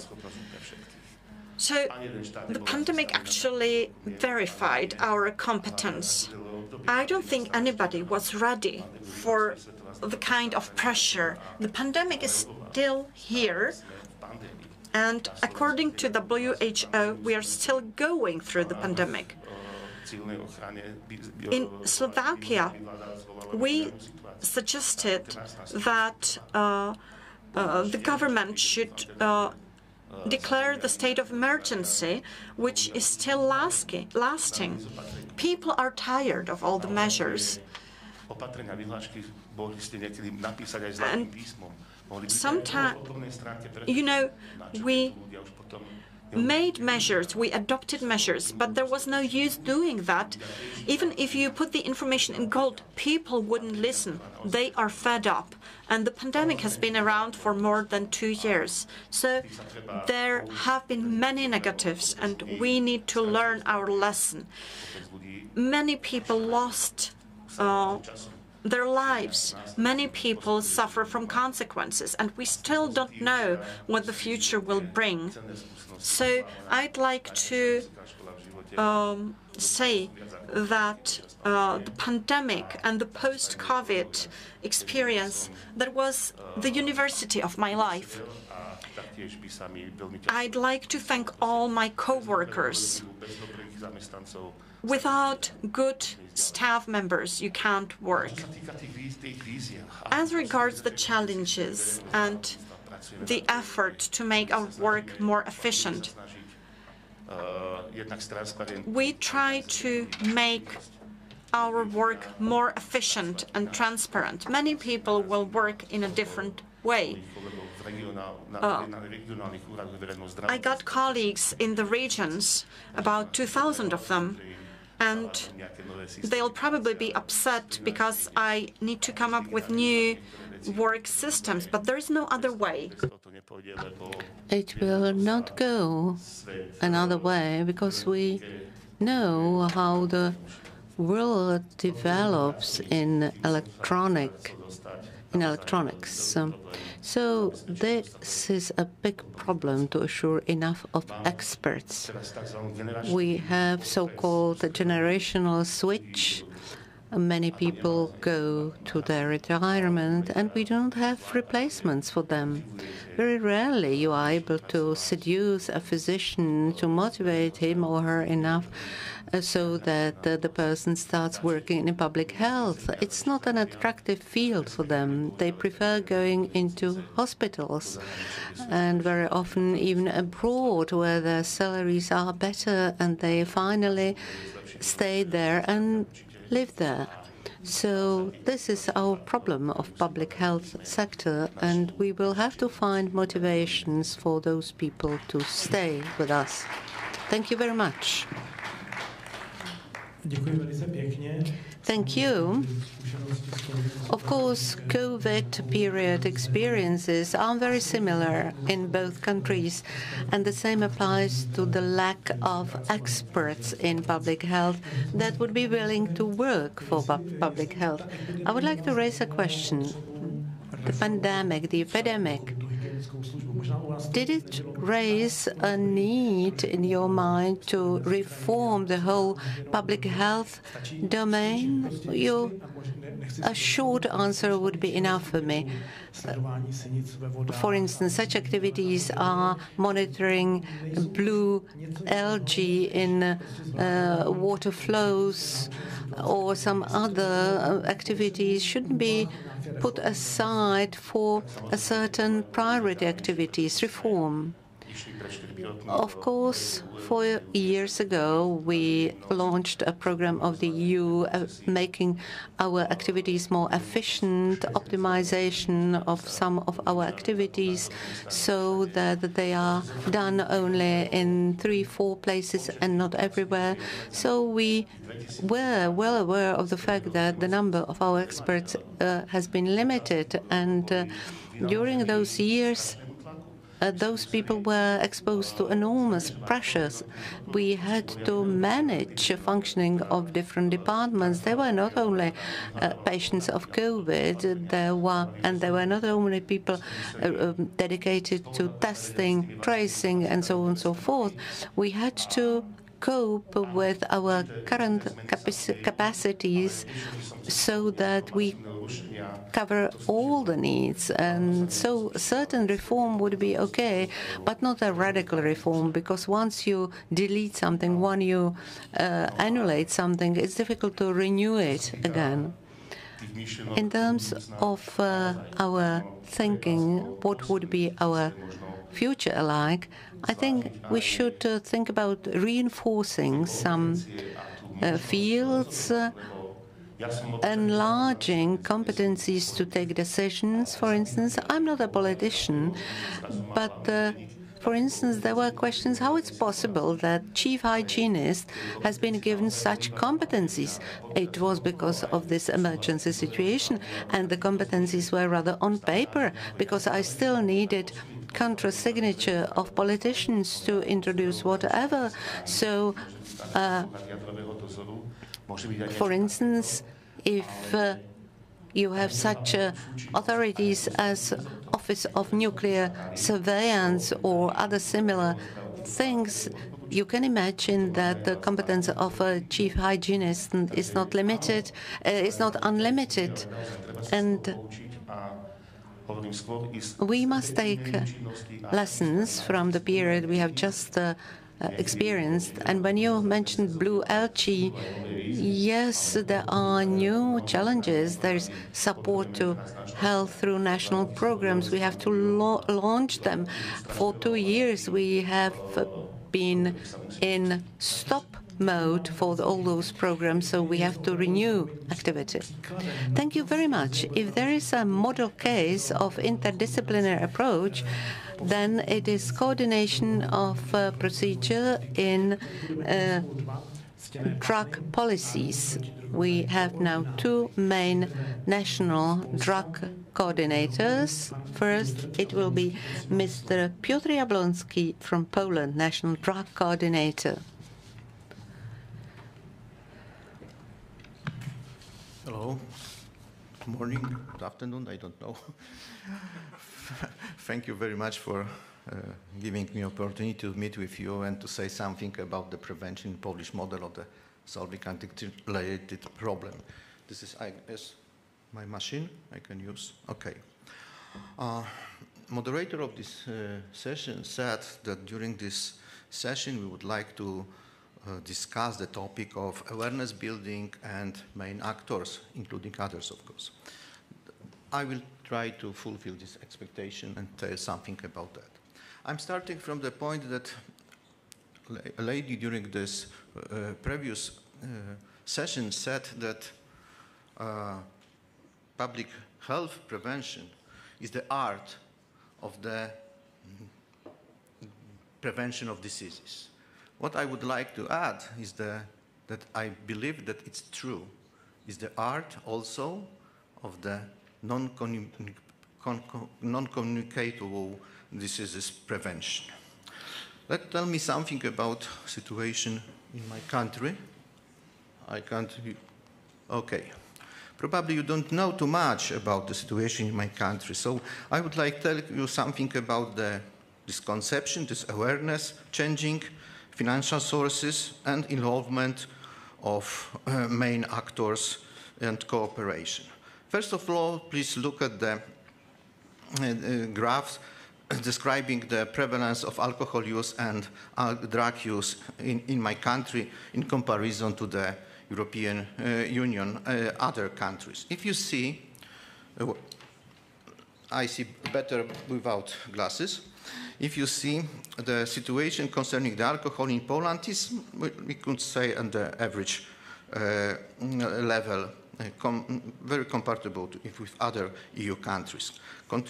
In contrast, the drug situation, the prevalence of the use of drug in population in the last year prevalence, you see that Poland, we are not on the last point, but we are in the group of countries with the quite reduced prevalence of use. So what are the implications of policy? And maybe what caused this situation? Because in Poland we have a different situation than in Czech Republic, for example. We have a very strict anti-drug policy and very liberal policy towards the alcohol problem. And I think that this graph shows something about this situation, and we can draw a lot of conclusions from this graph. But what has happened with our awareness of this problem? From our point of view, we have approached this new idea for the last several years. Addiction problems are one of the most important problems in the public health sector. Addictions, broadly understood addictions, involve and engage not only people who are clinically defined or as an addicted person, but also a huge group of family, children, neighborhood, workplace, and we continue to this list quite long. So we have decided in Poland to change the model from the vertical model, silo model, to the horizontal approach. So this is why we decided to change approach to the so-called national programs. And instead of 3 different programs focusing on the alcohol, on illegal drugs, and behavioral addiction, we decided to establish national health program which include all this addiction problem. Leading institution is, of course, Ministry of Health. But as a result of this new approach, since the beginning of this year, Polish Parliament decided to establish a new institution. Instead of 3 different approaches, alcohol, drug, behavioral beverages, Parliament established a new institution, as I said, National Center for the Prevention of Addictions. And Center is the state budgetary agency under the ministry component for the matters of health. It takes in the action in the field of prevention and solving addiction-related problems by performing the following tasks: prevention and solving alcohol problems, counteracting drug problem, counteracting other addictions, behavioral, and counteracting domestic violence. As you see, this is something which is very often in other countries. We very broadly understood the addiction prevention, and we include in this field also the actions leading to the reduction of the domestic violence. Domestic violence is very strongly interconnected with the alcohol consumption. I believe that not only in my country, but what on the other levels. For years in Poland, we established the system that the main actors in the performing, in delivering prevention, not only, but today we talk about prevention activity, are two groups of protagonists, local governments and NGOs. Of course, Napoleon a lot of years said that if you want to wage war, you need three things: money, money, and money. So we in Poland, years ago, established the system that prevention on the local level and on the regional level, we have the special money from the taxes that local government collects for the selling of alcohol. So this is from maybe some people from the ethical point of view controversial, because some people say, okay, more we drink, more money we have for prevention. But drinking of alcohol is something you cannot eradicate from our life. So due to this, thanks to this mechanism, we have quite enough money for the delivering of prevention activity on each level. It means that each of 2,500 local governments in Poland is obliged to establish their own prevention activity, prevention action on alcohol, drugs, and behavioral dependencies. Who is the main actor concerning the delivering of this program? Organizers and providers, NGOs. In treatment, I think that around 80% of all activities is managed by the NGOs, but in prevention, this is more than 90%. And local government use the NGOs sources for different type of activities, for training, for universal prevention, for the selective and indicated prevention, also from the environmental prevention. What is our main concept from the central level is the investment in the standards, investment in the evidence-based activity. So this graph shows you some examples of the activities we organize by ourselves, and we also engage NGOs, institutions, universities to establish, to increase the standards and better level of prevention. One thing I would like to underline, this is recommendation system of the prevention and mental health promotion program. This is the common initiative of several institutions in Poland, including academic institutions, and in this way we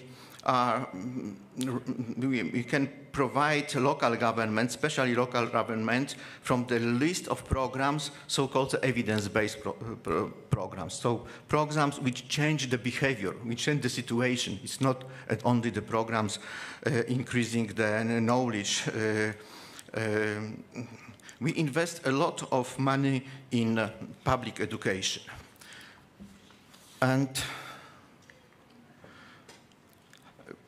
I said that money are crucial. Of course, money are crucial, but also how we can use this money.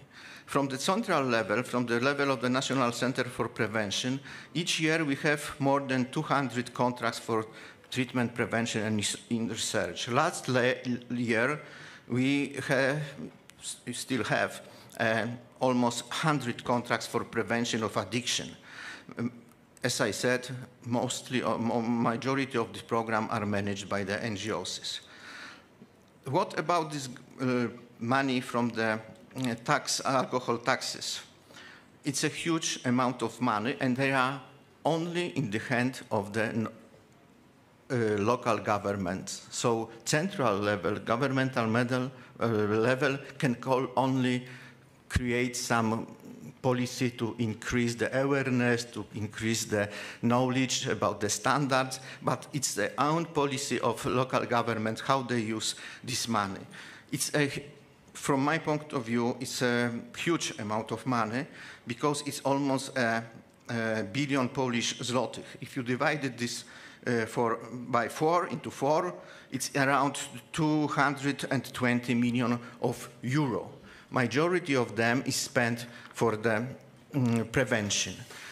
This is the good side of the situation. Bad side is, but this is our topic for the next years, how to extend the program, how to extend, for example, programs on the harm reduction, because local governments are not very willing to introduce harm reduction program, especially on the community level. And last but not least, what is happened currently. Prevention also includes managing of finances, taxes, and excise duties on alcohol products, tobacco, and tobacco-like products.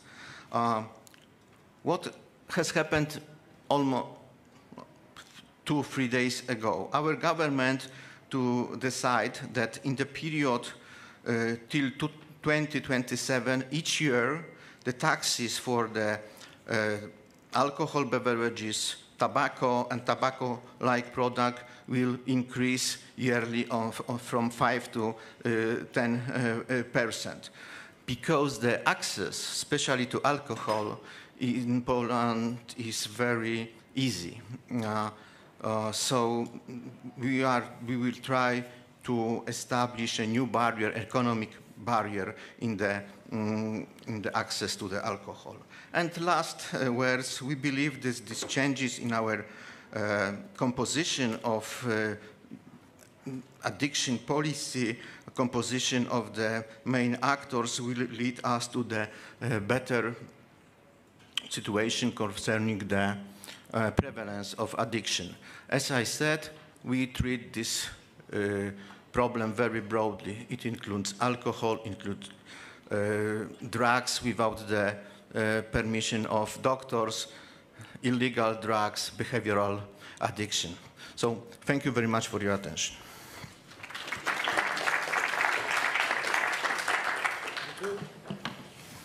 Děkuji velice pěkně. Thank you very much.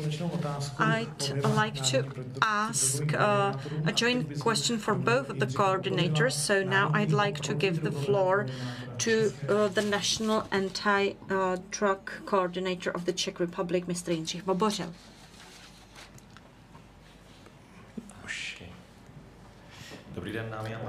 Hello, ladies and gentlemen. Hopefully I can speak English, or should I speak? Or I can speak Czech? Czech, yes, please Czech. As most of you or all of you know, addictions are one of the greatest issues in the area of prevention and public health, as well as in medicine and other areas. 14,000 people in the Czech Republic die early in consequence of smoking, and I could give you more data, but the time is running, so I'll try to follow up with the or elaborate on the information provided by Piotr. So I don't want to repeat what he said. I'll just try to add more information. There are differences between the Czech Republic and Poland, but there are also similarities, so we can take lessons from each other. Years ago, we said that the policies should be integrated, just like Piotr said. The reason is very simple. The different addictions are interrelated. An ASPOT study made in 30 countries focused on the use of various types of substances among 16-year-olds. And you'd be surprised how the high use of tobacco has to do with the use of other illegal substances and drugs. Some studies show that if a young person starts to use alcohol and tobacco in excess before they turn 16, there is a much higher risk of their dependence on illegal drugs. It may differ from one region or continent to another, because there are regions where there's basically no drug use. But as for Europe, the situation I described can be seen across the whole continent. Here you can see an axis. I don't want to go into detail on that. Let me just add that, like in Slovakia, we said that the topic was so important that it needed to be integrated not only as policies, but also on the level of the Prime Minister, because the national coordinator is directly subordinated to the Prime Minister. There are many topics which go beyond the framework of medicine. We, I'm sure, all understand that those who take drugs or are addicted or gamble can end up in a very complicated social situation. So, as Piotr said, you can't just say that you can deal with the topic without working together with the community and NGOs. Of course, there are other factors, such as taxes. All studies of the WHO show that the price of legal substances has a direct impact on the growth of or decrease in the use of illegal substances. So there are various factors. It is also a question for the police, the judicial system, customs officers, educational institutions, and so on and so on. The topic is really complicated, and it's hard to coordinate under just one ministry.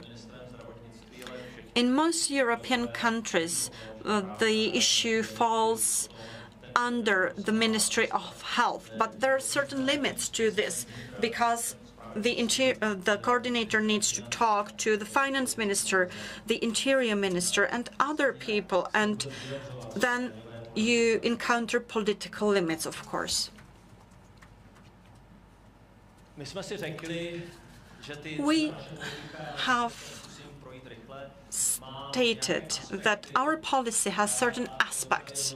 Piotr mentioned the evidence-based aspects, but this is complicated in social science. Yesterday, or the day before yesterday, I was talking to one of my colleagues from the world of medicines, and the lady I was talking to said, "Oh, you're just making statistics, it's not science." And to a certain extent, it's true, because frequently we look at the same numbers and the interpretation is quite different. So if you have evidence-based information, the big question is, what should I do when I deal with politicians or with the public or with teenagers? But I do believe that we got some sort of evidence, and we basically know which path we should take. But there are so many myths and policies that it's really hard to push through the reason and the common sense. So the policies need to be realistic. Just look at the forum here. Which one of us doesn't drink alcohol or doesn't smoke a little bit? I mean, we all have certain bad habits. So in the drug policy, we only got two ways forward, or in the addiction policy. Either you say that the core focus will focus on reaching a world without tobacco, without alcohol, without sex, without anything. and we'll all be happy and sober, as in science fiction movies.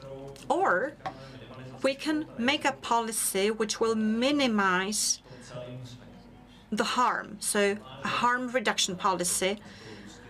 It'll be well balanced between the judicial world and the preventive efforts.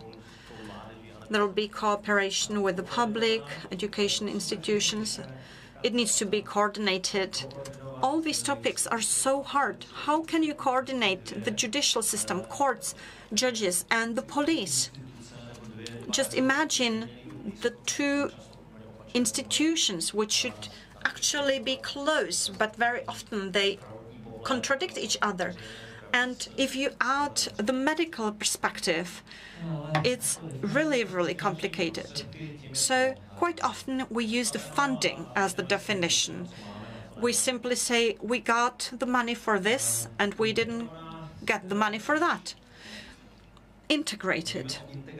Talking about integration of topics, we also need to touch on the integration and coordination of the stakeholders. They are stakeholders who influence public opinion, who influence the amount of the regulation and the efficiency of the regulation or its harmfulness. There is a national strategy. This year, we'll be presenting these 5 action plan objectives. They are the objective of the national strategy.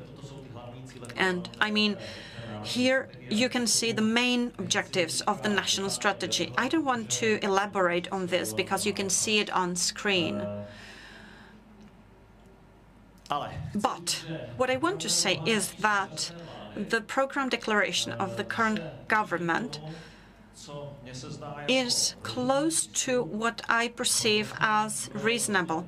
And this is why I agreed to cooperate with this government. I actually quit in 2018 and I'm coming back.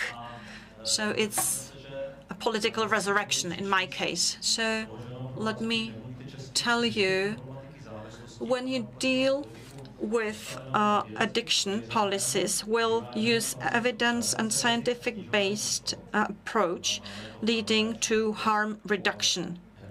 So harm reduction is at the core.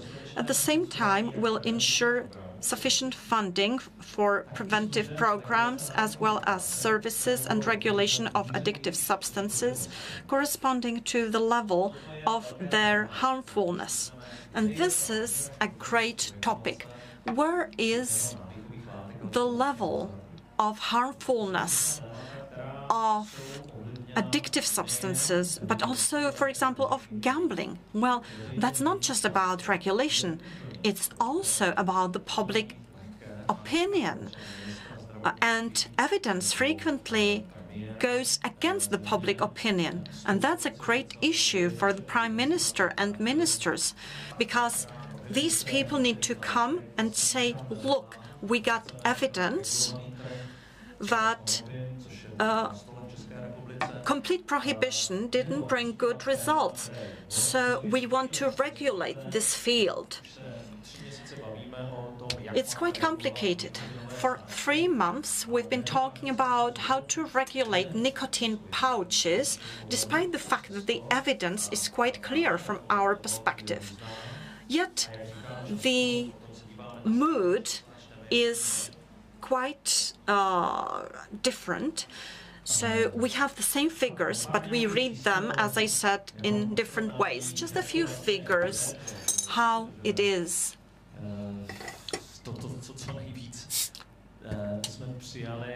We have adopted a lot of things, but smokers and dealing with smoking has the biggest impact. Here you can see the different figures, the daily consumption of alcohol, 10 million inhabitants in the Czech Republic, and you can see that 10% of the population drink alcohol daily. And some people believe it's good for their health, actually.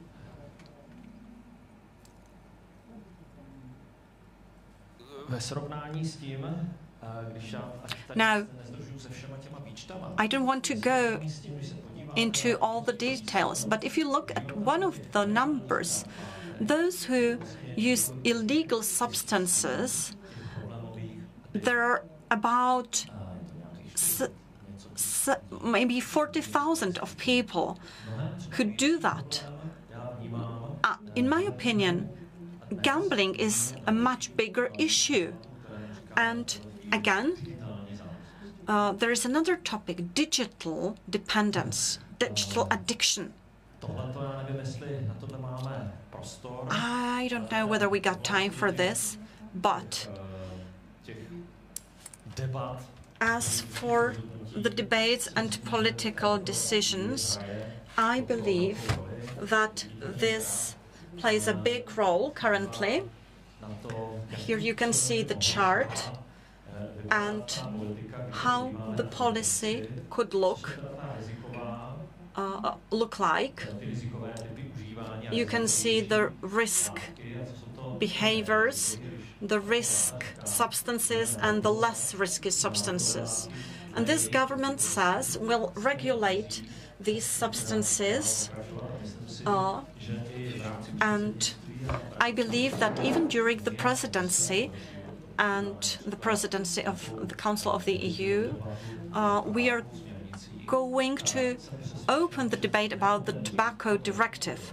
And I know it's hard to open this debate from the political perspective, but I think it's a crime not to do that. There are people dying.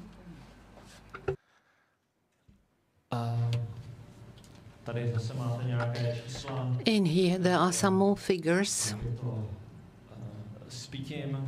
What's the situation in drinking?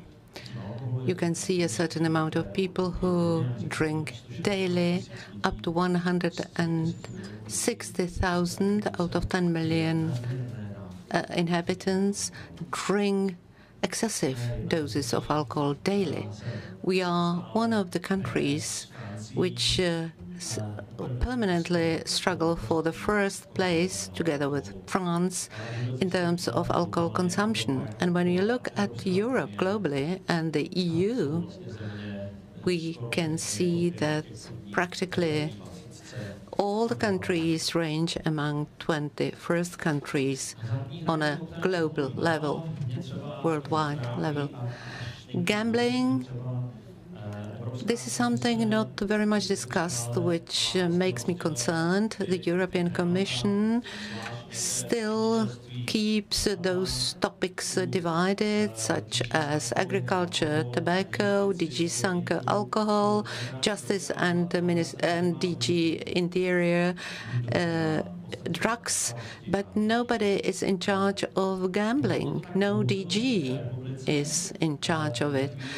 It used to be similar in the Czech Republic. Nowadays, this is the Ministry of Finance that plays a dominant role of a regulator, and it was quite an important topic to political mandate periods ago. At that time, every single political party had a solution to gambling in their candidature programs. Now it went in the background again. I'm almost at the end. Yes, yeah, I know.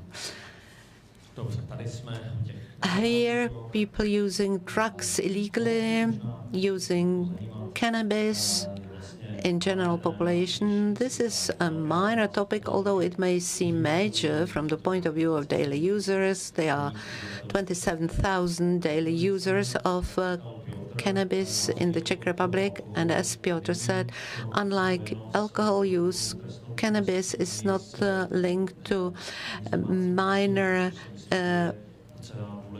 misdemeanor or domestic violence.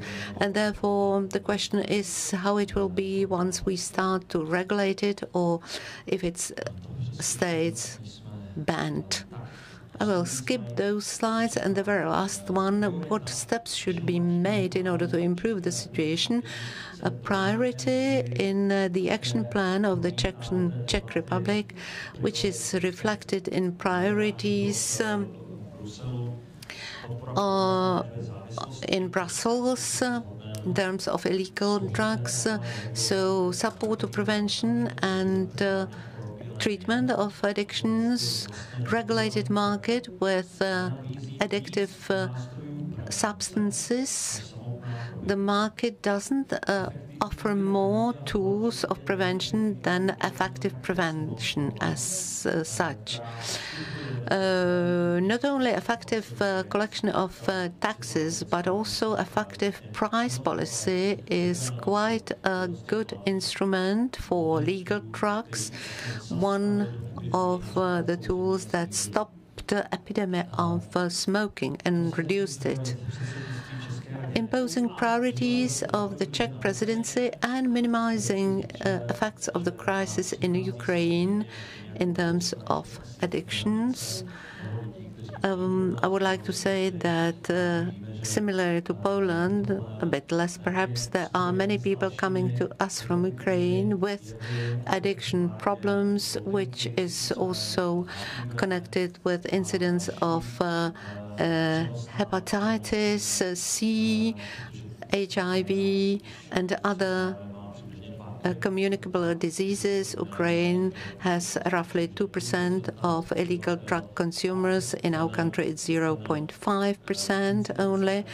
And the incidence and prevalence of illegal drug users in Ukraine is much higher, as well as incidence and prevalence of related diseases. Thank you very much. No time for questions. I will ask now Deputy Director of the General Health Insurance Company, Ivan Dušek, excuse me. Dear moderator, Duškov, excuse me. Dear moderator, I will make you happy now because I made my presentation much shorter because so many things I had my presentation were already expressed or described or defined, so I reduce it down to a couple of slides. Since this block is dedicated to awareness campaigns, to literacy that is definitely connected with prevention of diseases and addictions, I focused on some basic theses and statements I'm going to present now.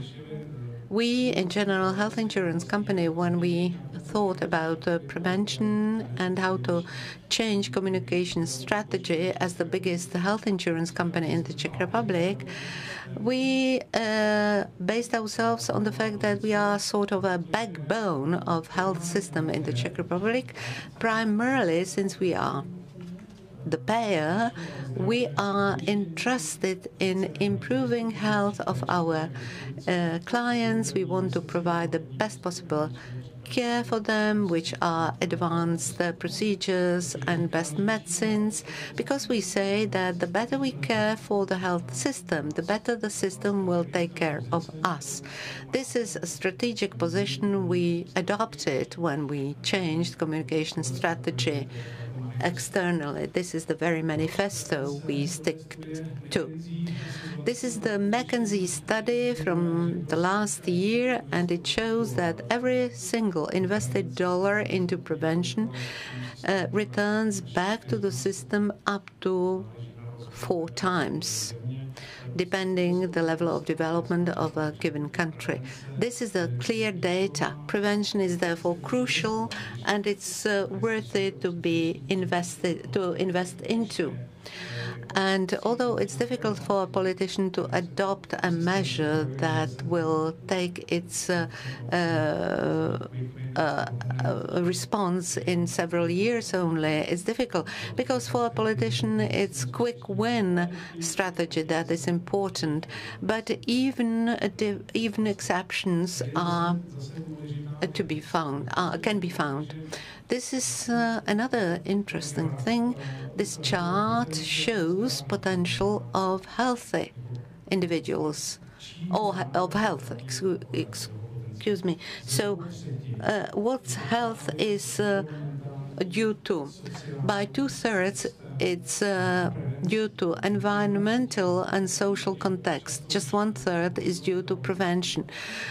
Very often when we speak about health system, we notice physicians, we note surgeries, we notice pills, but this is just 1/3 of health condition. 2 more thirds are done by other contexts. Prevention is linked to health literacy. This is an obvious topic. Our situation is not ideal. Dr. Štechová, who is present in the hall, she was at the beginning of the existence of the Institute of Health Literacy. That was an institution that's paying attention to this topic, health literacy. When I skip the data, our situation is not ideal. At 60% of the population, the health literacy is inadequate and problematic. People do not understand, do not grasp. This is it has its effect in this wave of anti-vaccination actions. And although vaccination is the best possible prevention method, it rose so much adversary reactions in this country. And since we have colleagues from Poland and other EU member states, and the EU is to a certain degree harmonized, in terms of health literacy, we are rather at the queue, at the level of Bulgaria. Why do I say it? Because it needs to be changed. We, as health insurance company, we decided to opt for the way of improving this literacy. We have more than 6 million clients. It's really a large community, and it's certainly worth it to pay attention to education. But how to pay attention to education if another research shows that awareness-raising campaigns focused on public health is least effective from daily indicator. I mean, years spent in invalidity, disability, while the most effective measure is reducing our food portions. How to match that? How to make an awareness campaign if you know that it is not finally very efficient when we consider final behavior of recipients of the campaign, I mean the population. And therefore we address the company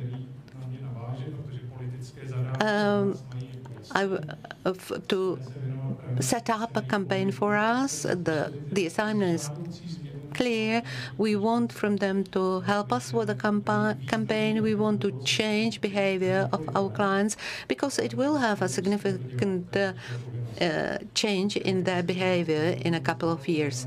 So I would like to pass the floor to Leonard so that he explains what I meant, of course, with permission of our moderator. Yes, it will be Mr. Leonard Savage, Global Creative Director from McCann World Group. Dobrý den všem. Omlouvám, nemluvím česky. Hello, I'm sorry I can't speak Czech, so I'll... I've been here all day listening to a lot of amazing presentations, and you should know I am not a healthcare expert. I am not a public policy wonk. I'm not a medical professional. But I have spent 20 years spending every waking moment thinking about problems and solutions creatively. And I think that right now, the questions about preventative care that are happening, not just with our client VZP, but in and around public policy, in and around healthcare and healthcare adjacent categories, I do believe is the most urgent and interesting creative brief that's on the table now. So I'm going to be speaking to you as a communications professional who receives a lot of briefs in this space and has to somehow get it out to the public in a new way. So I do apologize. I don't have any charts. I was once told, do not put a chart in a presentation if you are not prepared to explain it in detail. So I'm not prepared to do that. So by and large, this is the brief that a communications agency will get a lot of times. In order to solve the preventative care problem, we must create awareness and influence public opinion. So by and large, I've seen this brief a lot across a lot of different categories, both directly in healthcare and pharmaceutical, also adjacent. And actually, in working with VZP over, say, the last year and a half on the new communication strategy, as well as on some interesting creative ideas, we started to really kind of unpack this a little bit and say, it might not be this easy, right? So I have to ask a question. An opinion about what exactly? Right? So what opinions do people have that are strong enough to create urgent emotions? Right? Because ultimately, if you want effective communications in this space, and all of you have spoken today and heard conversations today about what might seem like an intractable problem, right? Long-term behaviors around self-care, preventative health, and how to use healthcare systems the right way. A lot of that has to do with opinions, right? But opinions create emotions, right? So they need to be strong opinions to have an effective communication. The next thing I would say is awareness about what exactly? And this is part of an effective creative strategy in communications. What are people already aware of about health? And what is something new that they haven't thought of yet? Because ultimately, at the end of the day, creativity in this space, and I believe this is really important for the future of helping the public understand how to use healthcare systems properly, how to properly take care of themselves. The creativity is needed way up front in the thoughts, right? So give them something new to think about, right? Or a new way to think about an old thing. That is a really important thing for us in communications right now. And it's happening across everything, but especially this category given the recent pandemic, but then also long-term problems that have been plaguing it anyway over the past decades.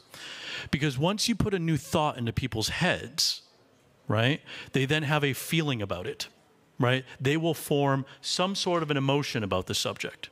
Negative, positive, those are okay. What you do not want is apathy. And then finally, once you have a feeling about something, you have a strong emotion about something, that is when you start to change behavior, right? So you can't just creatively go tell somebody, do this new thing, change your behavior. You have to get them all the way down. And that is I think the beauty of the interesting work we're doing for VZP, which is one of our most interesting clients we have in the whole house right now. This is the chart I did not add, but I was told by my colleague. There was a recent meta-study done across about 30 years worth of HIV studies, so probably about 100 studies or so stretching over about 30 years. And they actually found that the public messaging campaigns around HIV prevention in regards to condom use were really, really, really effective in countries where the education about condom use and sexually transmissible diseases was very low. But when they got to countries where the awareness was much higher, people kind of understood very clearly the basic fundamentals, the campaign's effectiveness dropped down. And they believe that this is likely the case across most sort of public service campaigns in the healthcare space. The more your population kind of knows, the less effective your messaging is, because they're like, yeah, I get it already, I've been told. So oftentimes what we find ourselves dealing with in this space is a concrete problem. So I will give you the problem right now, and then I'm going to show you a solution we have in the works. Concrete problem, people do not understand the importance of preventative care. Most of you would come into the room and leave the room today thinking this, right? So we need a solution. We need a campaign that shows the benefits of preventative care in a new way. That's largely what you give your communication agencies to go out, whether it's on a public service or in a semi-private way, or semi-public way. But what if the problem is what needs to be looked at creatively and not the solution, right? The problem of prevention is not healthcare literacy, but rather financial literacy. And this hints at something that we've been working with VZP, because at the end of the day, they are the financial backbone of the healthcare system. They see more numbers, more data, more costs, more increases.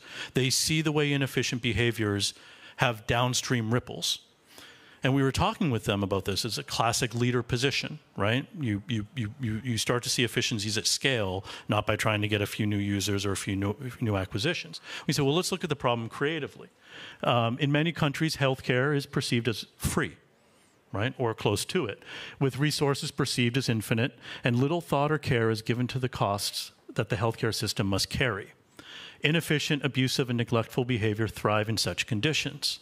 Early prevention is the best mitigator to this sort of waste and inefficiency. I think we can all agree with that. The problem is the problem people don't know enough about their personal health. People kind of know, eat right, get some exercise, drink in moderation, don't smoke. Largely these are known, they're uninteresting. Start to tell somebody how much something in the healthcare system costs, and say, what? You suddenly put a new thought into their head they haven't thought about, and they have a strong reaction, positive or negative, but hopefully not apathetic. So to what we're doing, and I'm going to give you a little preview of a new campaign we're working on with Ivan and his crew at VZP, just to illustrate this fact, is to create basic, so now if your problem is financial literacy, not healthcare literacy, suddenly you start to think differently. To create basic financial literacy for the healthcare system, what if we reinvent it as an e-commerce platform? Now, why is that? Well, because here in the Czech Republic, it is one of the most e-commerce penetrated countries in the world. Czech population uses e-commerce and e-retail for just about every facet of their life. The behaviors are known, they're ingrained, and they come into contact with cost consideration every single step of the way. Think about when you're e-shopping and your cart fills up at the end and you see the total and you like, I'm spending too much, this costs too much, I don't need all of these things, I need more of this. You start to think about cost differently in an e-commerce environment. And we said, well, what if we make the healthcare system into an e-commerce experience to help people create that connection? Time, please. So I'm just about done, I apologize. So we redesigned the healthcare system as an e-commerce platform. This is a prototype, it's in the works.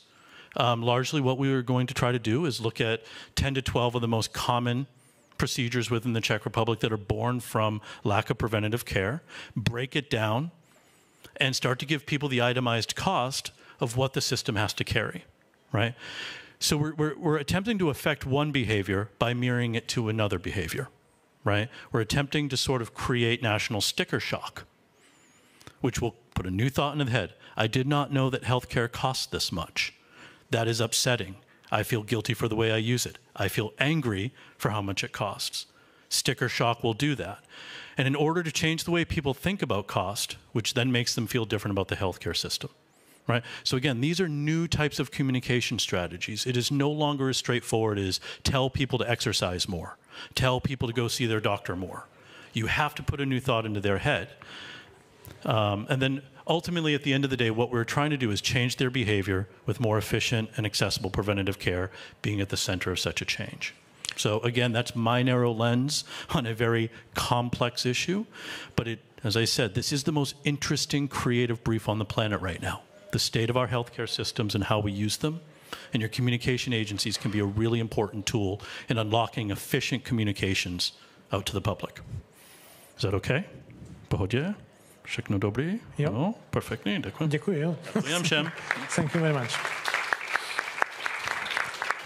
A nyní požádám pana Martina Smatanu, předsedu. Now I'd like to give the floor to Martin Smetana, the chair of the supervisory board of the General Health Insurance Company of the Slovak Republic and health analyst of Slovakia. Thank you very much, and I'll just wait for my presentation. Presentation, please. Okay. First of all, I haven't had a chance to meet you all. So for 5 years, I have been in charge of the budget of the health ministry in Slovakia. I was a member of the WHO, of the World Bank, and so on. This picture was taken for Hospodářské noviny, a Czech daily, and I hope you like it. As I said, public health was one of the topics that I had to deal with, and I'd say that I'm a health care system dealer. When I worked together with the Institute of Financial Politics, we said we'd eradicate children's obesity within 10 years. We said we'd tax all sweets and candy. We created an analysis. It consisted of 10 pages. We had a great press conference, and as you can tell from my smile and my pale face, it was a disaster. Nothing happened. And this has to do with the title of this block, this interdisciplinary approach in public health policy making. We ignored all the other stakeholders, and we ended up in a fiasco. There was even an anti-study conducted to kind of discredit our project. So this failure didn't discourage us, and we conducted other 3 analyses. The first one was issued in October 2021, and we focused on how many lives we'd save if we reduce the consumption of sugar, salt, tobacco, alcohol, and so on. And we looked at the policies that we could apply to achieve this. We prepared the same thing for the Czech Republic. We'll publish it this week or next week. And then we made a summary analysis. And this analysis is called the Readiness Index. It talks about the readiness of Central and Eastern European countries for the challenges. I think Slovakia is number 6, and the Czech Republic is doing a little bit better. We are lagging far behind the Netherlands and Denmark. So, considering the consumption of sugar, alcohol, tobacco, and so on, we are doing bad.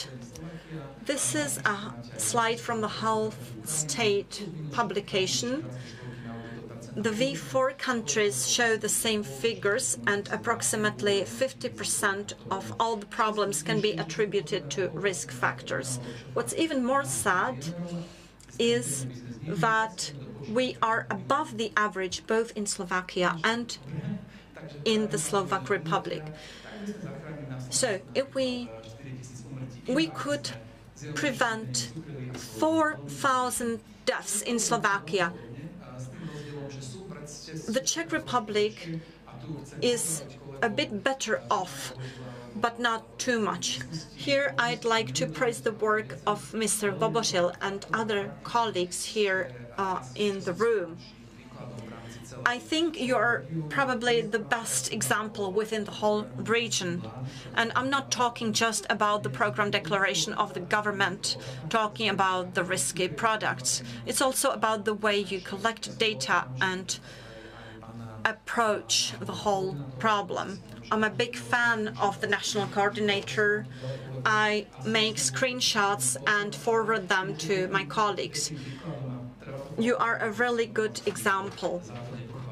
And I don't think there are too many people who tell you that. In analysis, we made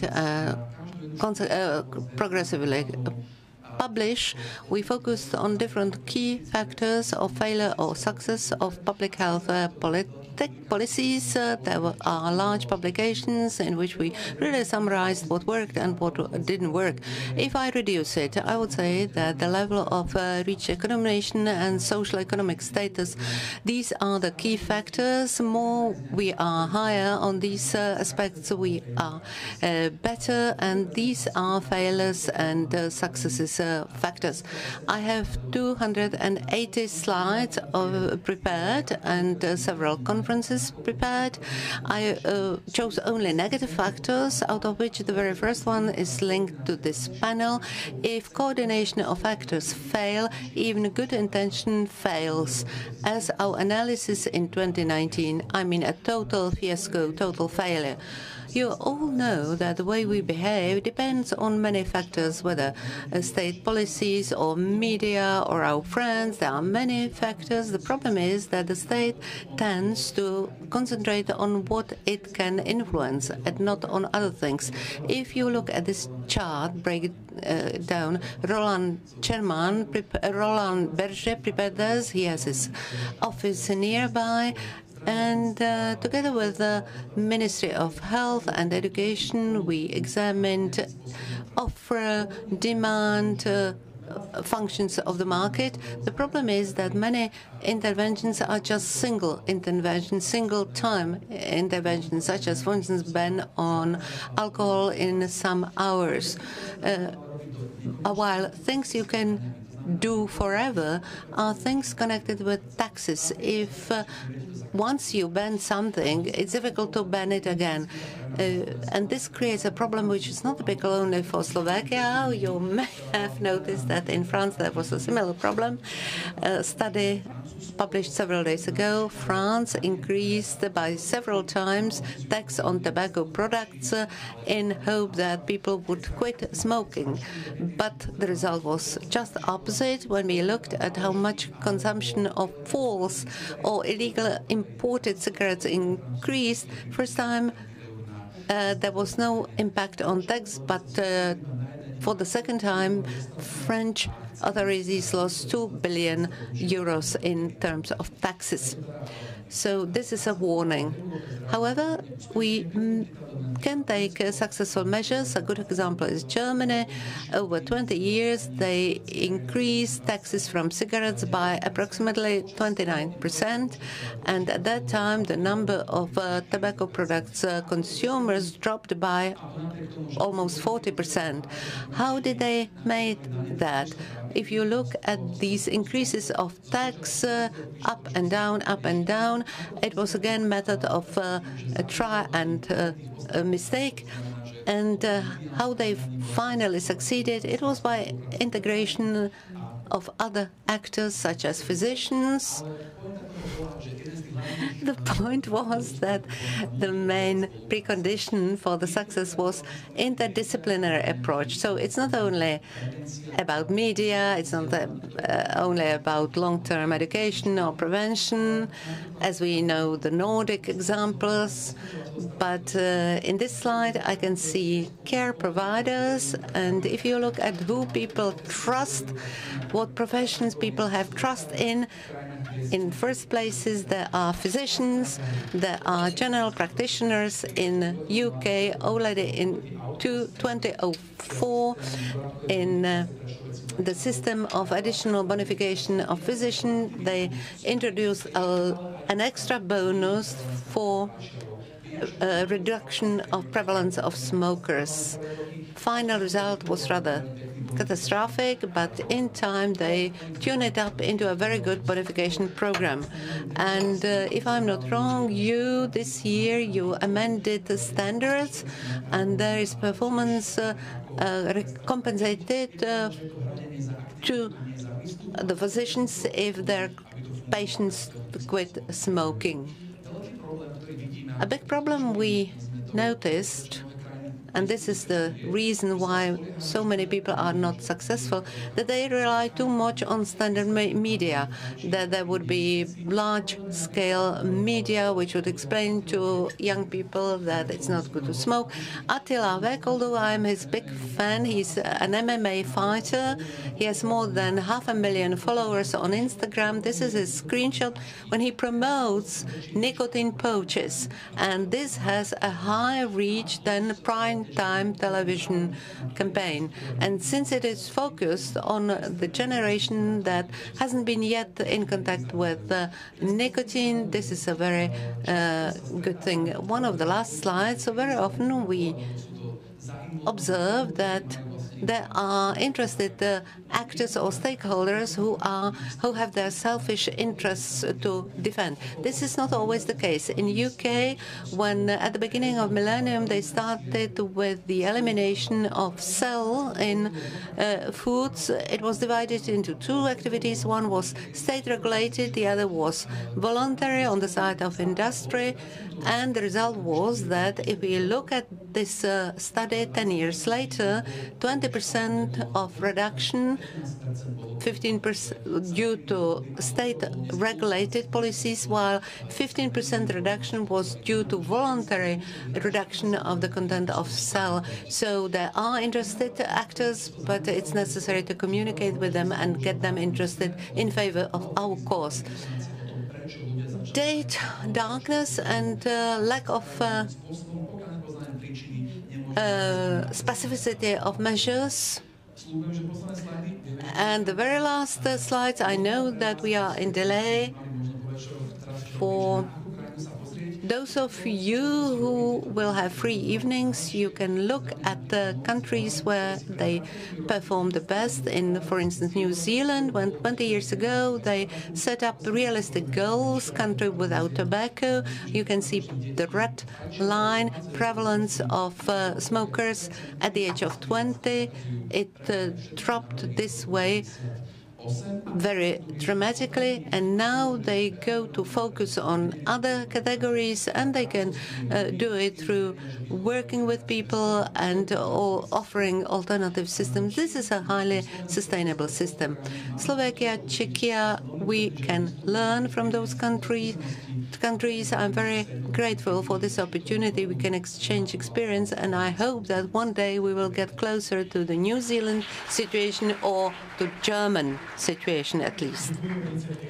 Thank you very much. I apologize to all the speakers and the audience. No time for questions, although they would be certainly useful and interesting. There will be no break. Thank you very much. And we continue straight away with ministerial debate that will be moderated by Mr. Ivo Hartmann, publisher of the Medical Daily.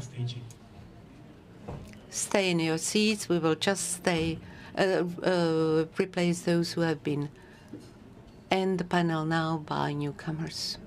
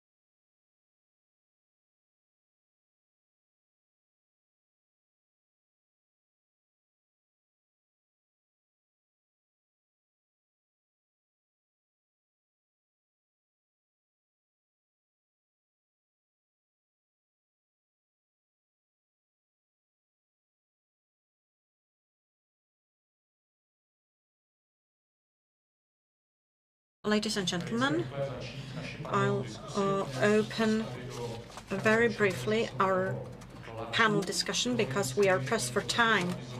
And let me just tell you in the beginning that the panel, due to the precise agenda of all the participating ministers, will be stuck to because there are ministers on the panel. So let me open the closing panel debate of this international panel, its second year, the panel which is called the Economics of Prevention. Let me welcome here among us Vlastimil Válek, the Deputy Prime Minister and Minister of Health of the Czech Republic. Hello. Vladimír Langvarský, the Minister of Health of the Slovak Republic.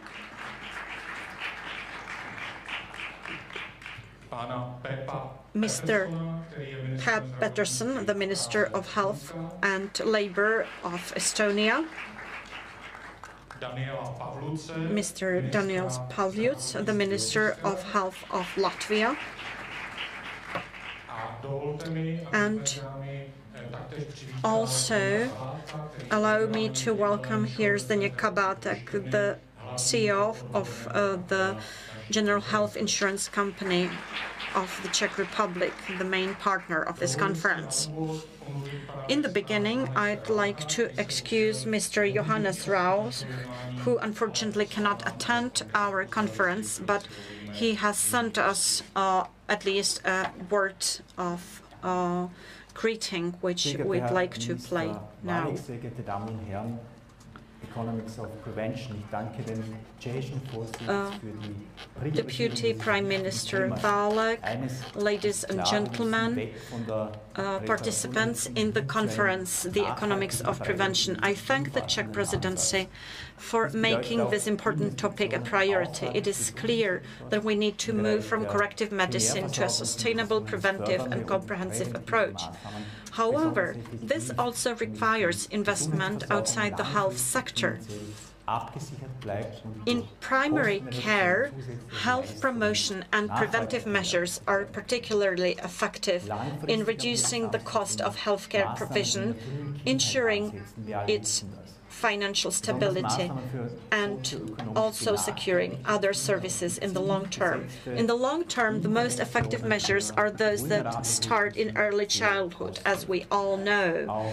In particular, measures for children from socio-economically disadvantaged backgrounds and targeted measures for vulnerable groups are very cost-effective. Immunization programs are also proving to be very cost-effective. Here, it is not only the direct savings due to the reduction in the cost of treatment and medicines that need to be taken into account, but also the indirect savings, such as the reduction in sickness absence. As you are also dealing specifically with the subject of vaccination today, open, transparent and comprehensible communication should be the main focus of information measures. In addition to active communication aimed at the target group, it is essential to ensure basic, simple and low-threshold access to information. Regarding the European Cancer Plan, the European Union is particularly concerned with measures to reduce inequalities in the EU, ensuring equal access to all care structures, as well as to innovation and progress, regardless of age, gender, origin and socioeconomic background, is crucial, and this is enshrined as a strategic objective of the Austrian Cancer Framework Programme.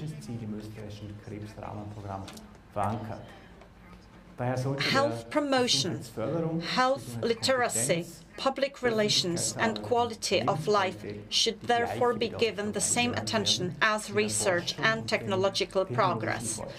Adequate public education is also essential, particularly in the form of organized screening programs and lifestyle modifications that can reduce the risk of cancer, such as smoking, obesity, and so on. In the field of cancer screening, an early detection program for breast cancer has been in place in Austria for several years. All the flagship initiatives of the European Cancer Plan are to be welcomed in principle. It is notable that the area of primary cancer prevention, for example, by promoting healthy lifestyles, health factors throughout life and reducing environmental toxins, is not given separate attention. In my opinion, more focus on these topics would be desirable. Thank you for your attention. Děkuji velice pěkně panu ministrovi. Thank you. Thank you very much. Je úzce svázán s českým předsednictvím a s tématy českého předsednictví v Radě ministrů Evropské unie. Jedním z těchto témat je otázka rakoviny. Abych se proto chtěl zeptat pana místopředsedy vlády a ministra vlády. Thank you very much. And sorry, I can't hear the microphone. Yes, good. The Czech presidency has prepared several topics. Minister. Thank you. We need to realize that the EU does not have a single health policy. In my opinion, we are at a historical turn point, and this is due to the COVID pandemic. We've gone through joint purchases of vaccines, and there is an ongoing debate about whether a part of the health-related problematic should or should not be coordinated within the EU. It seems that the discussion is very effective and there is a great consensus on that. Oncology is an example. As regards our presidency, we'd like to discuss what was dealt with during the Brno conference. So we'd like to create a network of oncological institutes within the EU. We would want these institutes to cooperate and to be interrelated scientifically and on the expert level. We'd like to unify the protocols and define a certain minimum. The war in Ukraine and the rise of, in my opinion, the second Hitler has led to the fact that we've realized that there are people, Ukrainian citizens, who are trying to flee the war, and they have been treated in different ways. And when they go back to Ukraine, they are treated still in a different way than here in the Czech Republic. The second thing is screening. That's the early detection of oncological diseases. We'd like to standardize screening programs to talk about what quality means. Of course, there have been screening programs going on for years, but there are screening programs for rectal tumors and other tumors where we need to improve. There is, for example, a pilot project regarding lung and prostate cancer. That's a huge topic. We'd like to be a country that will propose a screening protocol. And then prevention. And here I'm not just talking about preventive checkups. I also talk about healthy lifestyle and healthy diet. I'm happy that we live in a democratic society, but in this society it is very hard for the country or the state to interfere and intervene. Just remember the example of the prohibition in the US. So what we need to do is to explain and raise awareness. And if the country or the EU decide to regulate something, it must be on a national or even pan-European level. My frank opinion is that I'd wish every European citizen life which would have the same stir or the same quality as Rolling Stones, but at the same time I'd wish them the reaching the same age as Mick Jagger. Thank you very much. I'd like to ask two questions. What are the factors that have an impact on the equality of access of patients to oncological treatment? And second, a reaction to the priorities of the Czech presidency in the area of prevention and oncology, but also more broadly regarding the European plan in the area of prevention. And I'd like to give the floor first to Mr. Lengvarský, but then also the other ministers. Thank you very much for the invitation. We all know that the factors are basically the same in all countries, whether it's the age, the gender of the patient, his or her socioeconomic status.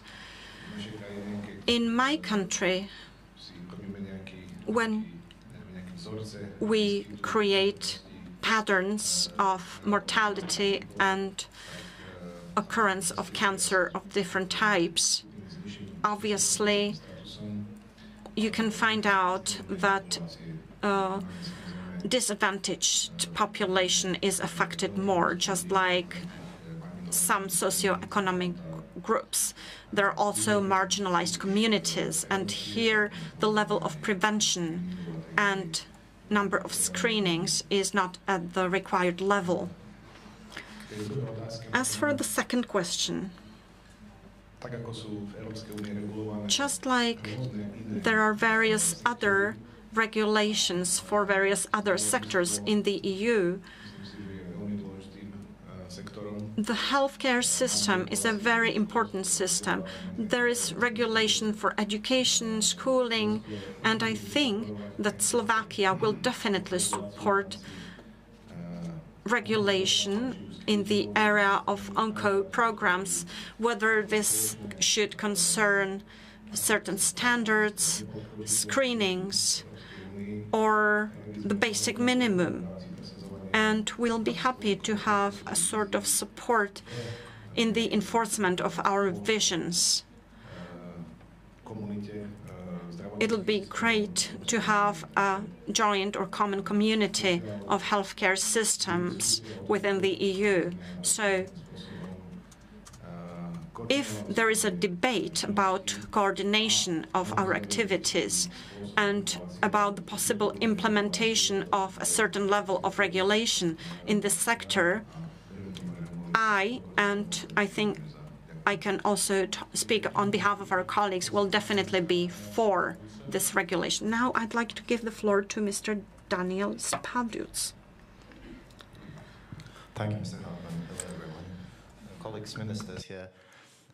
It's a pleasure to be here. And let me say that we fully support Czech presidency's priorities set forth, which move forward the agenda that has been set on the stage in the health area in the EU. I'd like to echo what the Czech minister mentioned in the beginning of this panel, that essentially the pandemic has perhaps spurred on, given extra impetus to the developments that took some time to develop, that EU can do much more in health. And not least in the areas that we're discussing specifically now, one of those being the cancer treatment, and for the simple reason that cancer is that one area where we know that in most countries in the EU, indeed every country, there are lives to be saved by doing things in a better a more meaningful way, and actually in a more coordinated way. We know that there are lives to be saved, there are years, healthy years of life to be gained on a massive scale. And this is not just a matter of spending more money. It's actually about spending more money more wisely in a more coordinated fashion. And the other area, which I will not particularly dwell at this moment, this is closer collaboration in other areas, in vaccine procurement, technology, introduction, etc., where EU could do much more in the future, and we are working on it to actually act as a purchasing bloc. As a coordinated player, and obviously we did a lot of progress with COVID vaccine procurement and a lot of learning there. Imagine that we would be buying natural gas now as we bought vaccines, right? Europe would be a better place this winter. Anyway, so going back to oncology. Thank you. Going back to oncology and cancer. Now, very clearly, the focus of the EU Beating Cancer plan, among other things, but very particular focus is on equal access and inequalities in this area. And clearly we can see that there are inequalities among countries, within countries, and between different socioeconomic groups. And again, as usual, as many complex problems in the world that can be dealt with in a sort of fractal fashion. So the big system, the macro system, is a mirror of the small. In other words, the issues that we have of coordination, of lack of unified standards, insufficient coordination and cooperation between various centers of excellence of treatment across the EU, lack of unified, equally applied standards of cancer care, digitization, which has been haphazard and fragmented within countries and between countries. All of these things mirror same processes within states.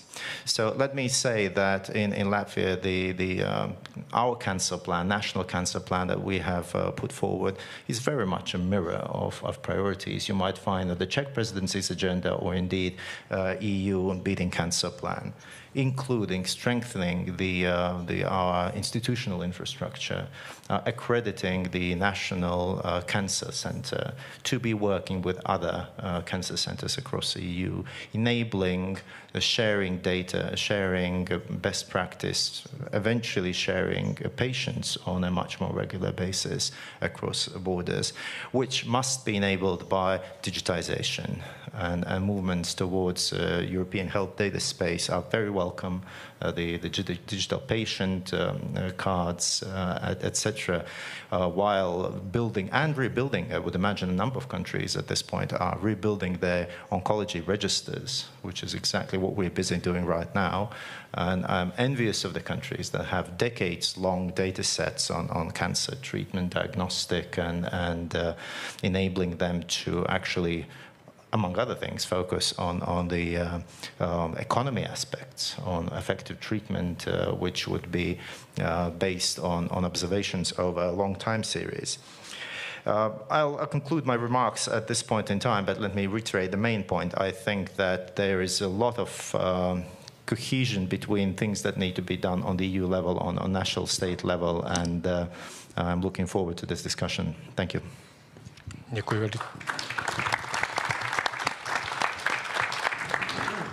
Děkuji velice pěkně a nyní bych poprosil. Thank you very much. And now, Minister Peterson. I hope it's on. Yes. Yes, it's really nice to be here in Prague, the capital of Czech Republic, as a presidency of EU. We had the same situation 5 years ago, and then we don't envy you in some sense, but in the same time, yes, actually, it's really nice to be. It's a beautiful city. What I wanted to add to what has been spoken before, we have a lot of knowledge and wisdom about cancer, and this is actually something we need to use in the most effective way. We know that some countries have some parts using this wisdom and doing it really well. In some other parts, we are doing it less well, but doing something else well.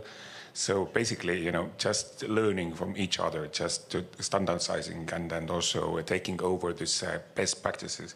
This is something we really need. Yes, in Estonia we also have this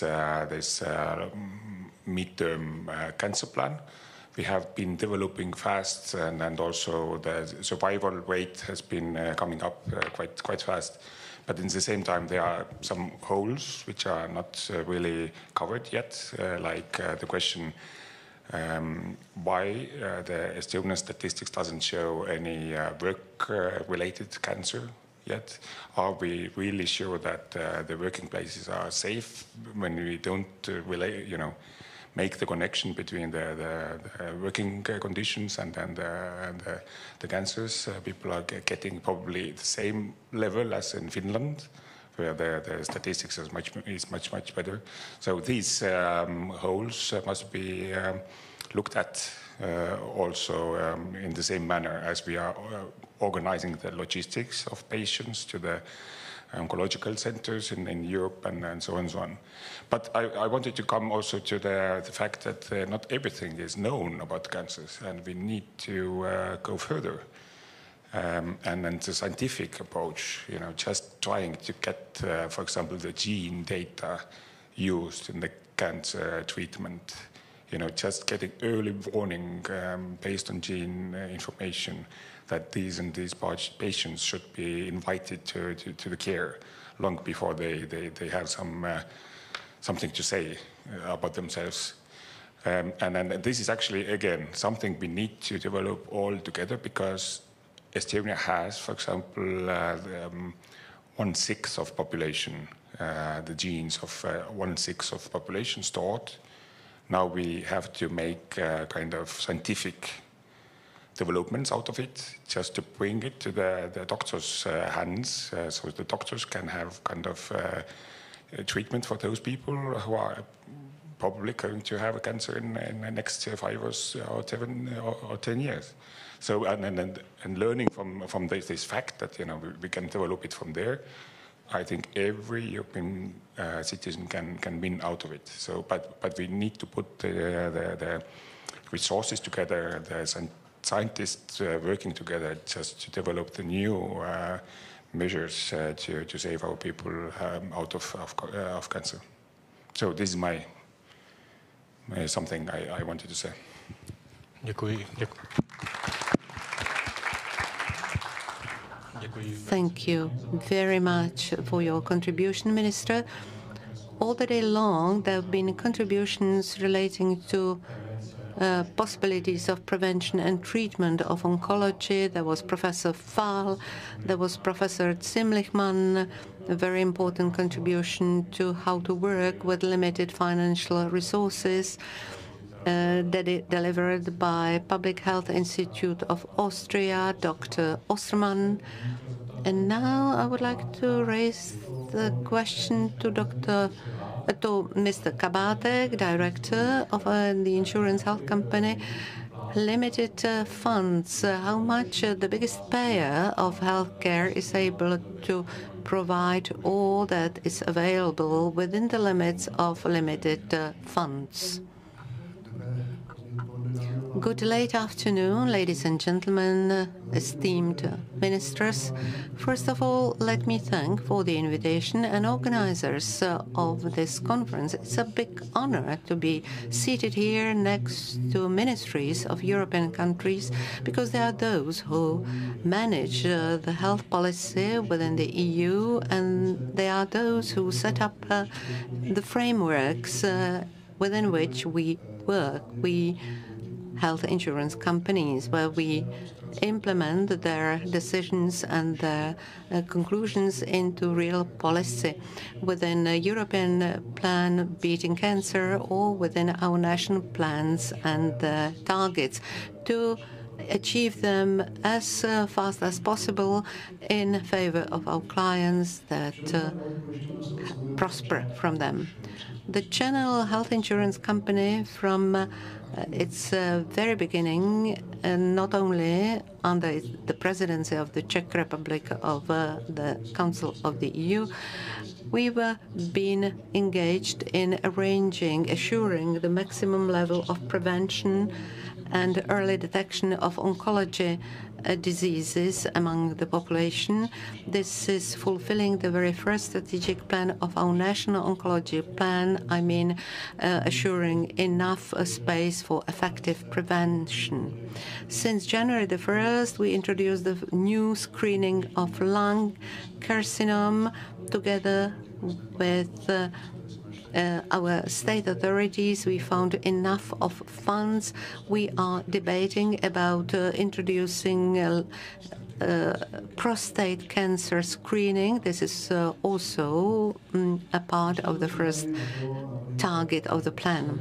For sure, we are ready to fulfill the content of the second strategic plan, which is to provide our clients, the citizens of the Czech Republic, an equal access to top-level oncology treatment, to most innovative and advanced methods and tools.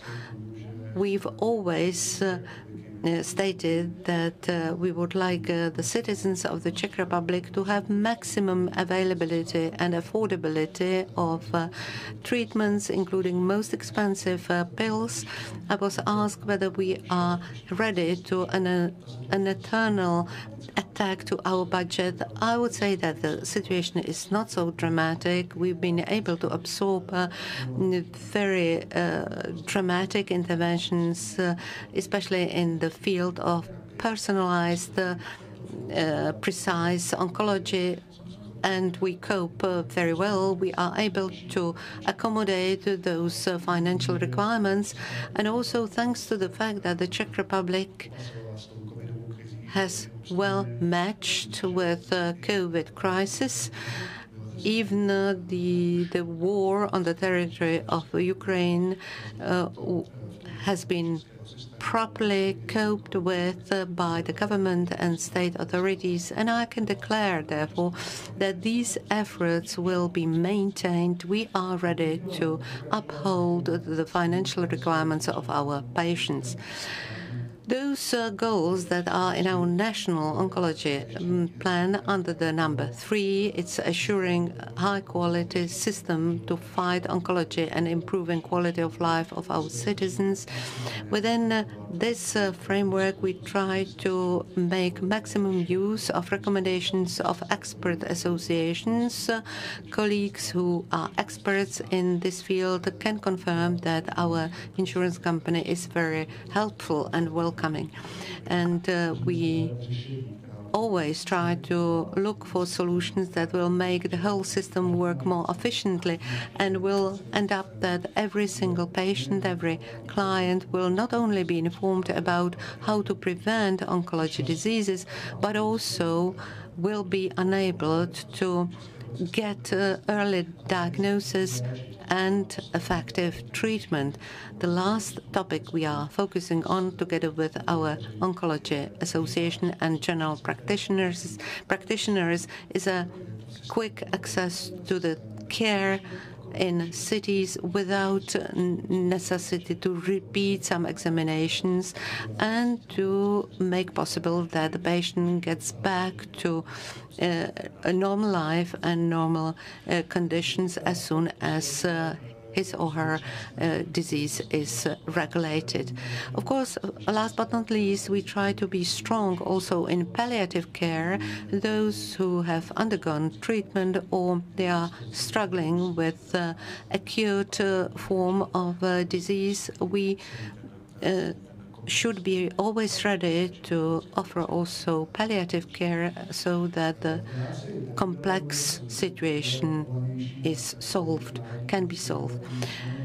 National policies of health, of public health, I would say that it's very important that I agree completely with Minister Válek's word that there is not only one national policy, that there are different policies, and it's an added value that, especially in beating cancer, we found consensus, we identified standards that are highly efficient and can assure that oncology will stop to be such a threat as always was understood. Our concept is able to offer such solutions that several years ago could be considered to be sci-fi solutions. We should not be ashamed of our achievements. Yes, indeed, our general health insurance company has been and will continue to be able to cope with the increasing costs of the treatment and prevention. Thank you. Thank you very much. One of the most historically proven and most economically efficient tool, vaccination, is something that enabled us to eradicate a number of infectious diseases out of in Europe or displace them out of Europe. Now we are getting under pressure of public opinion, where, as Professor Bábela mentioned today, over the last 5 years, we've obtained more information than throughout the history of mankind. However, it turns out that there are certain limits, how to work with the information obtained, how to work with public opinion in the sense to strengthen the credibility of public health policy. Also, in this respect, Czech presidency comes up with a new activity. I would like to ask Minister Válek, what is the agenda in vaccination field and in connection with Czech presidency?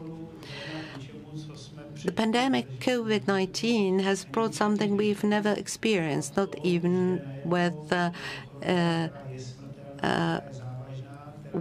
other infectious diseases. A disease that is extremely infectious with threat of death and serious health impairment has just one solution, and it's vaccination. And we, as physicians and scientists, and many of them are sitting here, we have re-examined our recommendations several times. We follow different paths in different countries, and today we are in a situation where we do have efficient vaccines against this disease, and I hope that the negotiations we will have tomorrow with the management of Moderna and Pfizer will result in good things for the European population. However, we also have a tool how to early diagnose. We have PCR tests and antigen tests able to detect very quickly the type and mutant of the virus. We also have treatment, we have antiviretics, and it seems that some monoclonal substances in combination with Paxlovid could be efficient as well in some protocols. This is a disease that can end up with deaths. It's a disease that paralyzed number of industries, has been paralyzing it for 3 years. It's a disease which, when I simplify it a lot, can be diagnosed very easily, and there is effective treatment for it today, and our role is to push this even further. This is the same with all types of prevention. COVID has showed that immunization is the basic tool of prevention. Just think of how many people believe that US astronauts didn't land on the moon. So there is nothing new under the sun. If you look at the first articles in the newspaper, if you think about the articles regarding the vaccination against variola, there were pictures of people with horns, and the author said, you'll end up with horns if you get vaccinated. And then eventually medicine and science won, and it will win even in this case. So we want to lead a debate about the availability of vaccination to all European citizens, the availability of all modern vaccinations, not only against COVID, but also against other diseases. Vaccination should be available, free, safe, and available to everyone within the EU. And the whole block of our tomorrow's debate will be allocated to this, and I believe this will be important to all of us who live in the EU.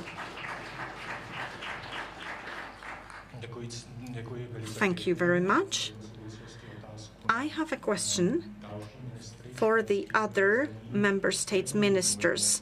Where is the possibility of improvement in terms of vaccination and the perception of vaccination by the public and health professionals?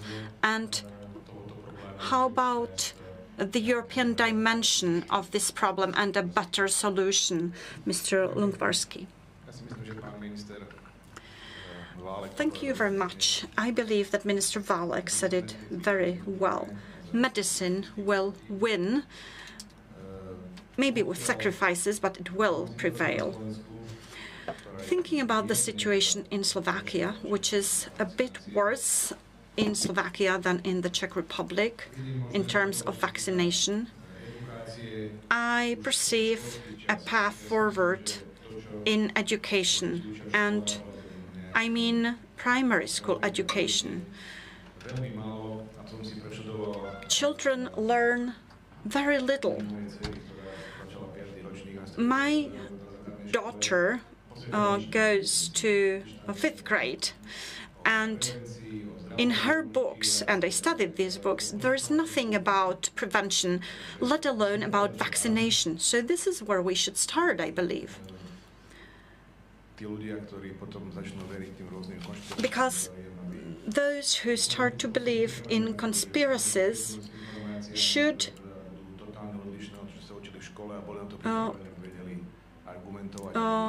actually have a basis. I mean, people shouldn't believe in conspiracies. They should learn at school the right things. And then the cooperation between the healthcare sector and other sectors, social services in terms of children, the marginalized communities, and other stakeholders in the area. We need to unify our steps. And the patients and clients should get the same information from various sources. So we need to be strong and stand together. Medical doctors and health professionals had a hard time during COVID pandemic. There were people who actually cast doubt on the importance of immunization, and vaccination was one of the pillars to fight COVID. It was very hard to refute their opinions, and there were even medical doctors who were against vaccination, and then it's very hard to persuade anybody if the person says, this is what my doctor told me. So we need to focus on education. And I think it's crucial for the implementation of vaccination programs. Thank you. Thank you very much. I'd like to give the floor to Minister Pavliuc. Thank you. Well, the pandemic and the vaccination programs have not come easy to us in Eastern Europe, have they? How many ministers changed in Czech Republic during the pandemic? 5. Yeah, we only lost one, my predecessor. So I came in the middle of pandemic. And I have an election in 3 weeks. So we'll see what they thought of the vaccination mandate and the jobs lost because of not vaccinating and everything else. We didn't exactly do the Austrian thing, but we came quite close. No, it doesn't really help that in the end we are like number 1 or number 2 in terms of primary vaccination in Eastern Europe. I mean, I have election in 3 weeks. Never mind. Ladies and gentlemen, I think that we can observe certain correlations in our Eastern European space, and this is and the causality there exists somewhere. Now, what we can see is that in our countries, compared to the rest of European continent, I mean Western European continent, we have had lower levels in our societies, not just of trust, not just in vaccines, but in medicine, in science, in our governments, and actually levels of mutual trust in the societies. So the problems we are addressing here are actually much broader than just health literacy.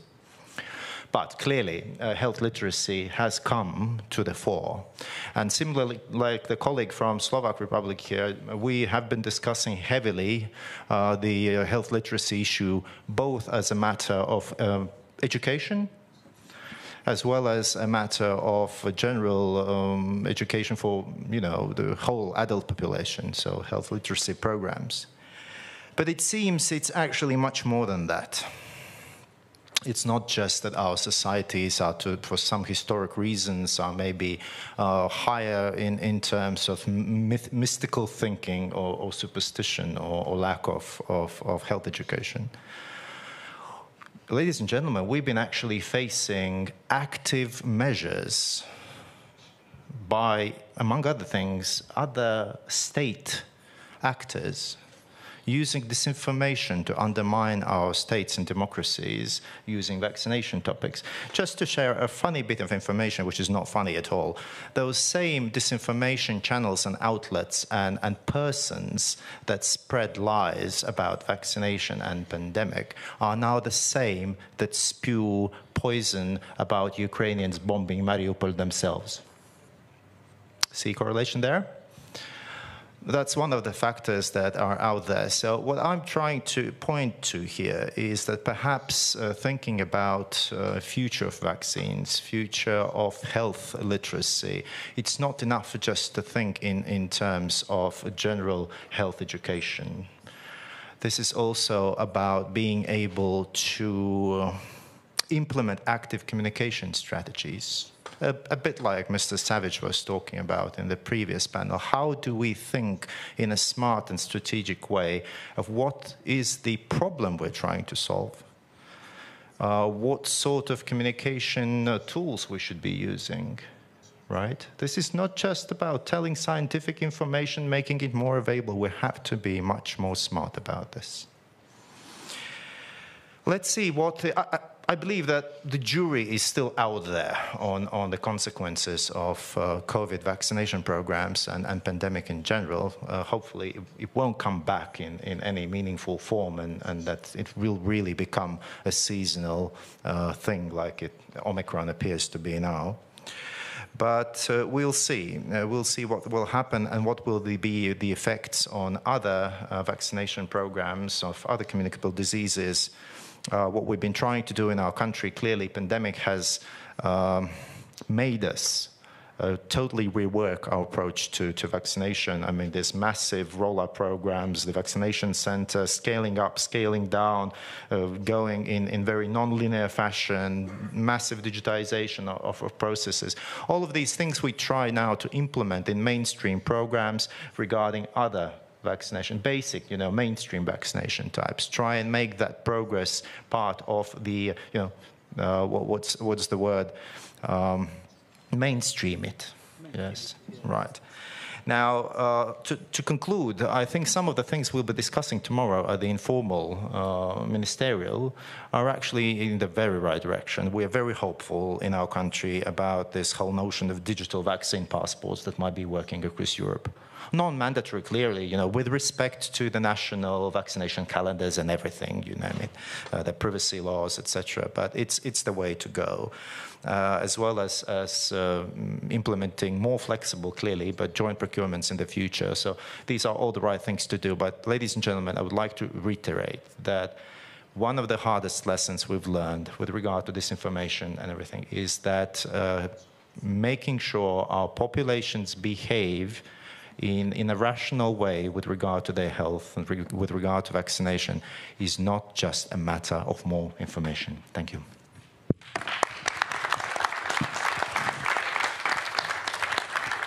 Děkuji a nyní poprosím pana ministra Petersona. Thank you very much. Now I'd like to give the floor to Mr. Pettersson. Go further what my Latvian colleague has said. If I ask you, is world flat or round? I think 9% of people in Estonia would say that it's flat. They have passed all the schools, and probably in Estonia, the quality of schools is really high, in math or in physics. But still, they are saying that it might be flat. It's not the question of training, not the question of schools or kindergartens. It is the distrust in the society. I don't agree. This is the point. But in medicine, the doctors know that the patients are never the same.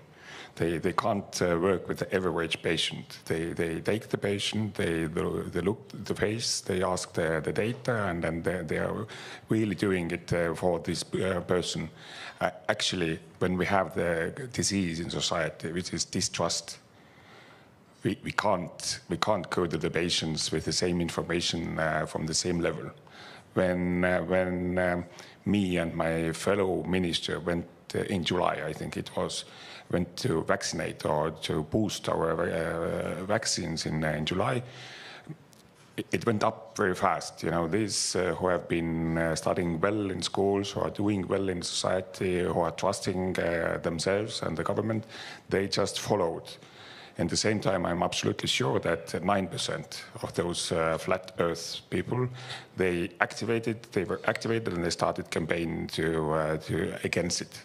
So the main point is not to make it like a digital, like 1 or 0, and the O's are all bad. We have to look at those people who are not ready to vaccinate, and why. They are very different groups. We made this exercise last spring, and we discovered that, yes, 9%, they are hopeless. Sorry. I shouldn't say, the minister shouldn't never say that somebody is hopeless, but you never go there, and then you're never going to win. But there's a lot of hesitation in between, in different reasons. And the question is to whom they are actually listening to. Is it the family doctor? Maybe not. Is it a friend in sauna? Maybe, yes. Is it a boss in a workplace, at the workplace? Yes, maybe. So basically, we need to understand that what the government is saying, it is actually valid only for half of people, and at the same time, we have to enter the message through different paths, use all the structures the society has to make it trustful for people, for common people in society. And this is actually what we have learned. A to jsme se naučili, to jsme zjistili v poslední době. Ovšem otázka je, my nejsme schopni to dělat stejně efektivně, jako se to učíme. Děkuji velice pěkně. Thank you very.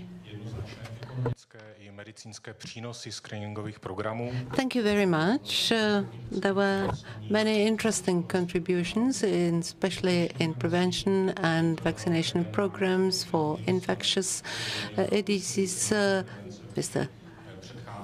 Nelson warned about measures to prevent obesity. Professor Fiala spoke about secondary and tertiary prevention for addictive smokers whose illnesses represent a very significant burden to health systems.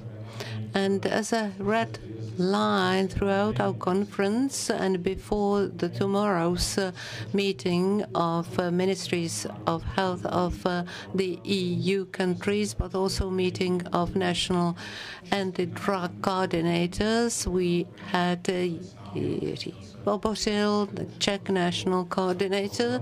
He took part in our previous panel, and in the end, mentioning the role of efficient struggle against addictions in connection with the national programs of prevention and harm reduction. In the end, I would like to ask, Minister, what's your stand on this domain, whether the policy of struggle against addictions is an important part of national prevention and harm reduction policy. Let me not get back to Rolling Stones example. It would not be very appropriate. But as a matter of fact, there are certainly many things that are harmful and not healthy and deteriorate health and increase the risk of oncology disease. It's not only alcohol and smoking and addictive substances.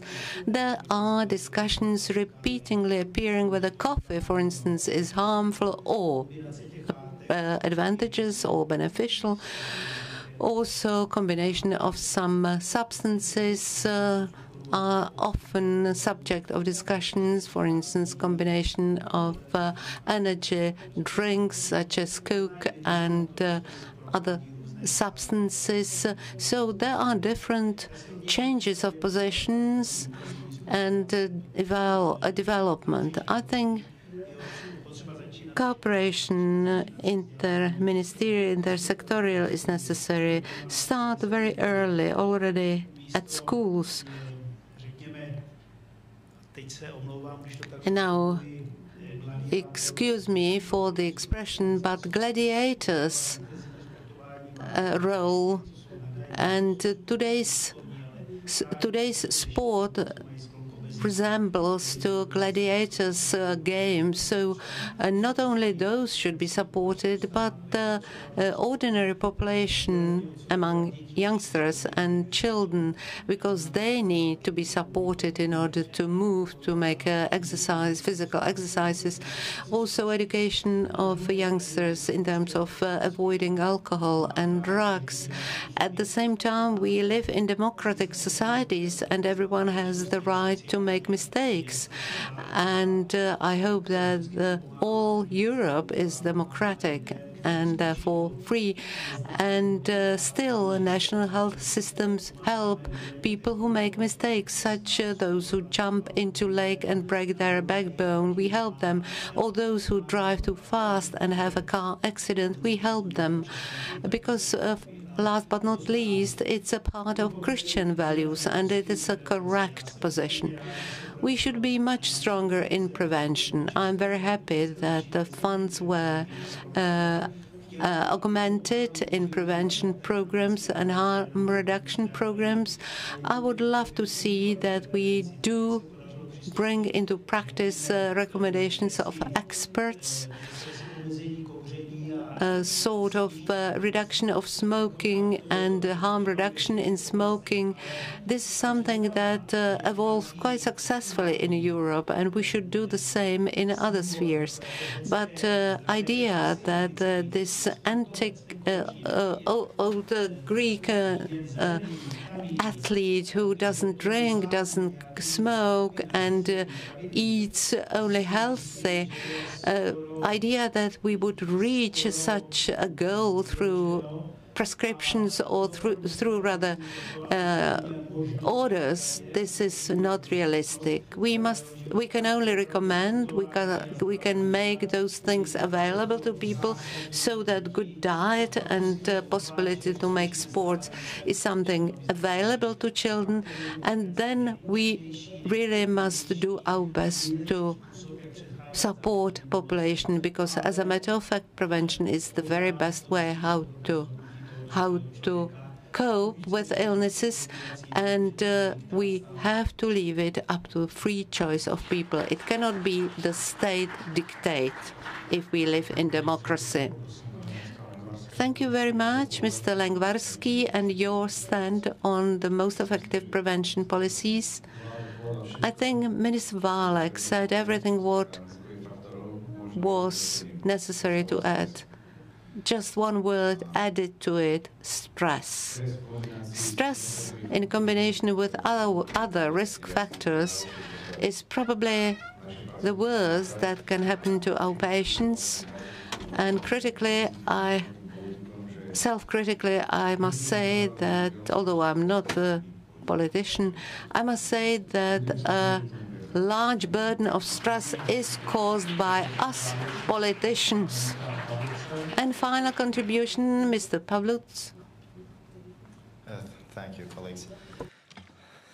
There's a lot I could say about addictions and our evolution of our thinking and policy in our country. And I found the previous panel, which I had a chance of listening to for a while, really valuable in this respect. Not least what the anti-drug coordinator mentioned here. Now, let me describe our thinking evolution now with a short anecdote. I was chairing an anti-drug alcohol addiction council, which is normally chaired by the Minister of Health. But we also, among other things, have there, among other people, have the Prosecutor General. So I put a question to discussion now: what would be the preconditions, and at what point, and I'm a liberal, see, at what point we would be able to discuss the decriminalization of cannabis for recreational use? And the General Prosecutor said, you know, this is something that we could discuss, but we first have to put in place community-based support programs. I was amazed that he even knew those words. And that's exactly right. I mean, and I think that's in many ways, the integration and coordination is the word. We need to look at various addictions, their causes, social causes, mental causes, etc., in a much more coordinated fashion. And this includes not just the traditional alcohol abuse, tobacco, illegal substances, among other things also, as mentioned earlier on the previous panel, the gambling. So basically the whole spectrum. I'd look at the social causes and other mechanisms that are the source. And secondly, integrate the various modes of delivery and you know, basically do the inventory of existing methods that are not necessarily working very well, and replace them with support mechanisms, treatment mechanisms that actually help people. So among other things, the society-based, community-based tools which force us to overcome those siluses of health ministries, welfare ministries, municipalities, all with different funding sources, all different mandates and slightly different motivations in this whole space. So that's exactly what we're busy doing and rebuilding our approach, rebuilding our policy, rebuilding our response. Thank you.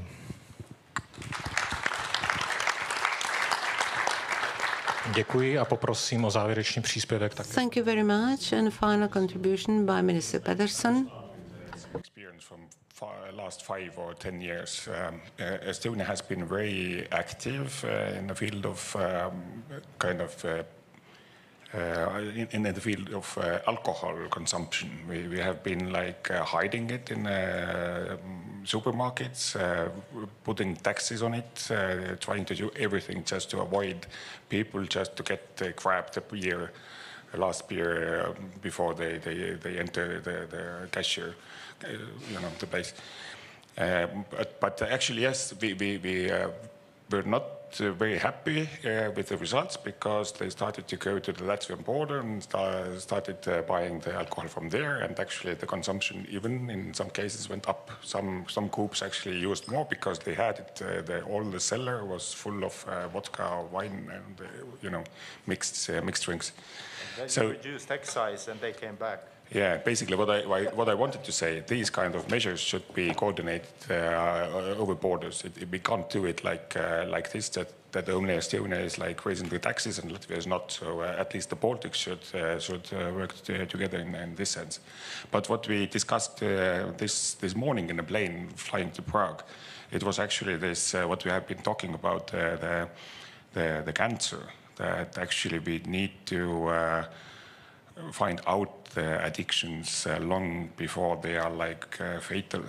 And this is something we should think maybe that family doctors should have kind of special methods to find out, or maybe there are already some questionnaires how to proceed with the patients and then start talking about alcohol or tobacco or some other addictions.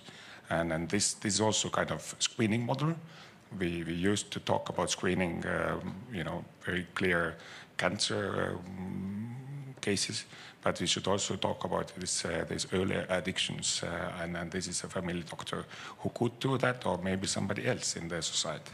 So this is also kind of a way forward in the thinking.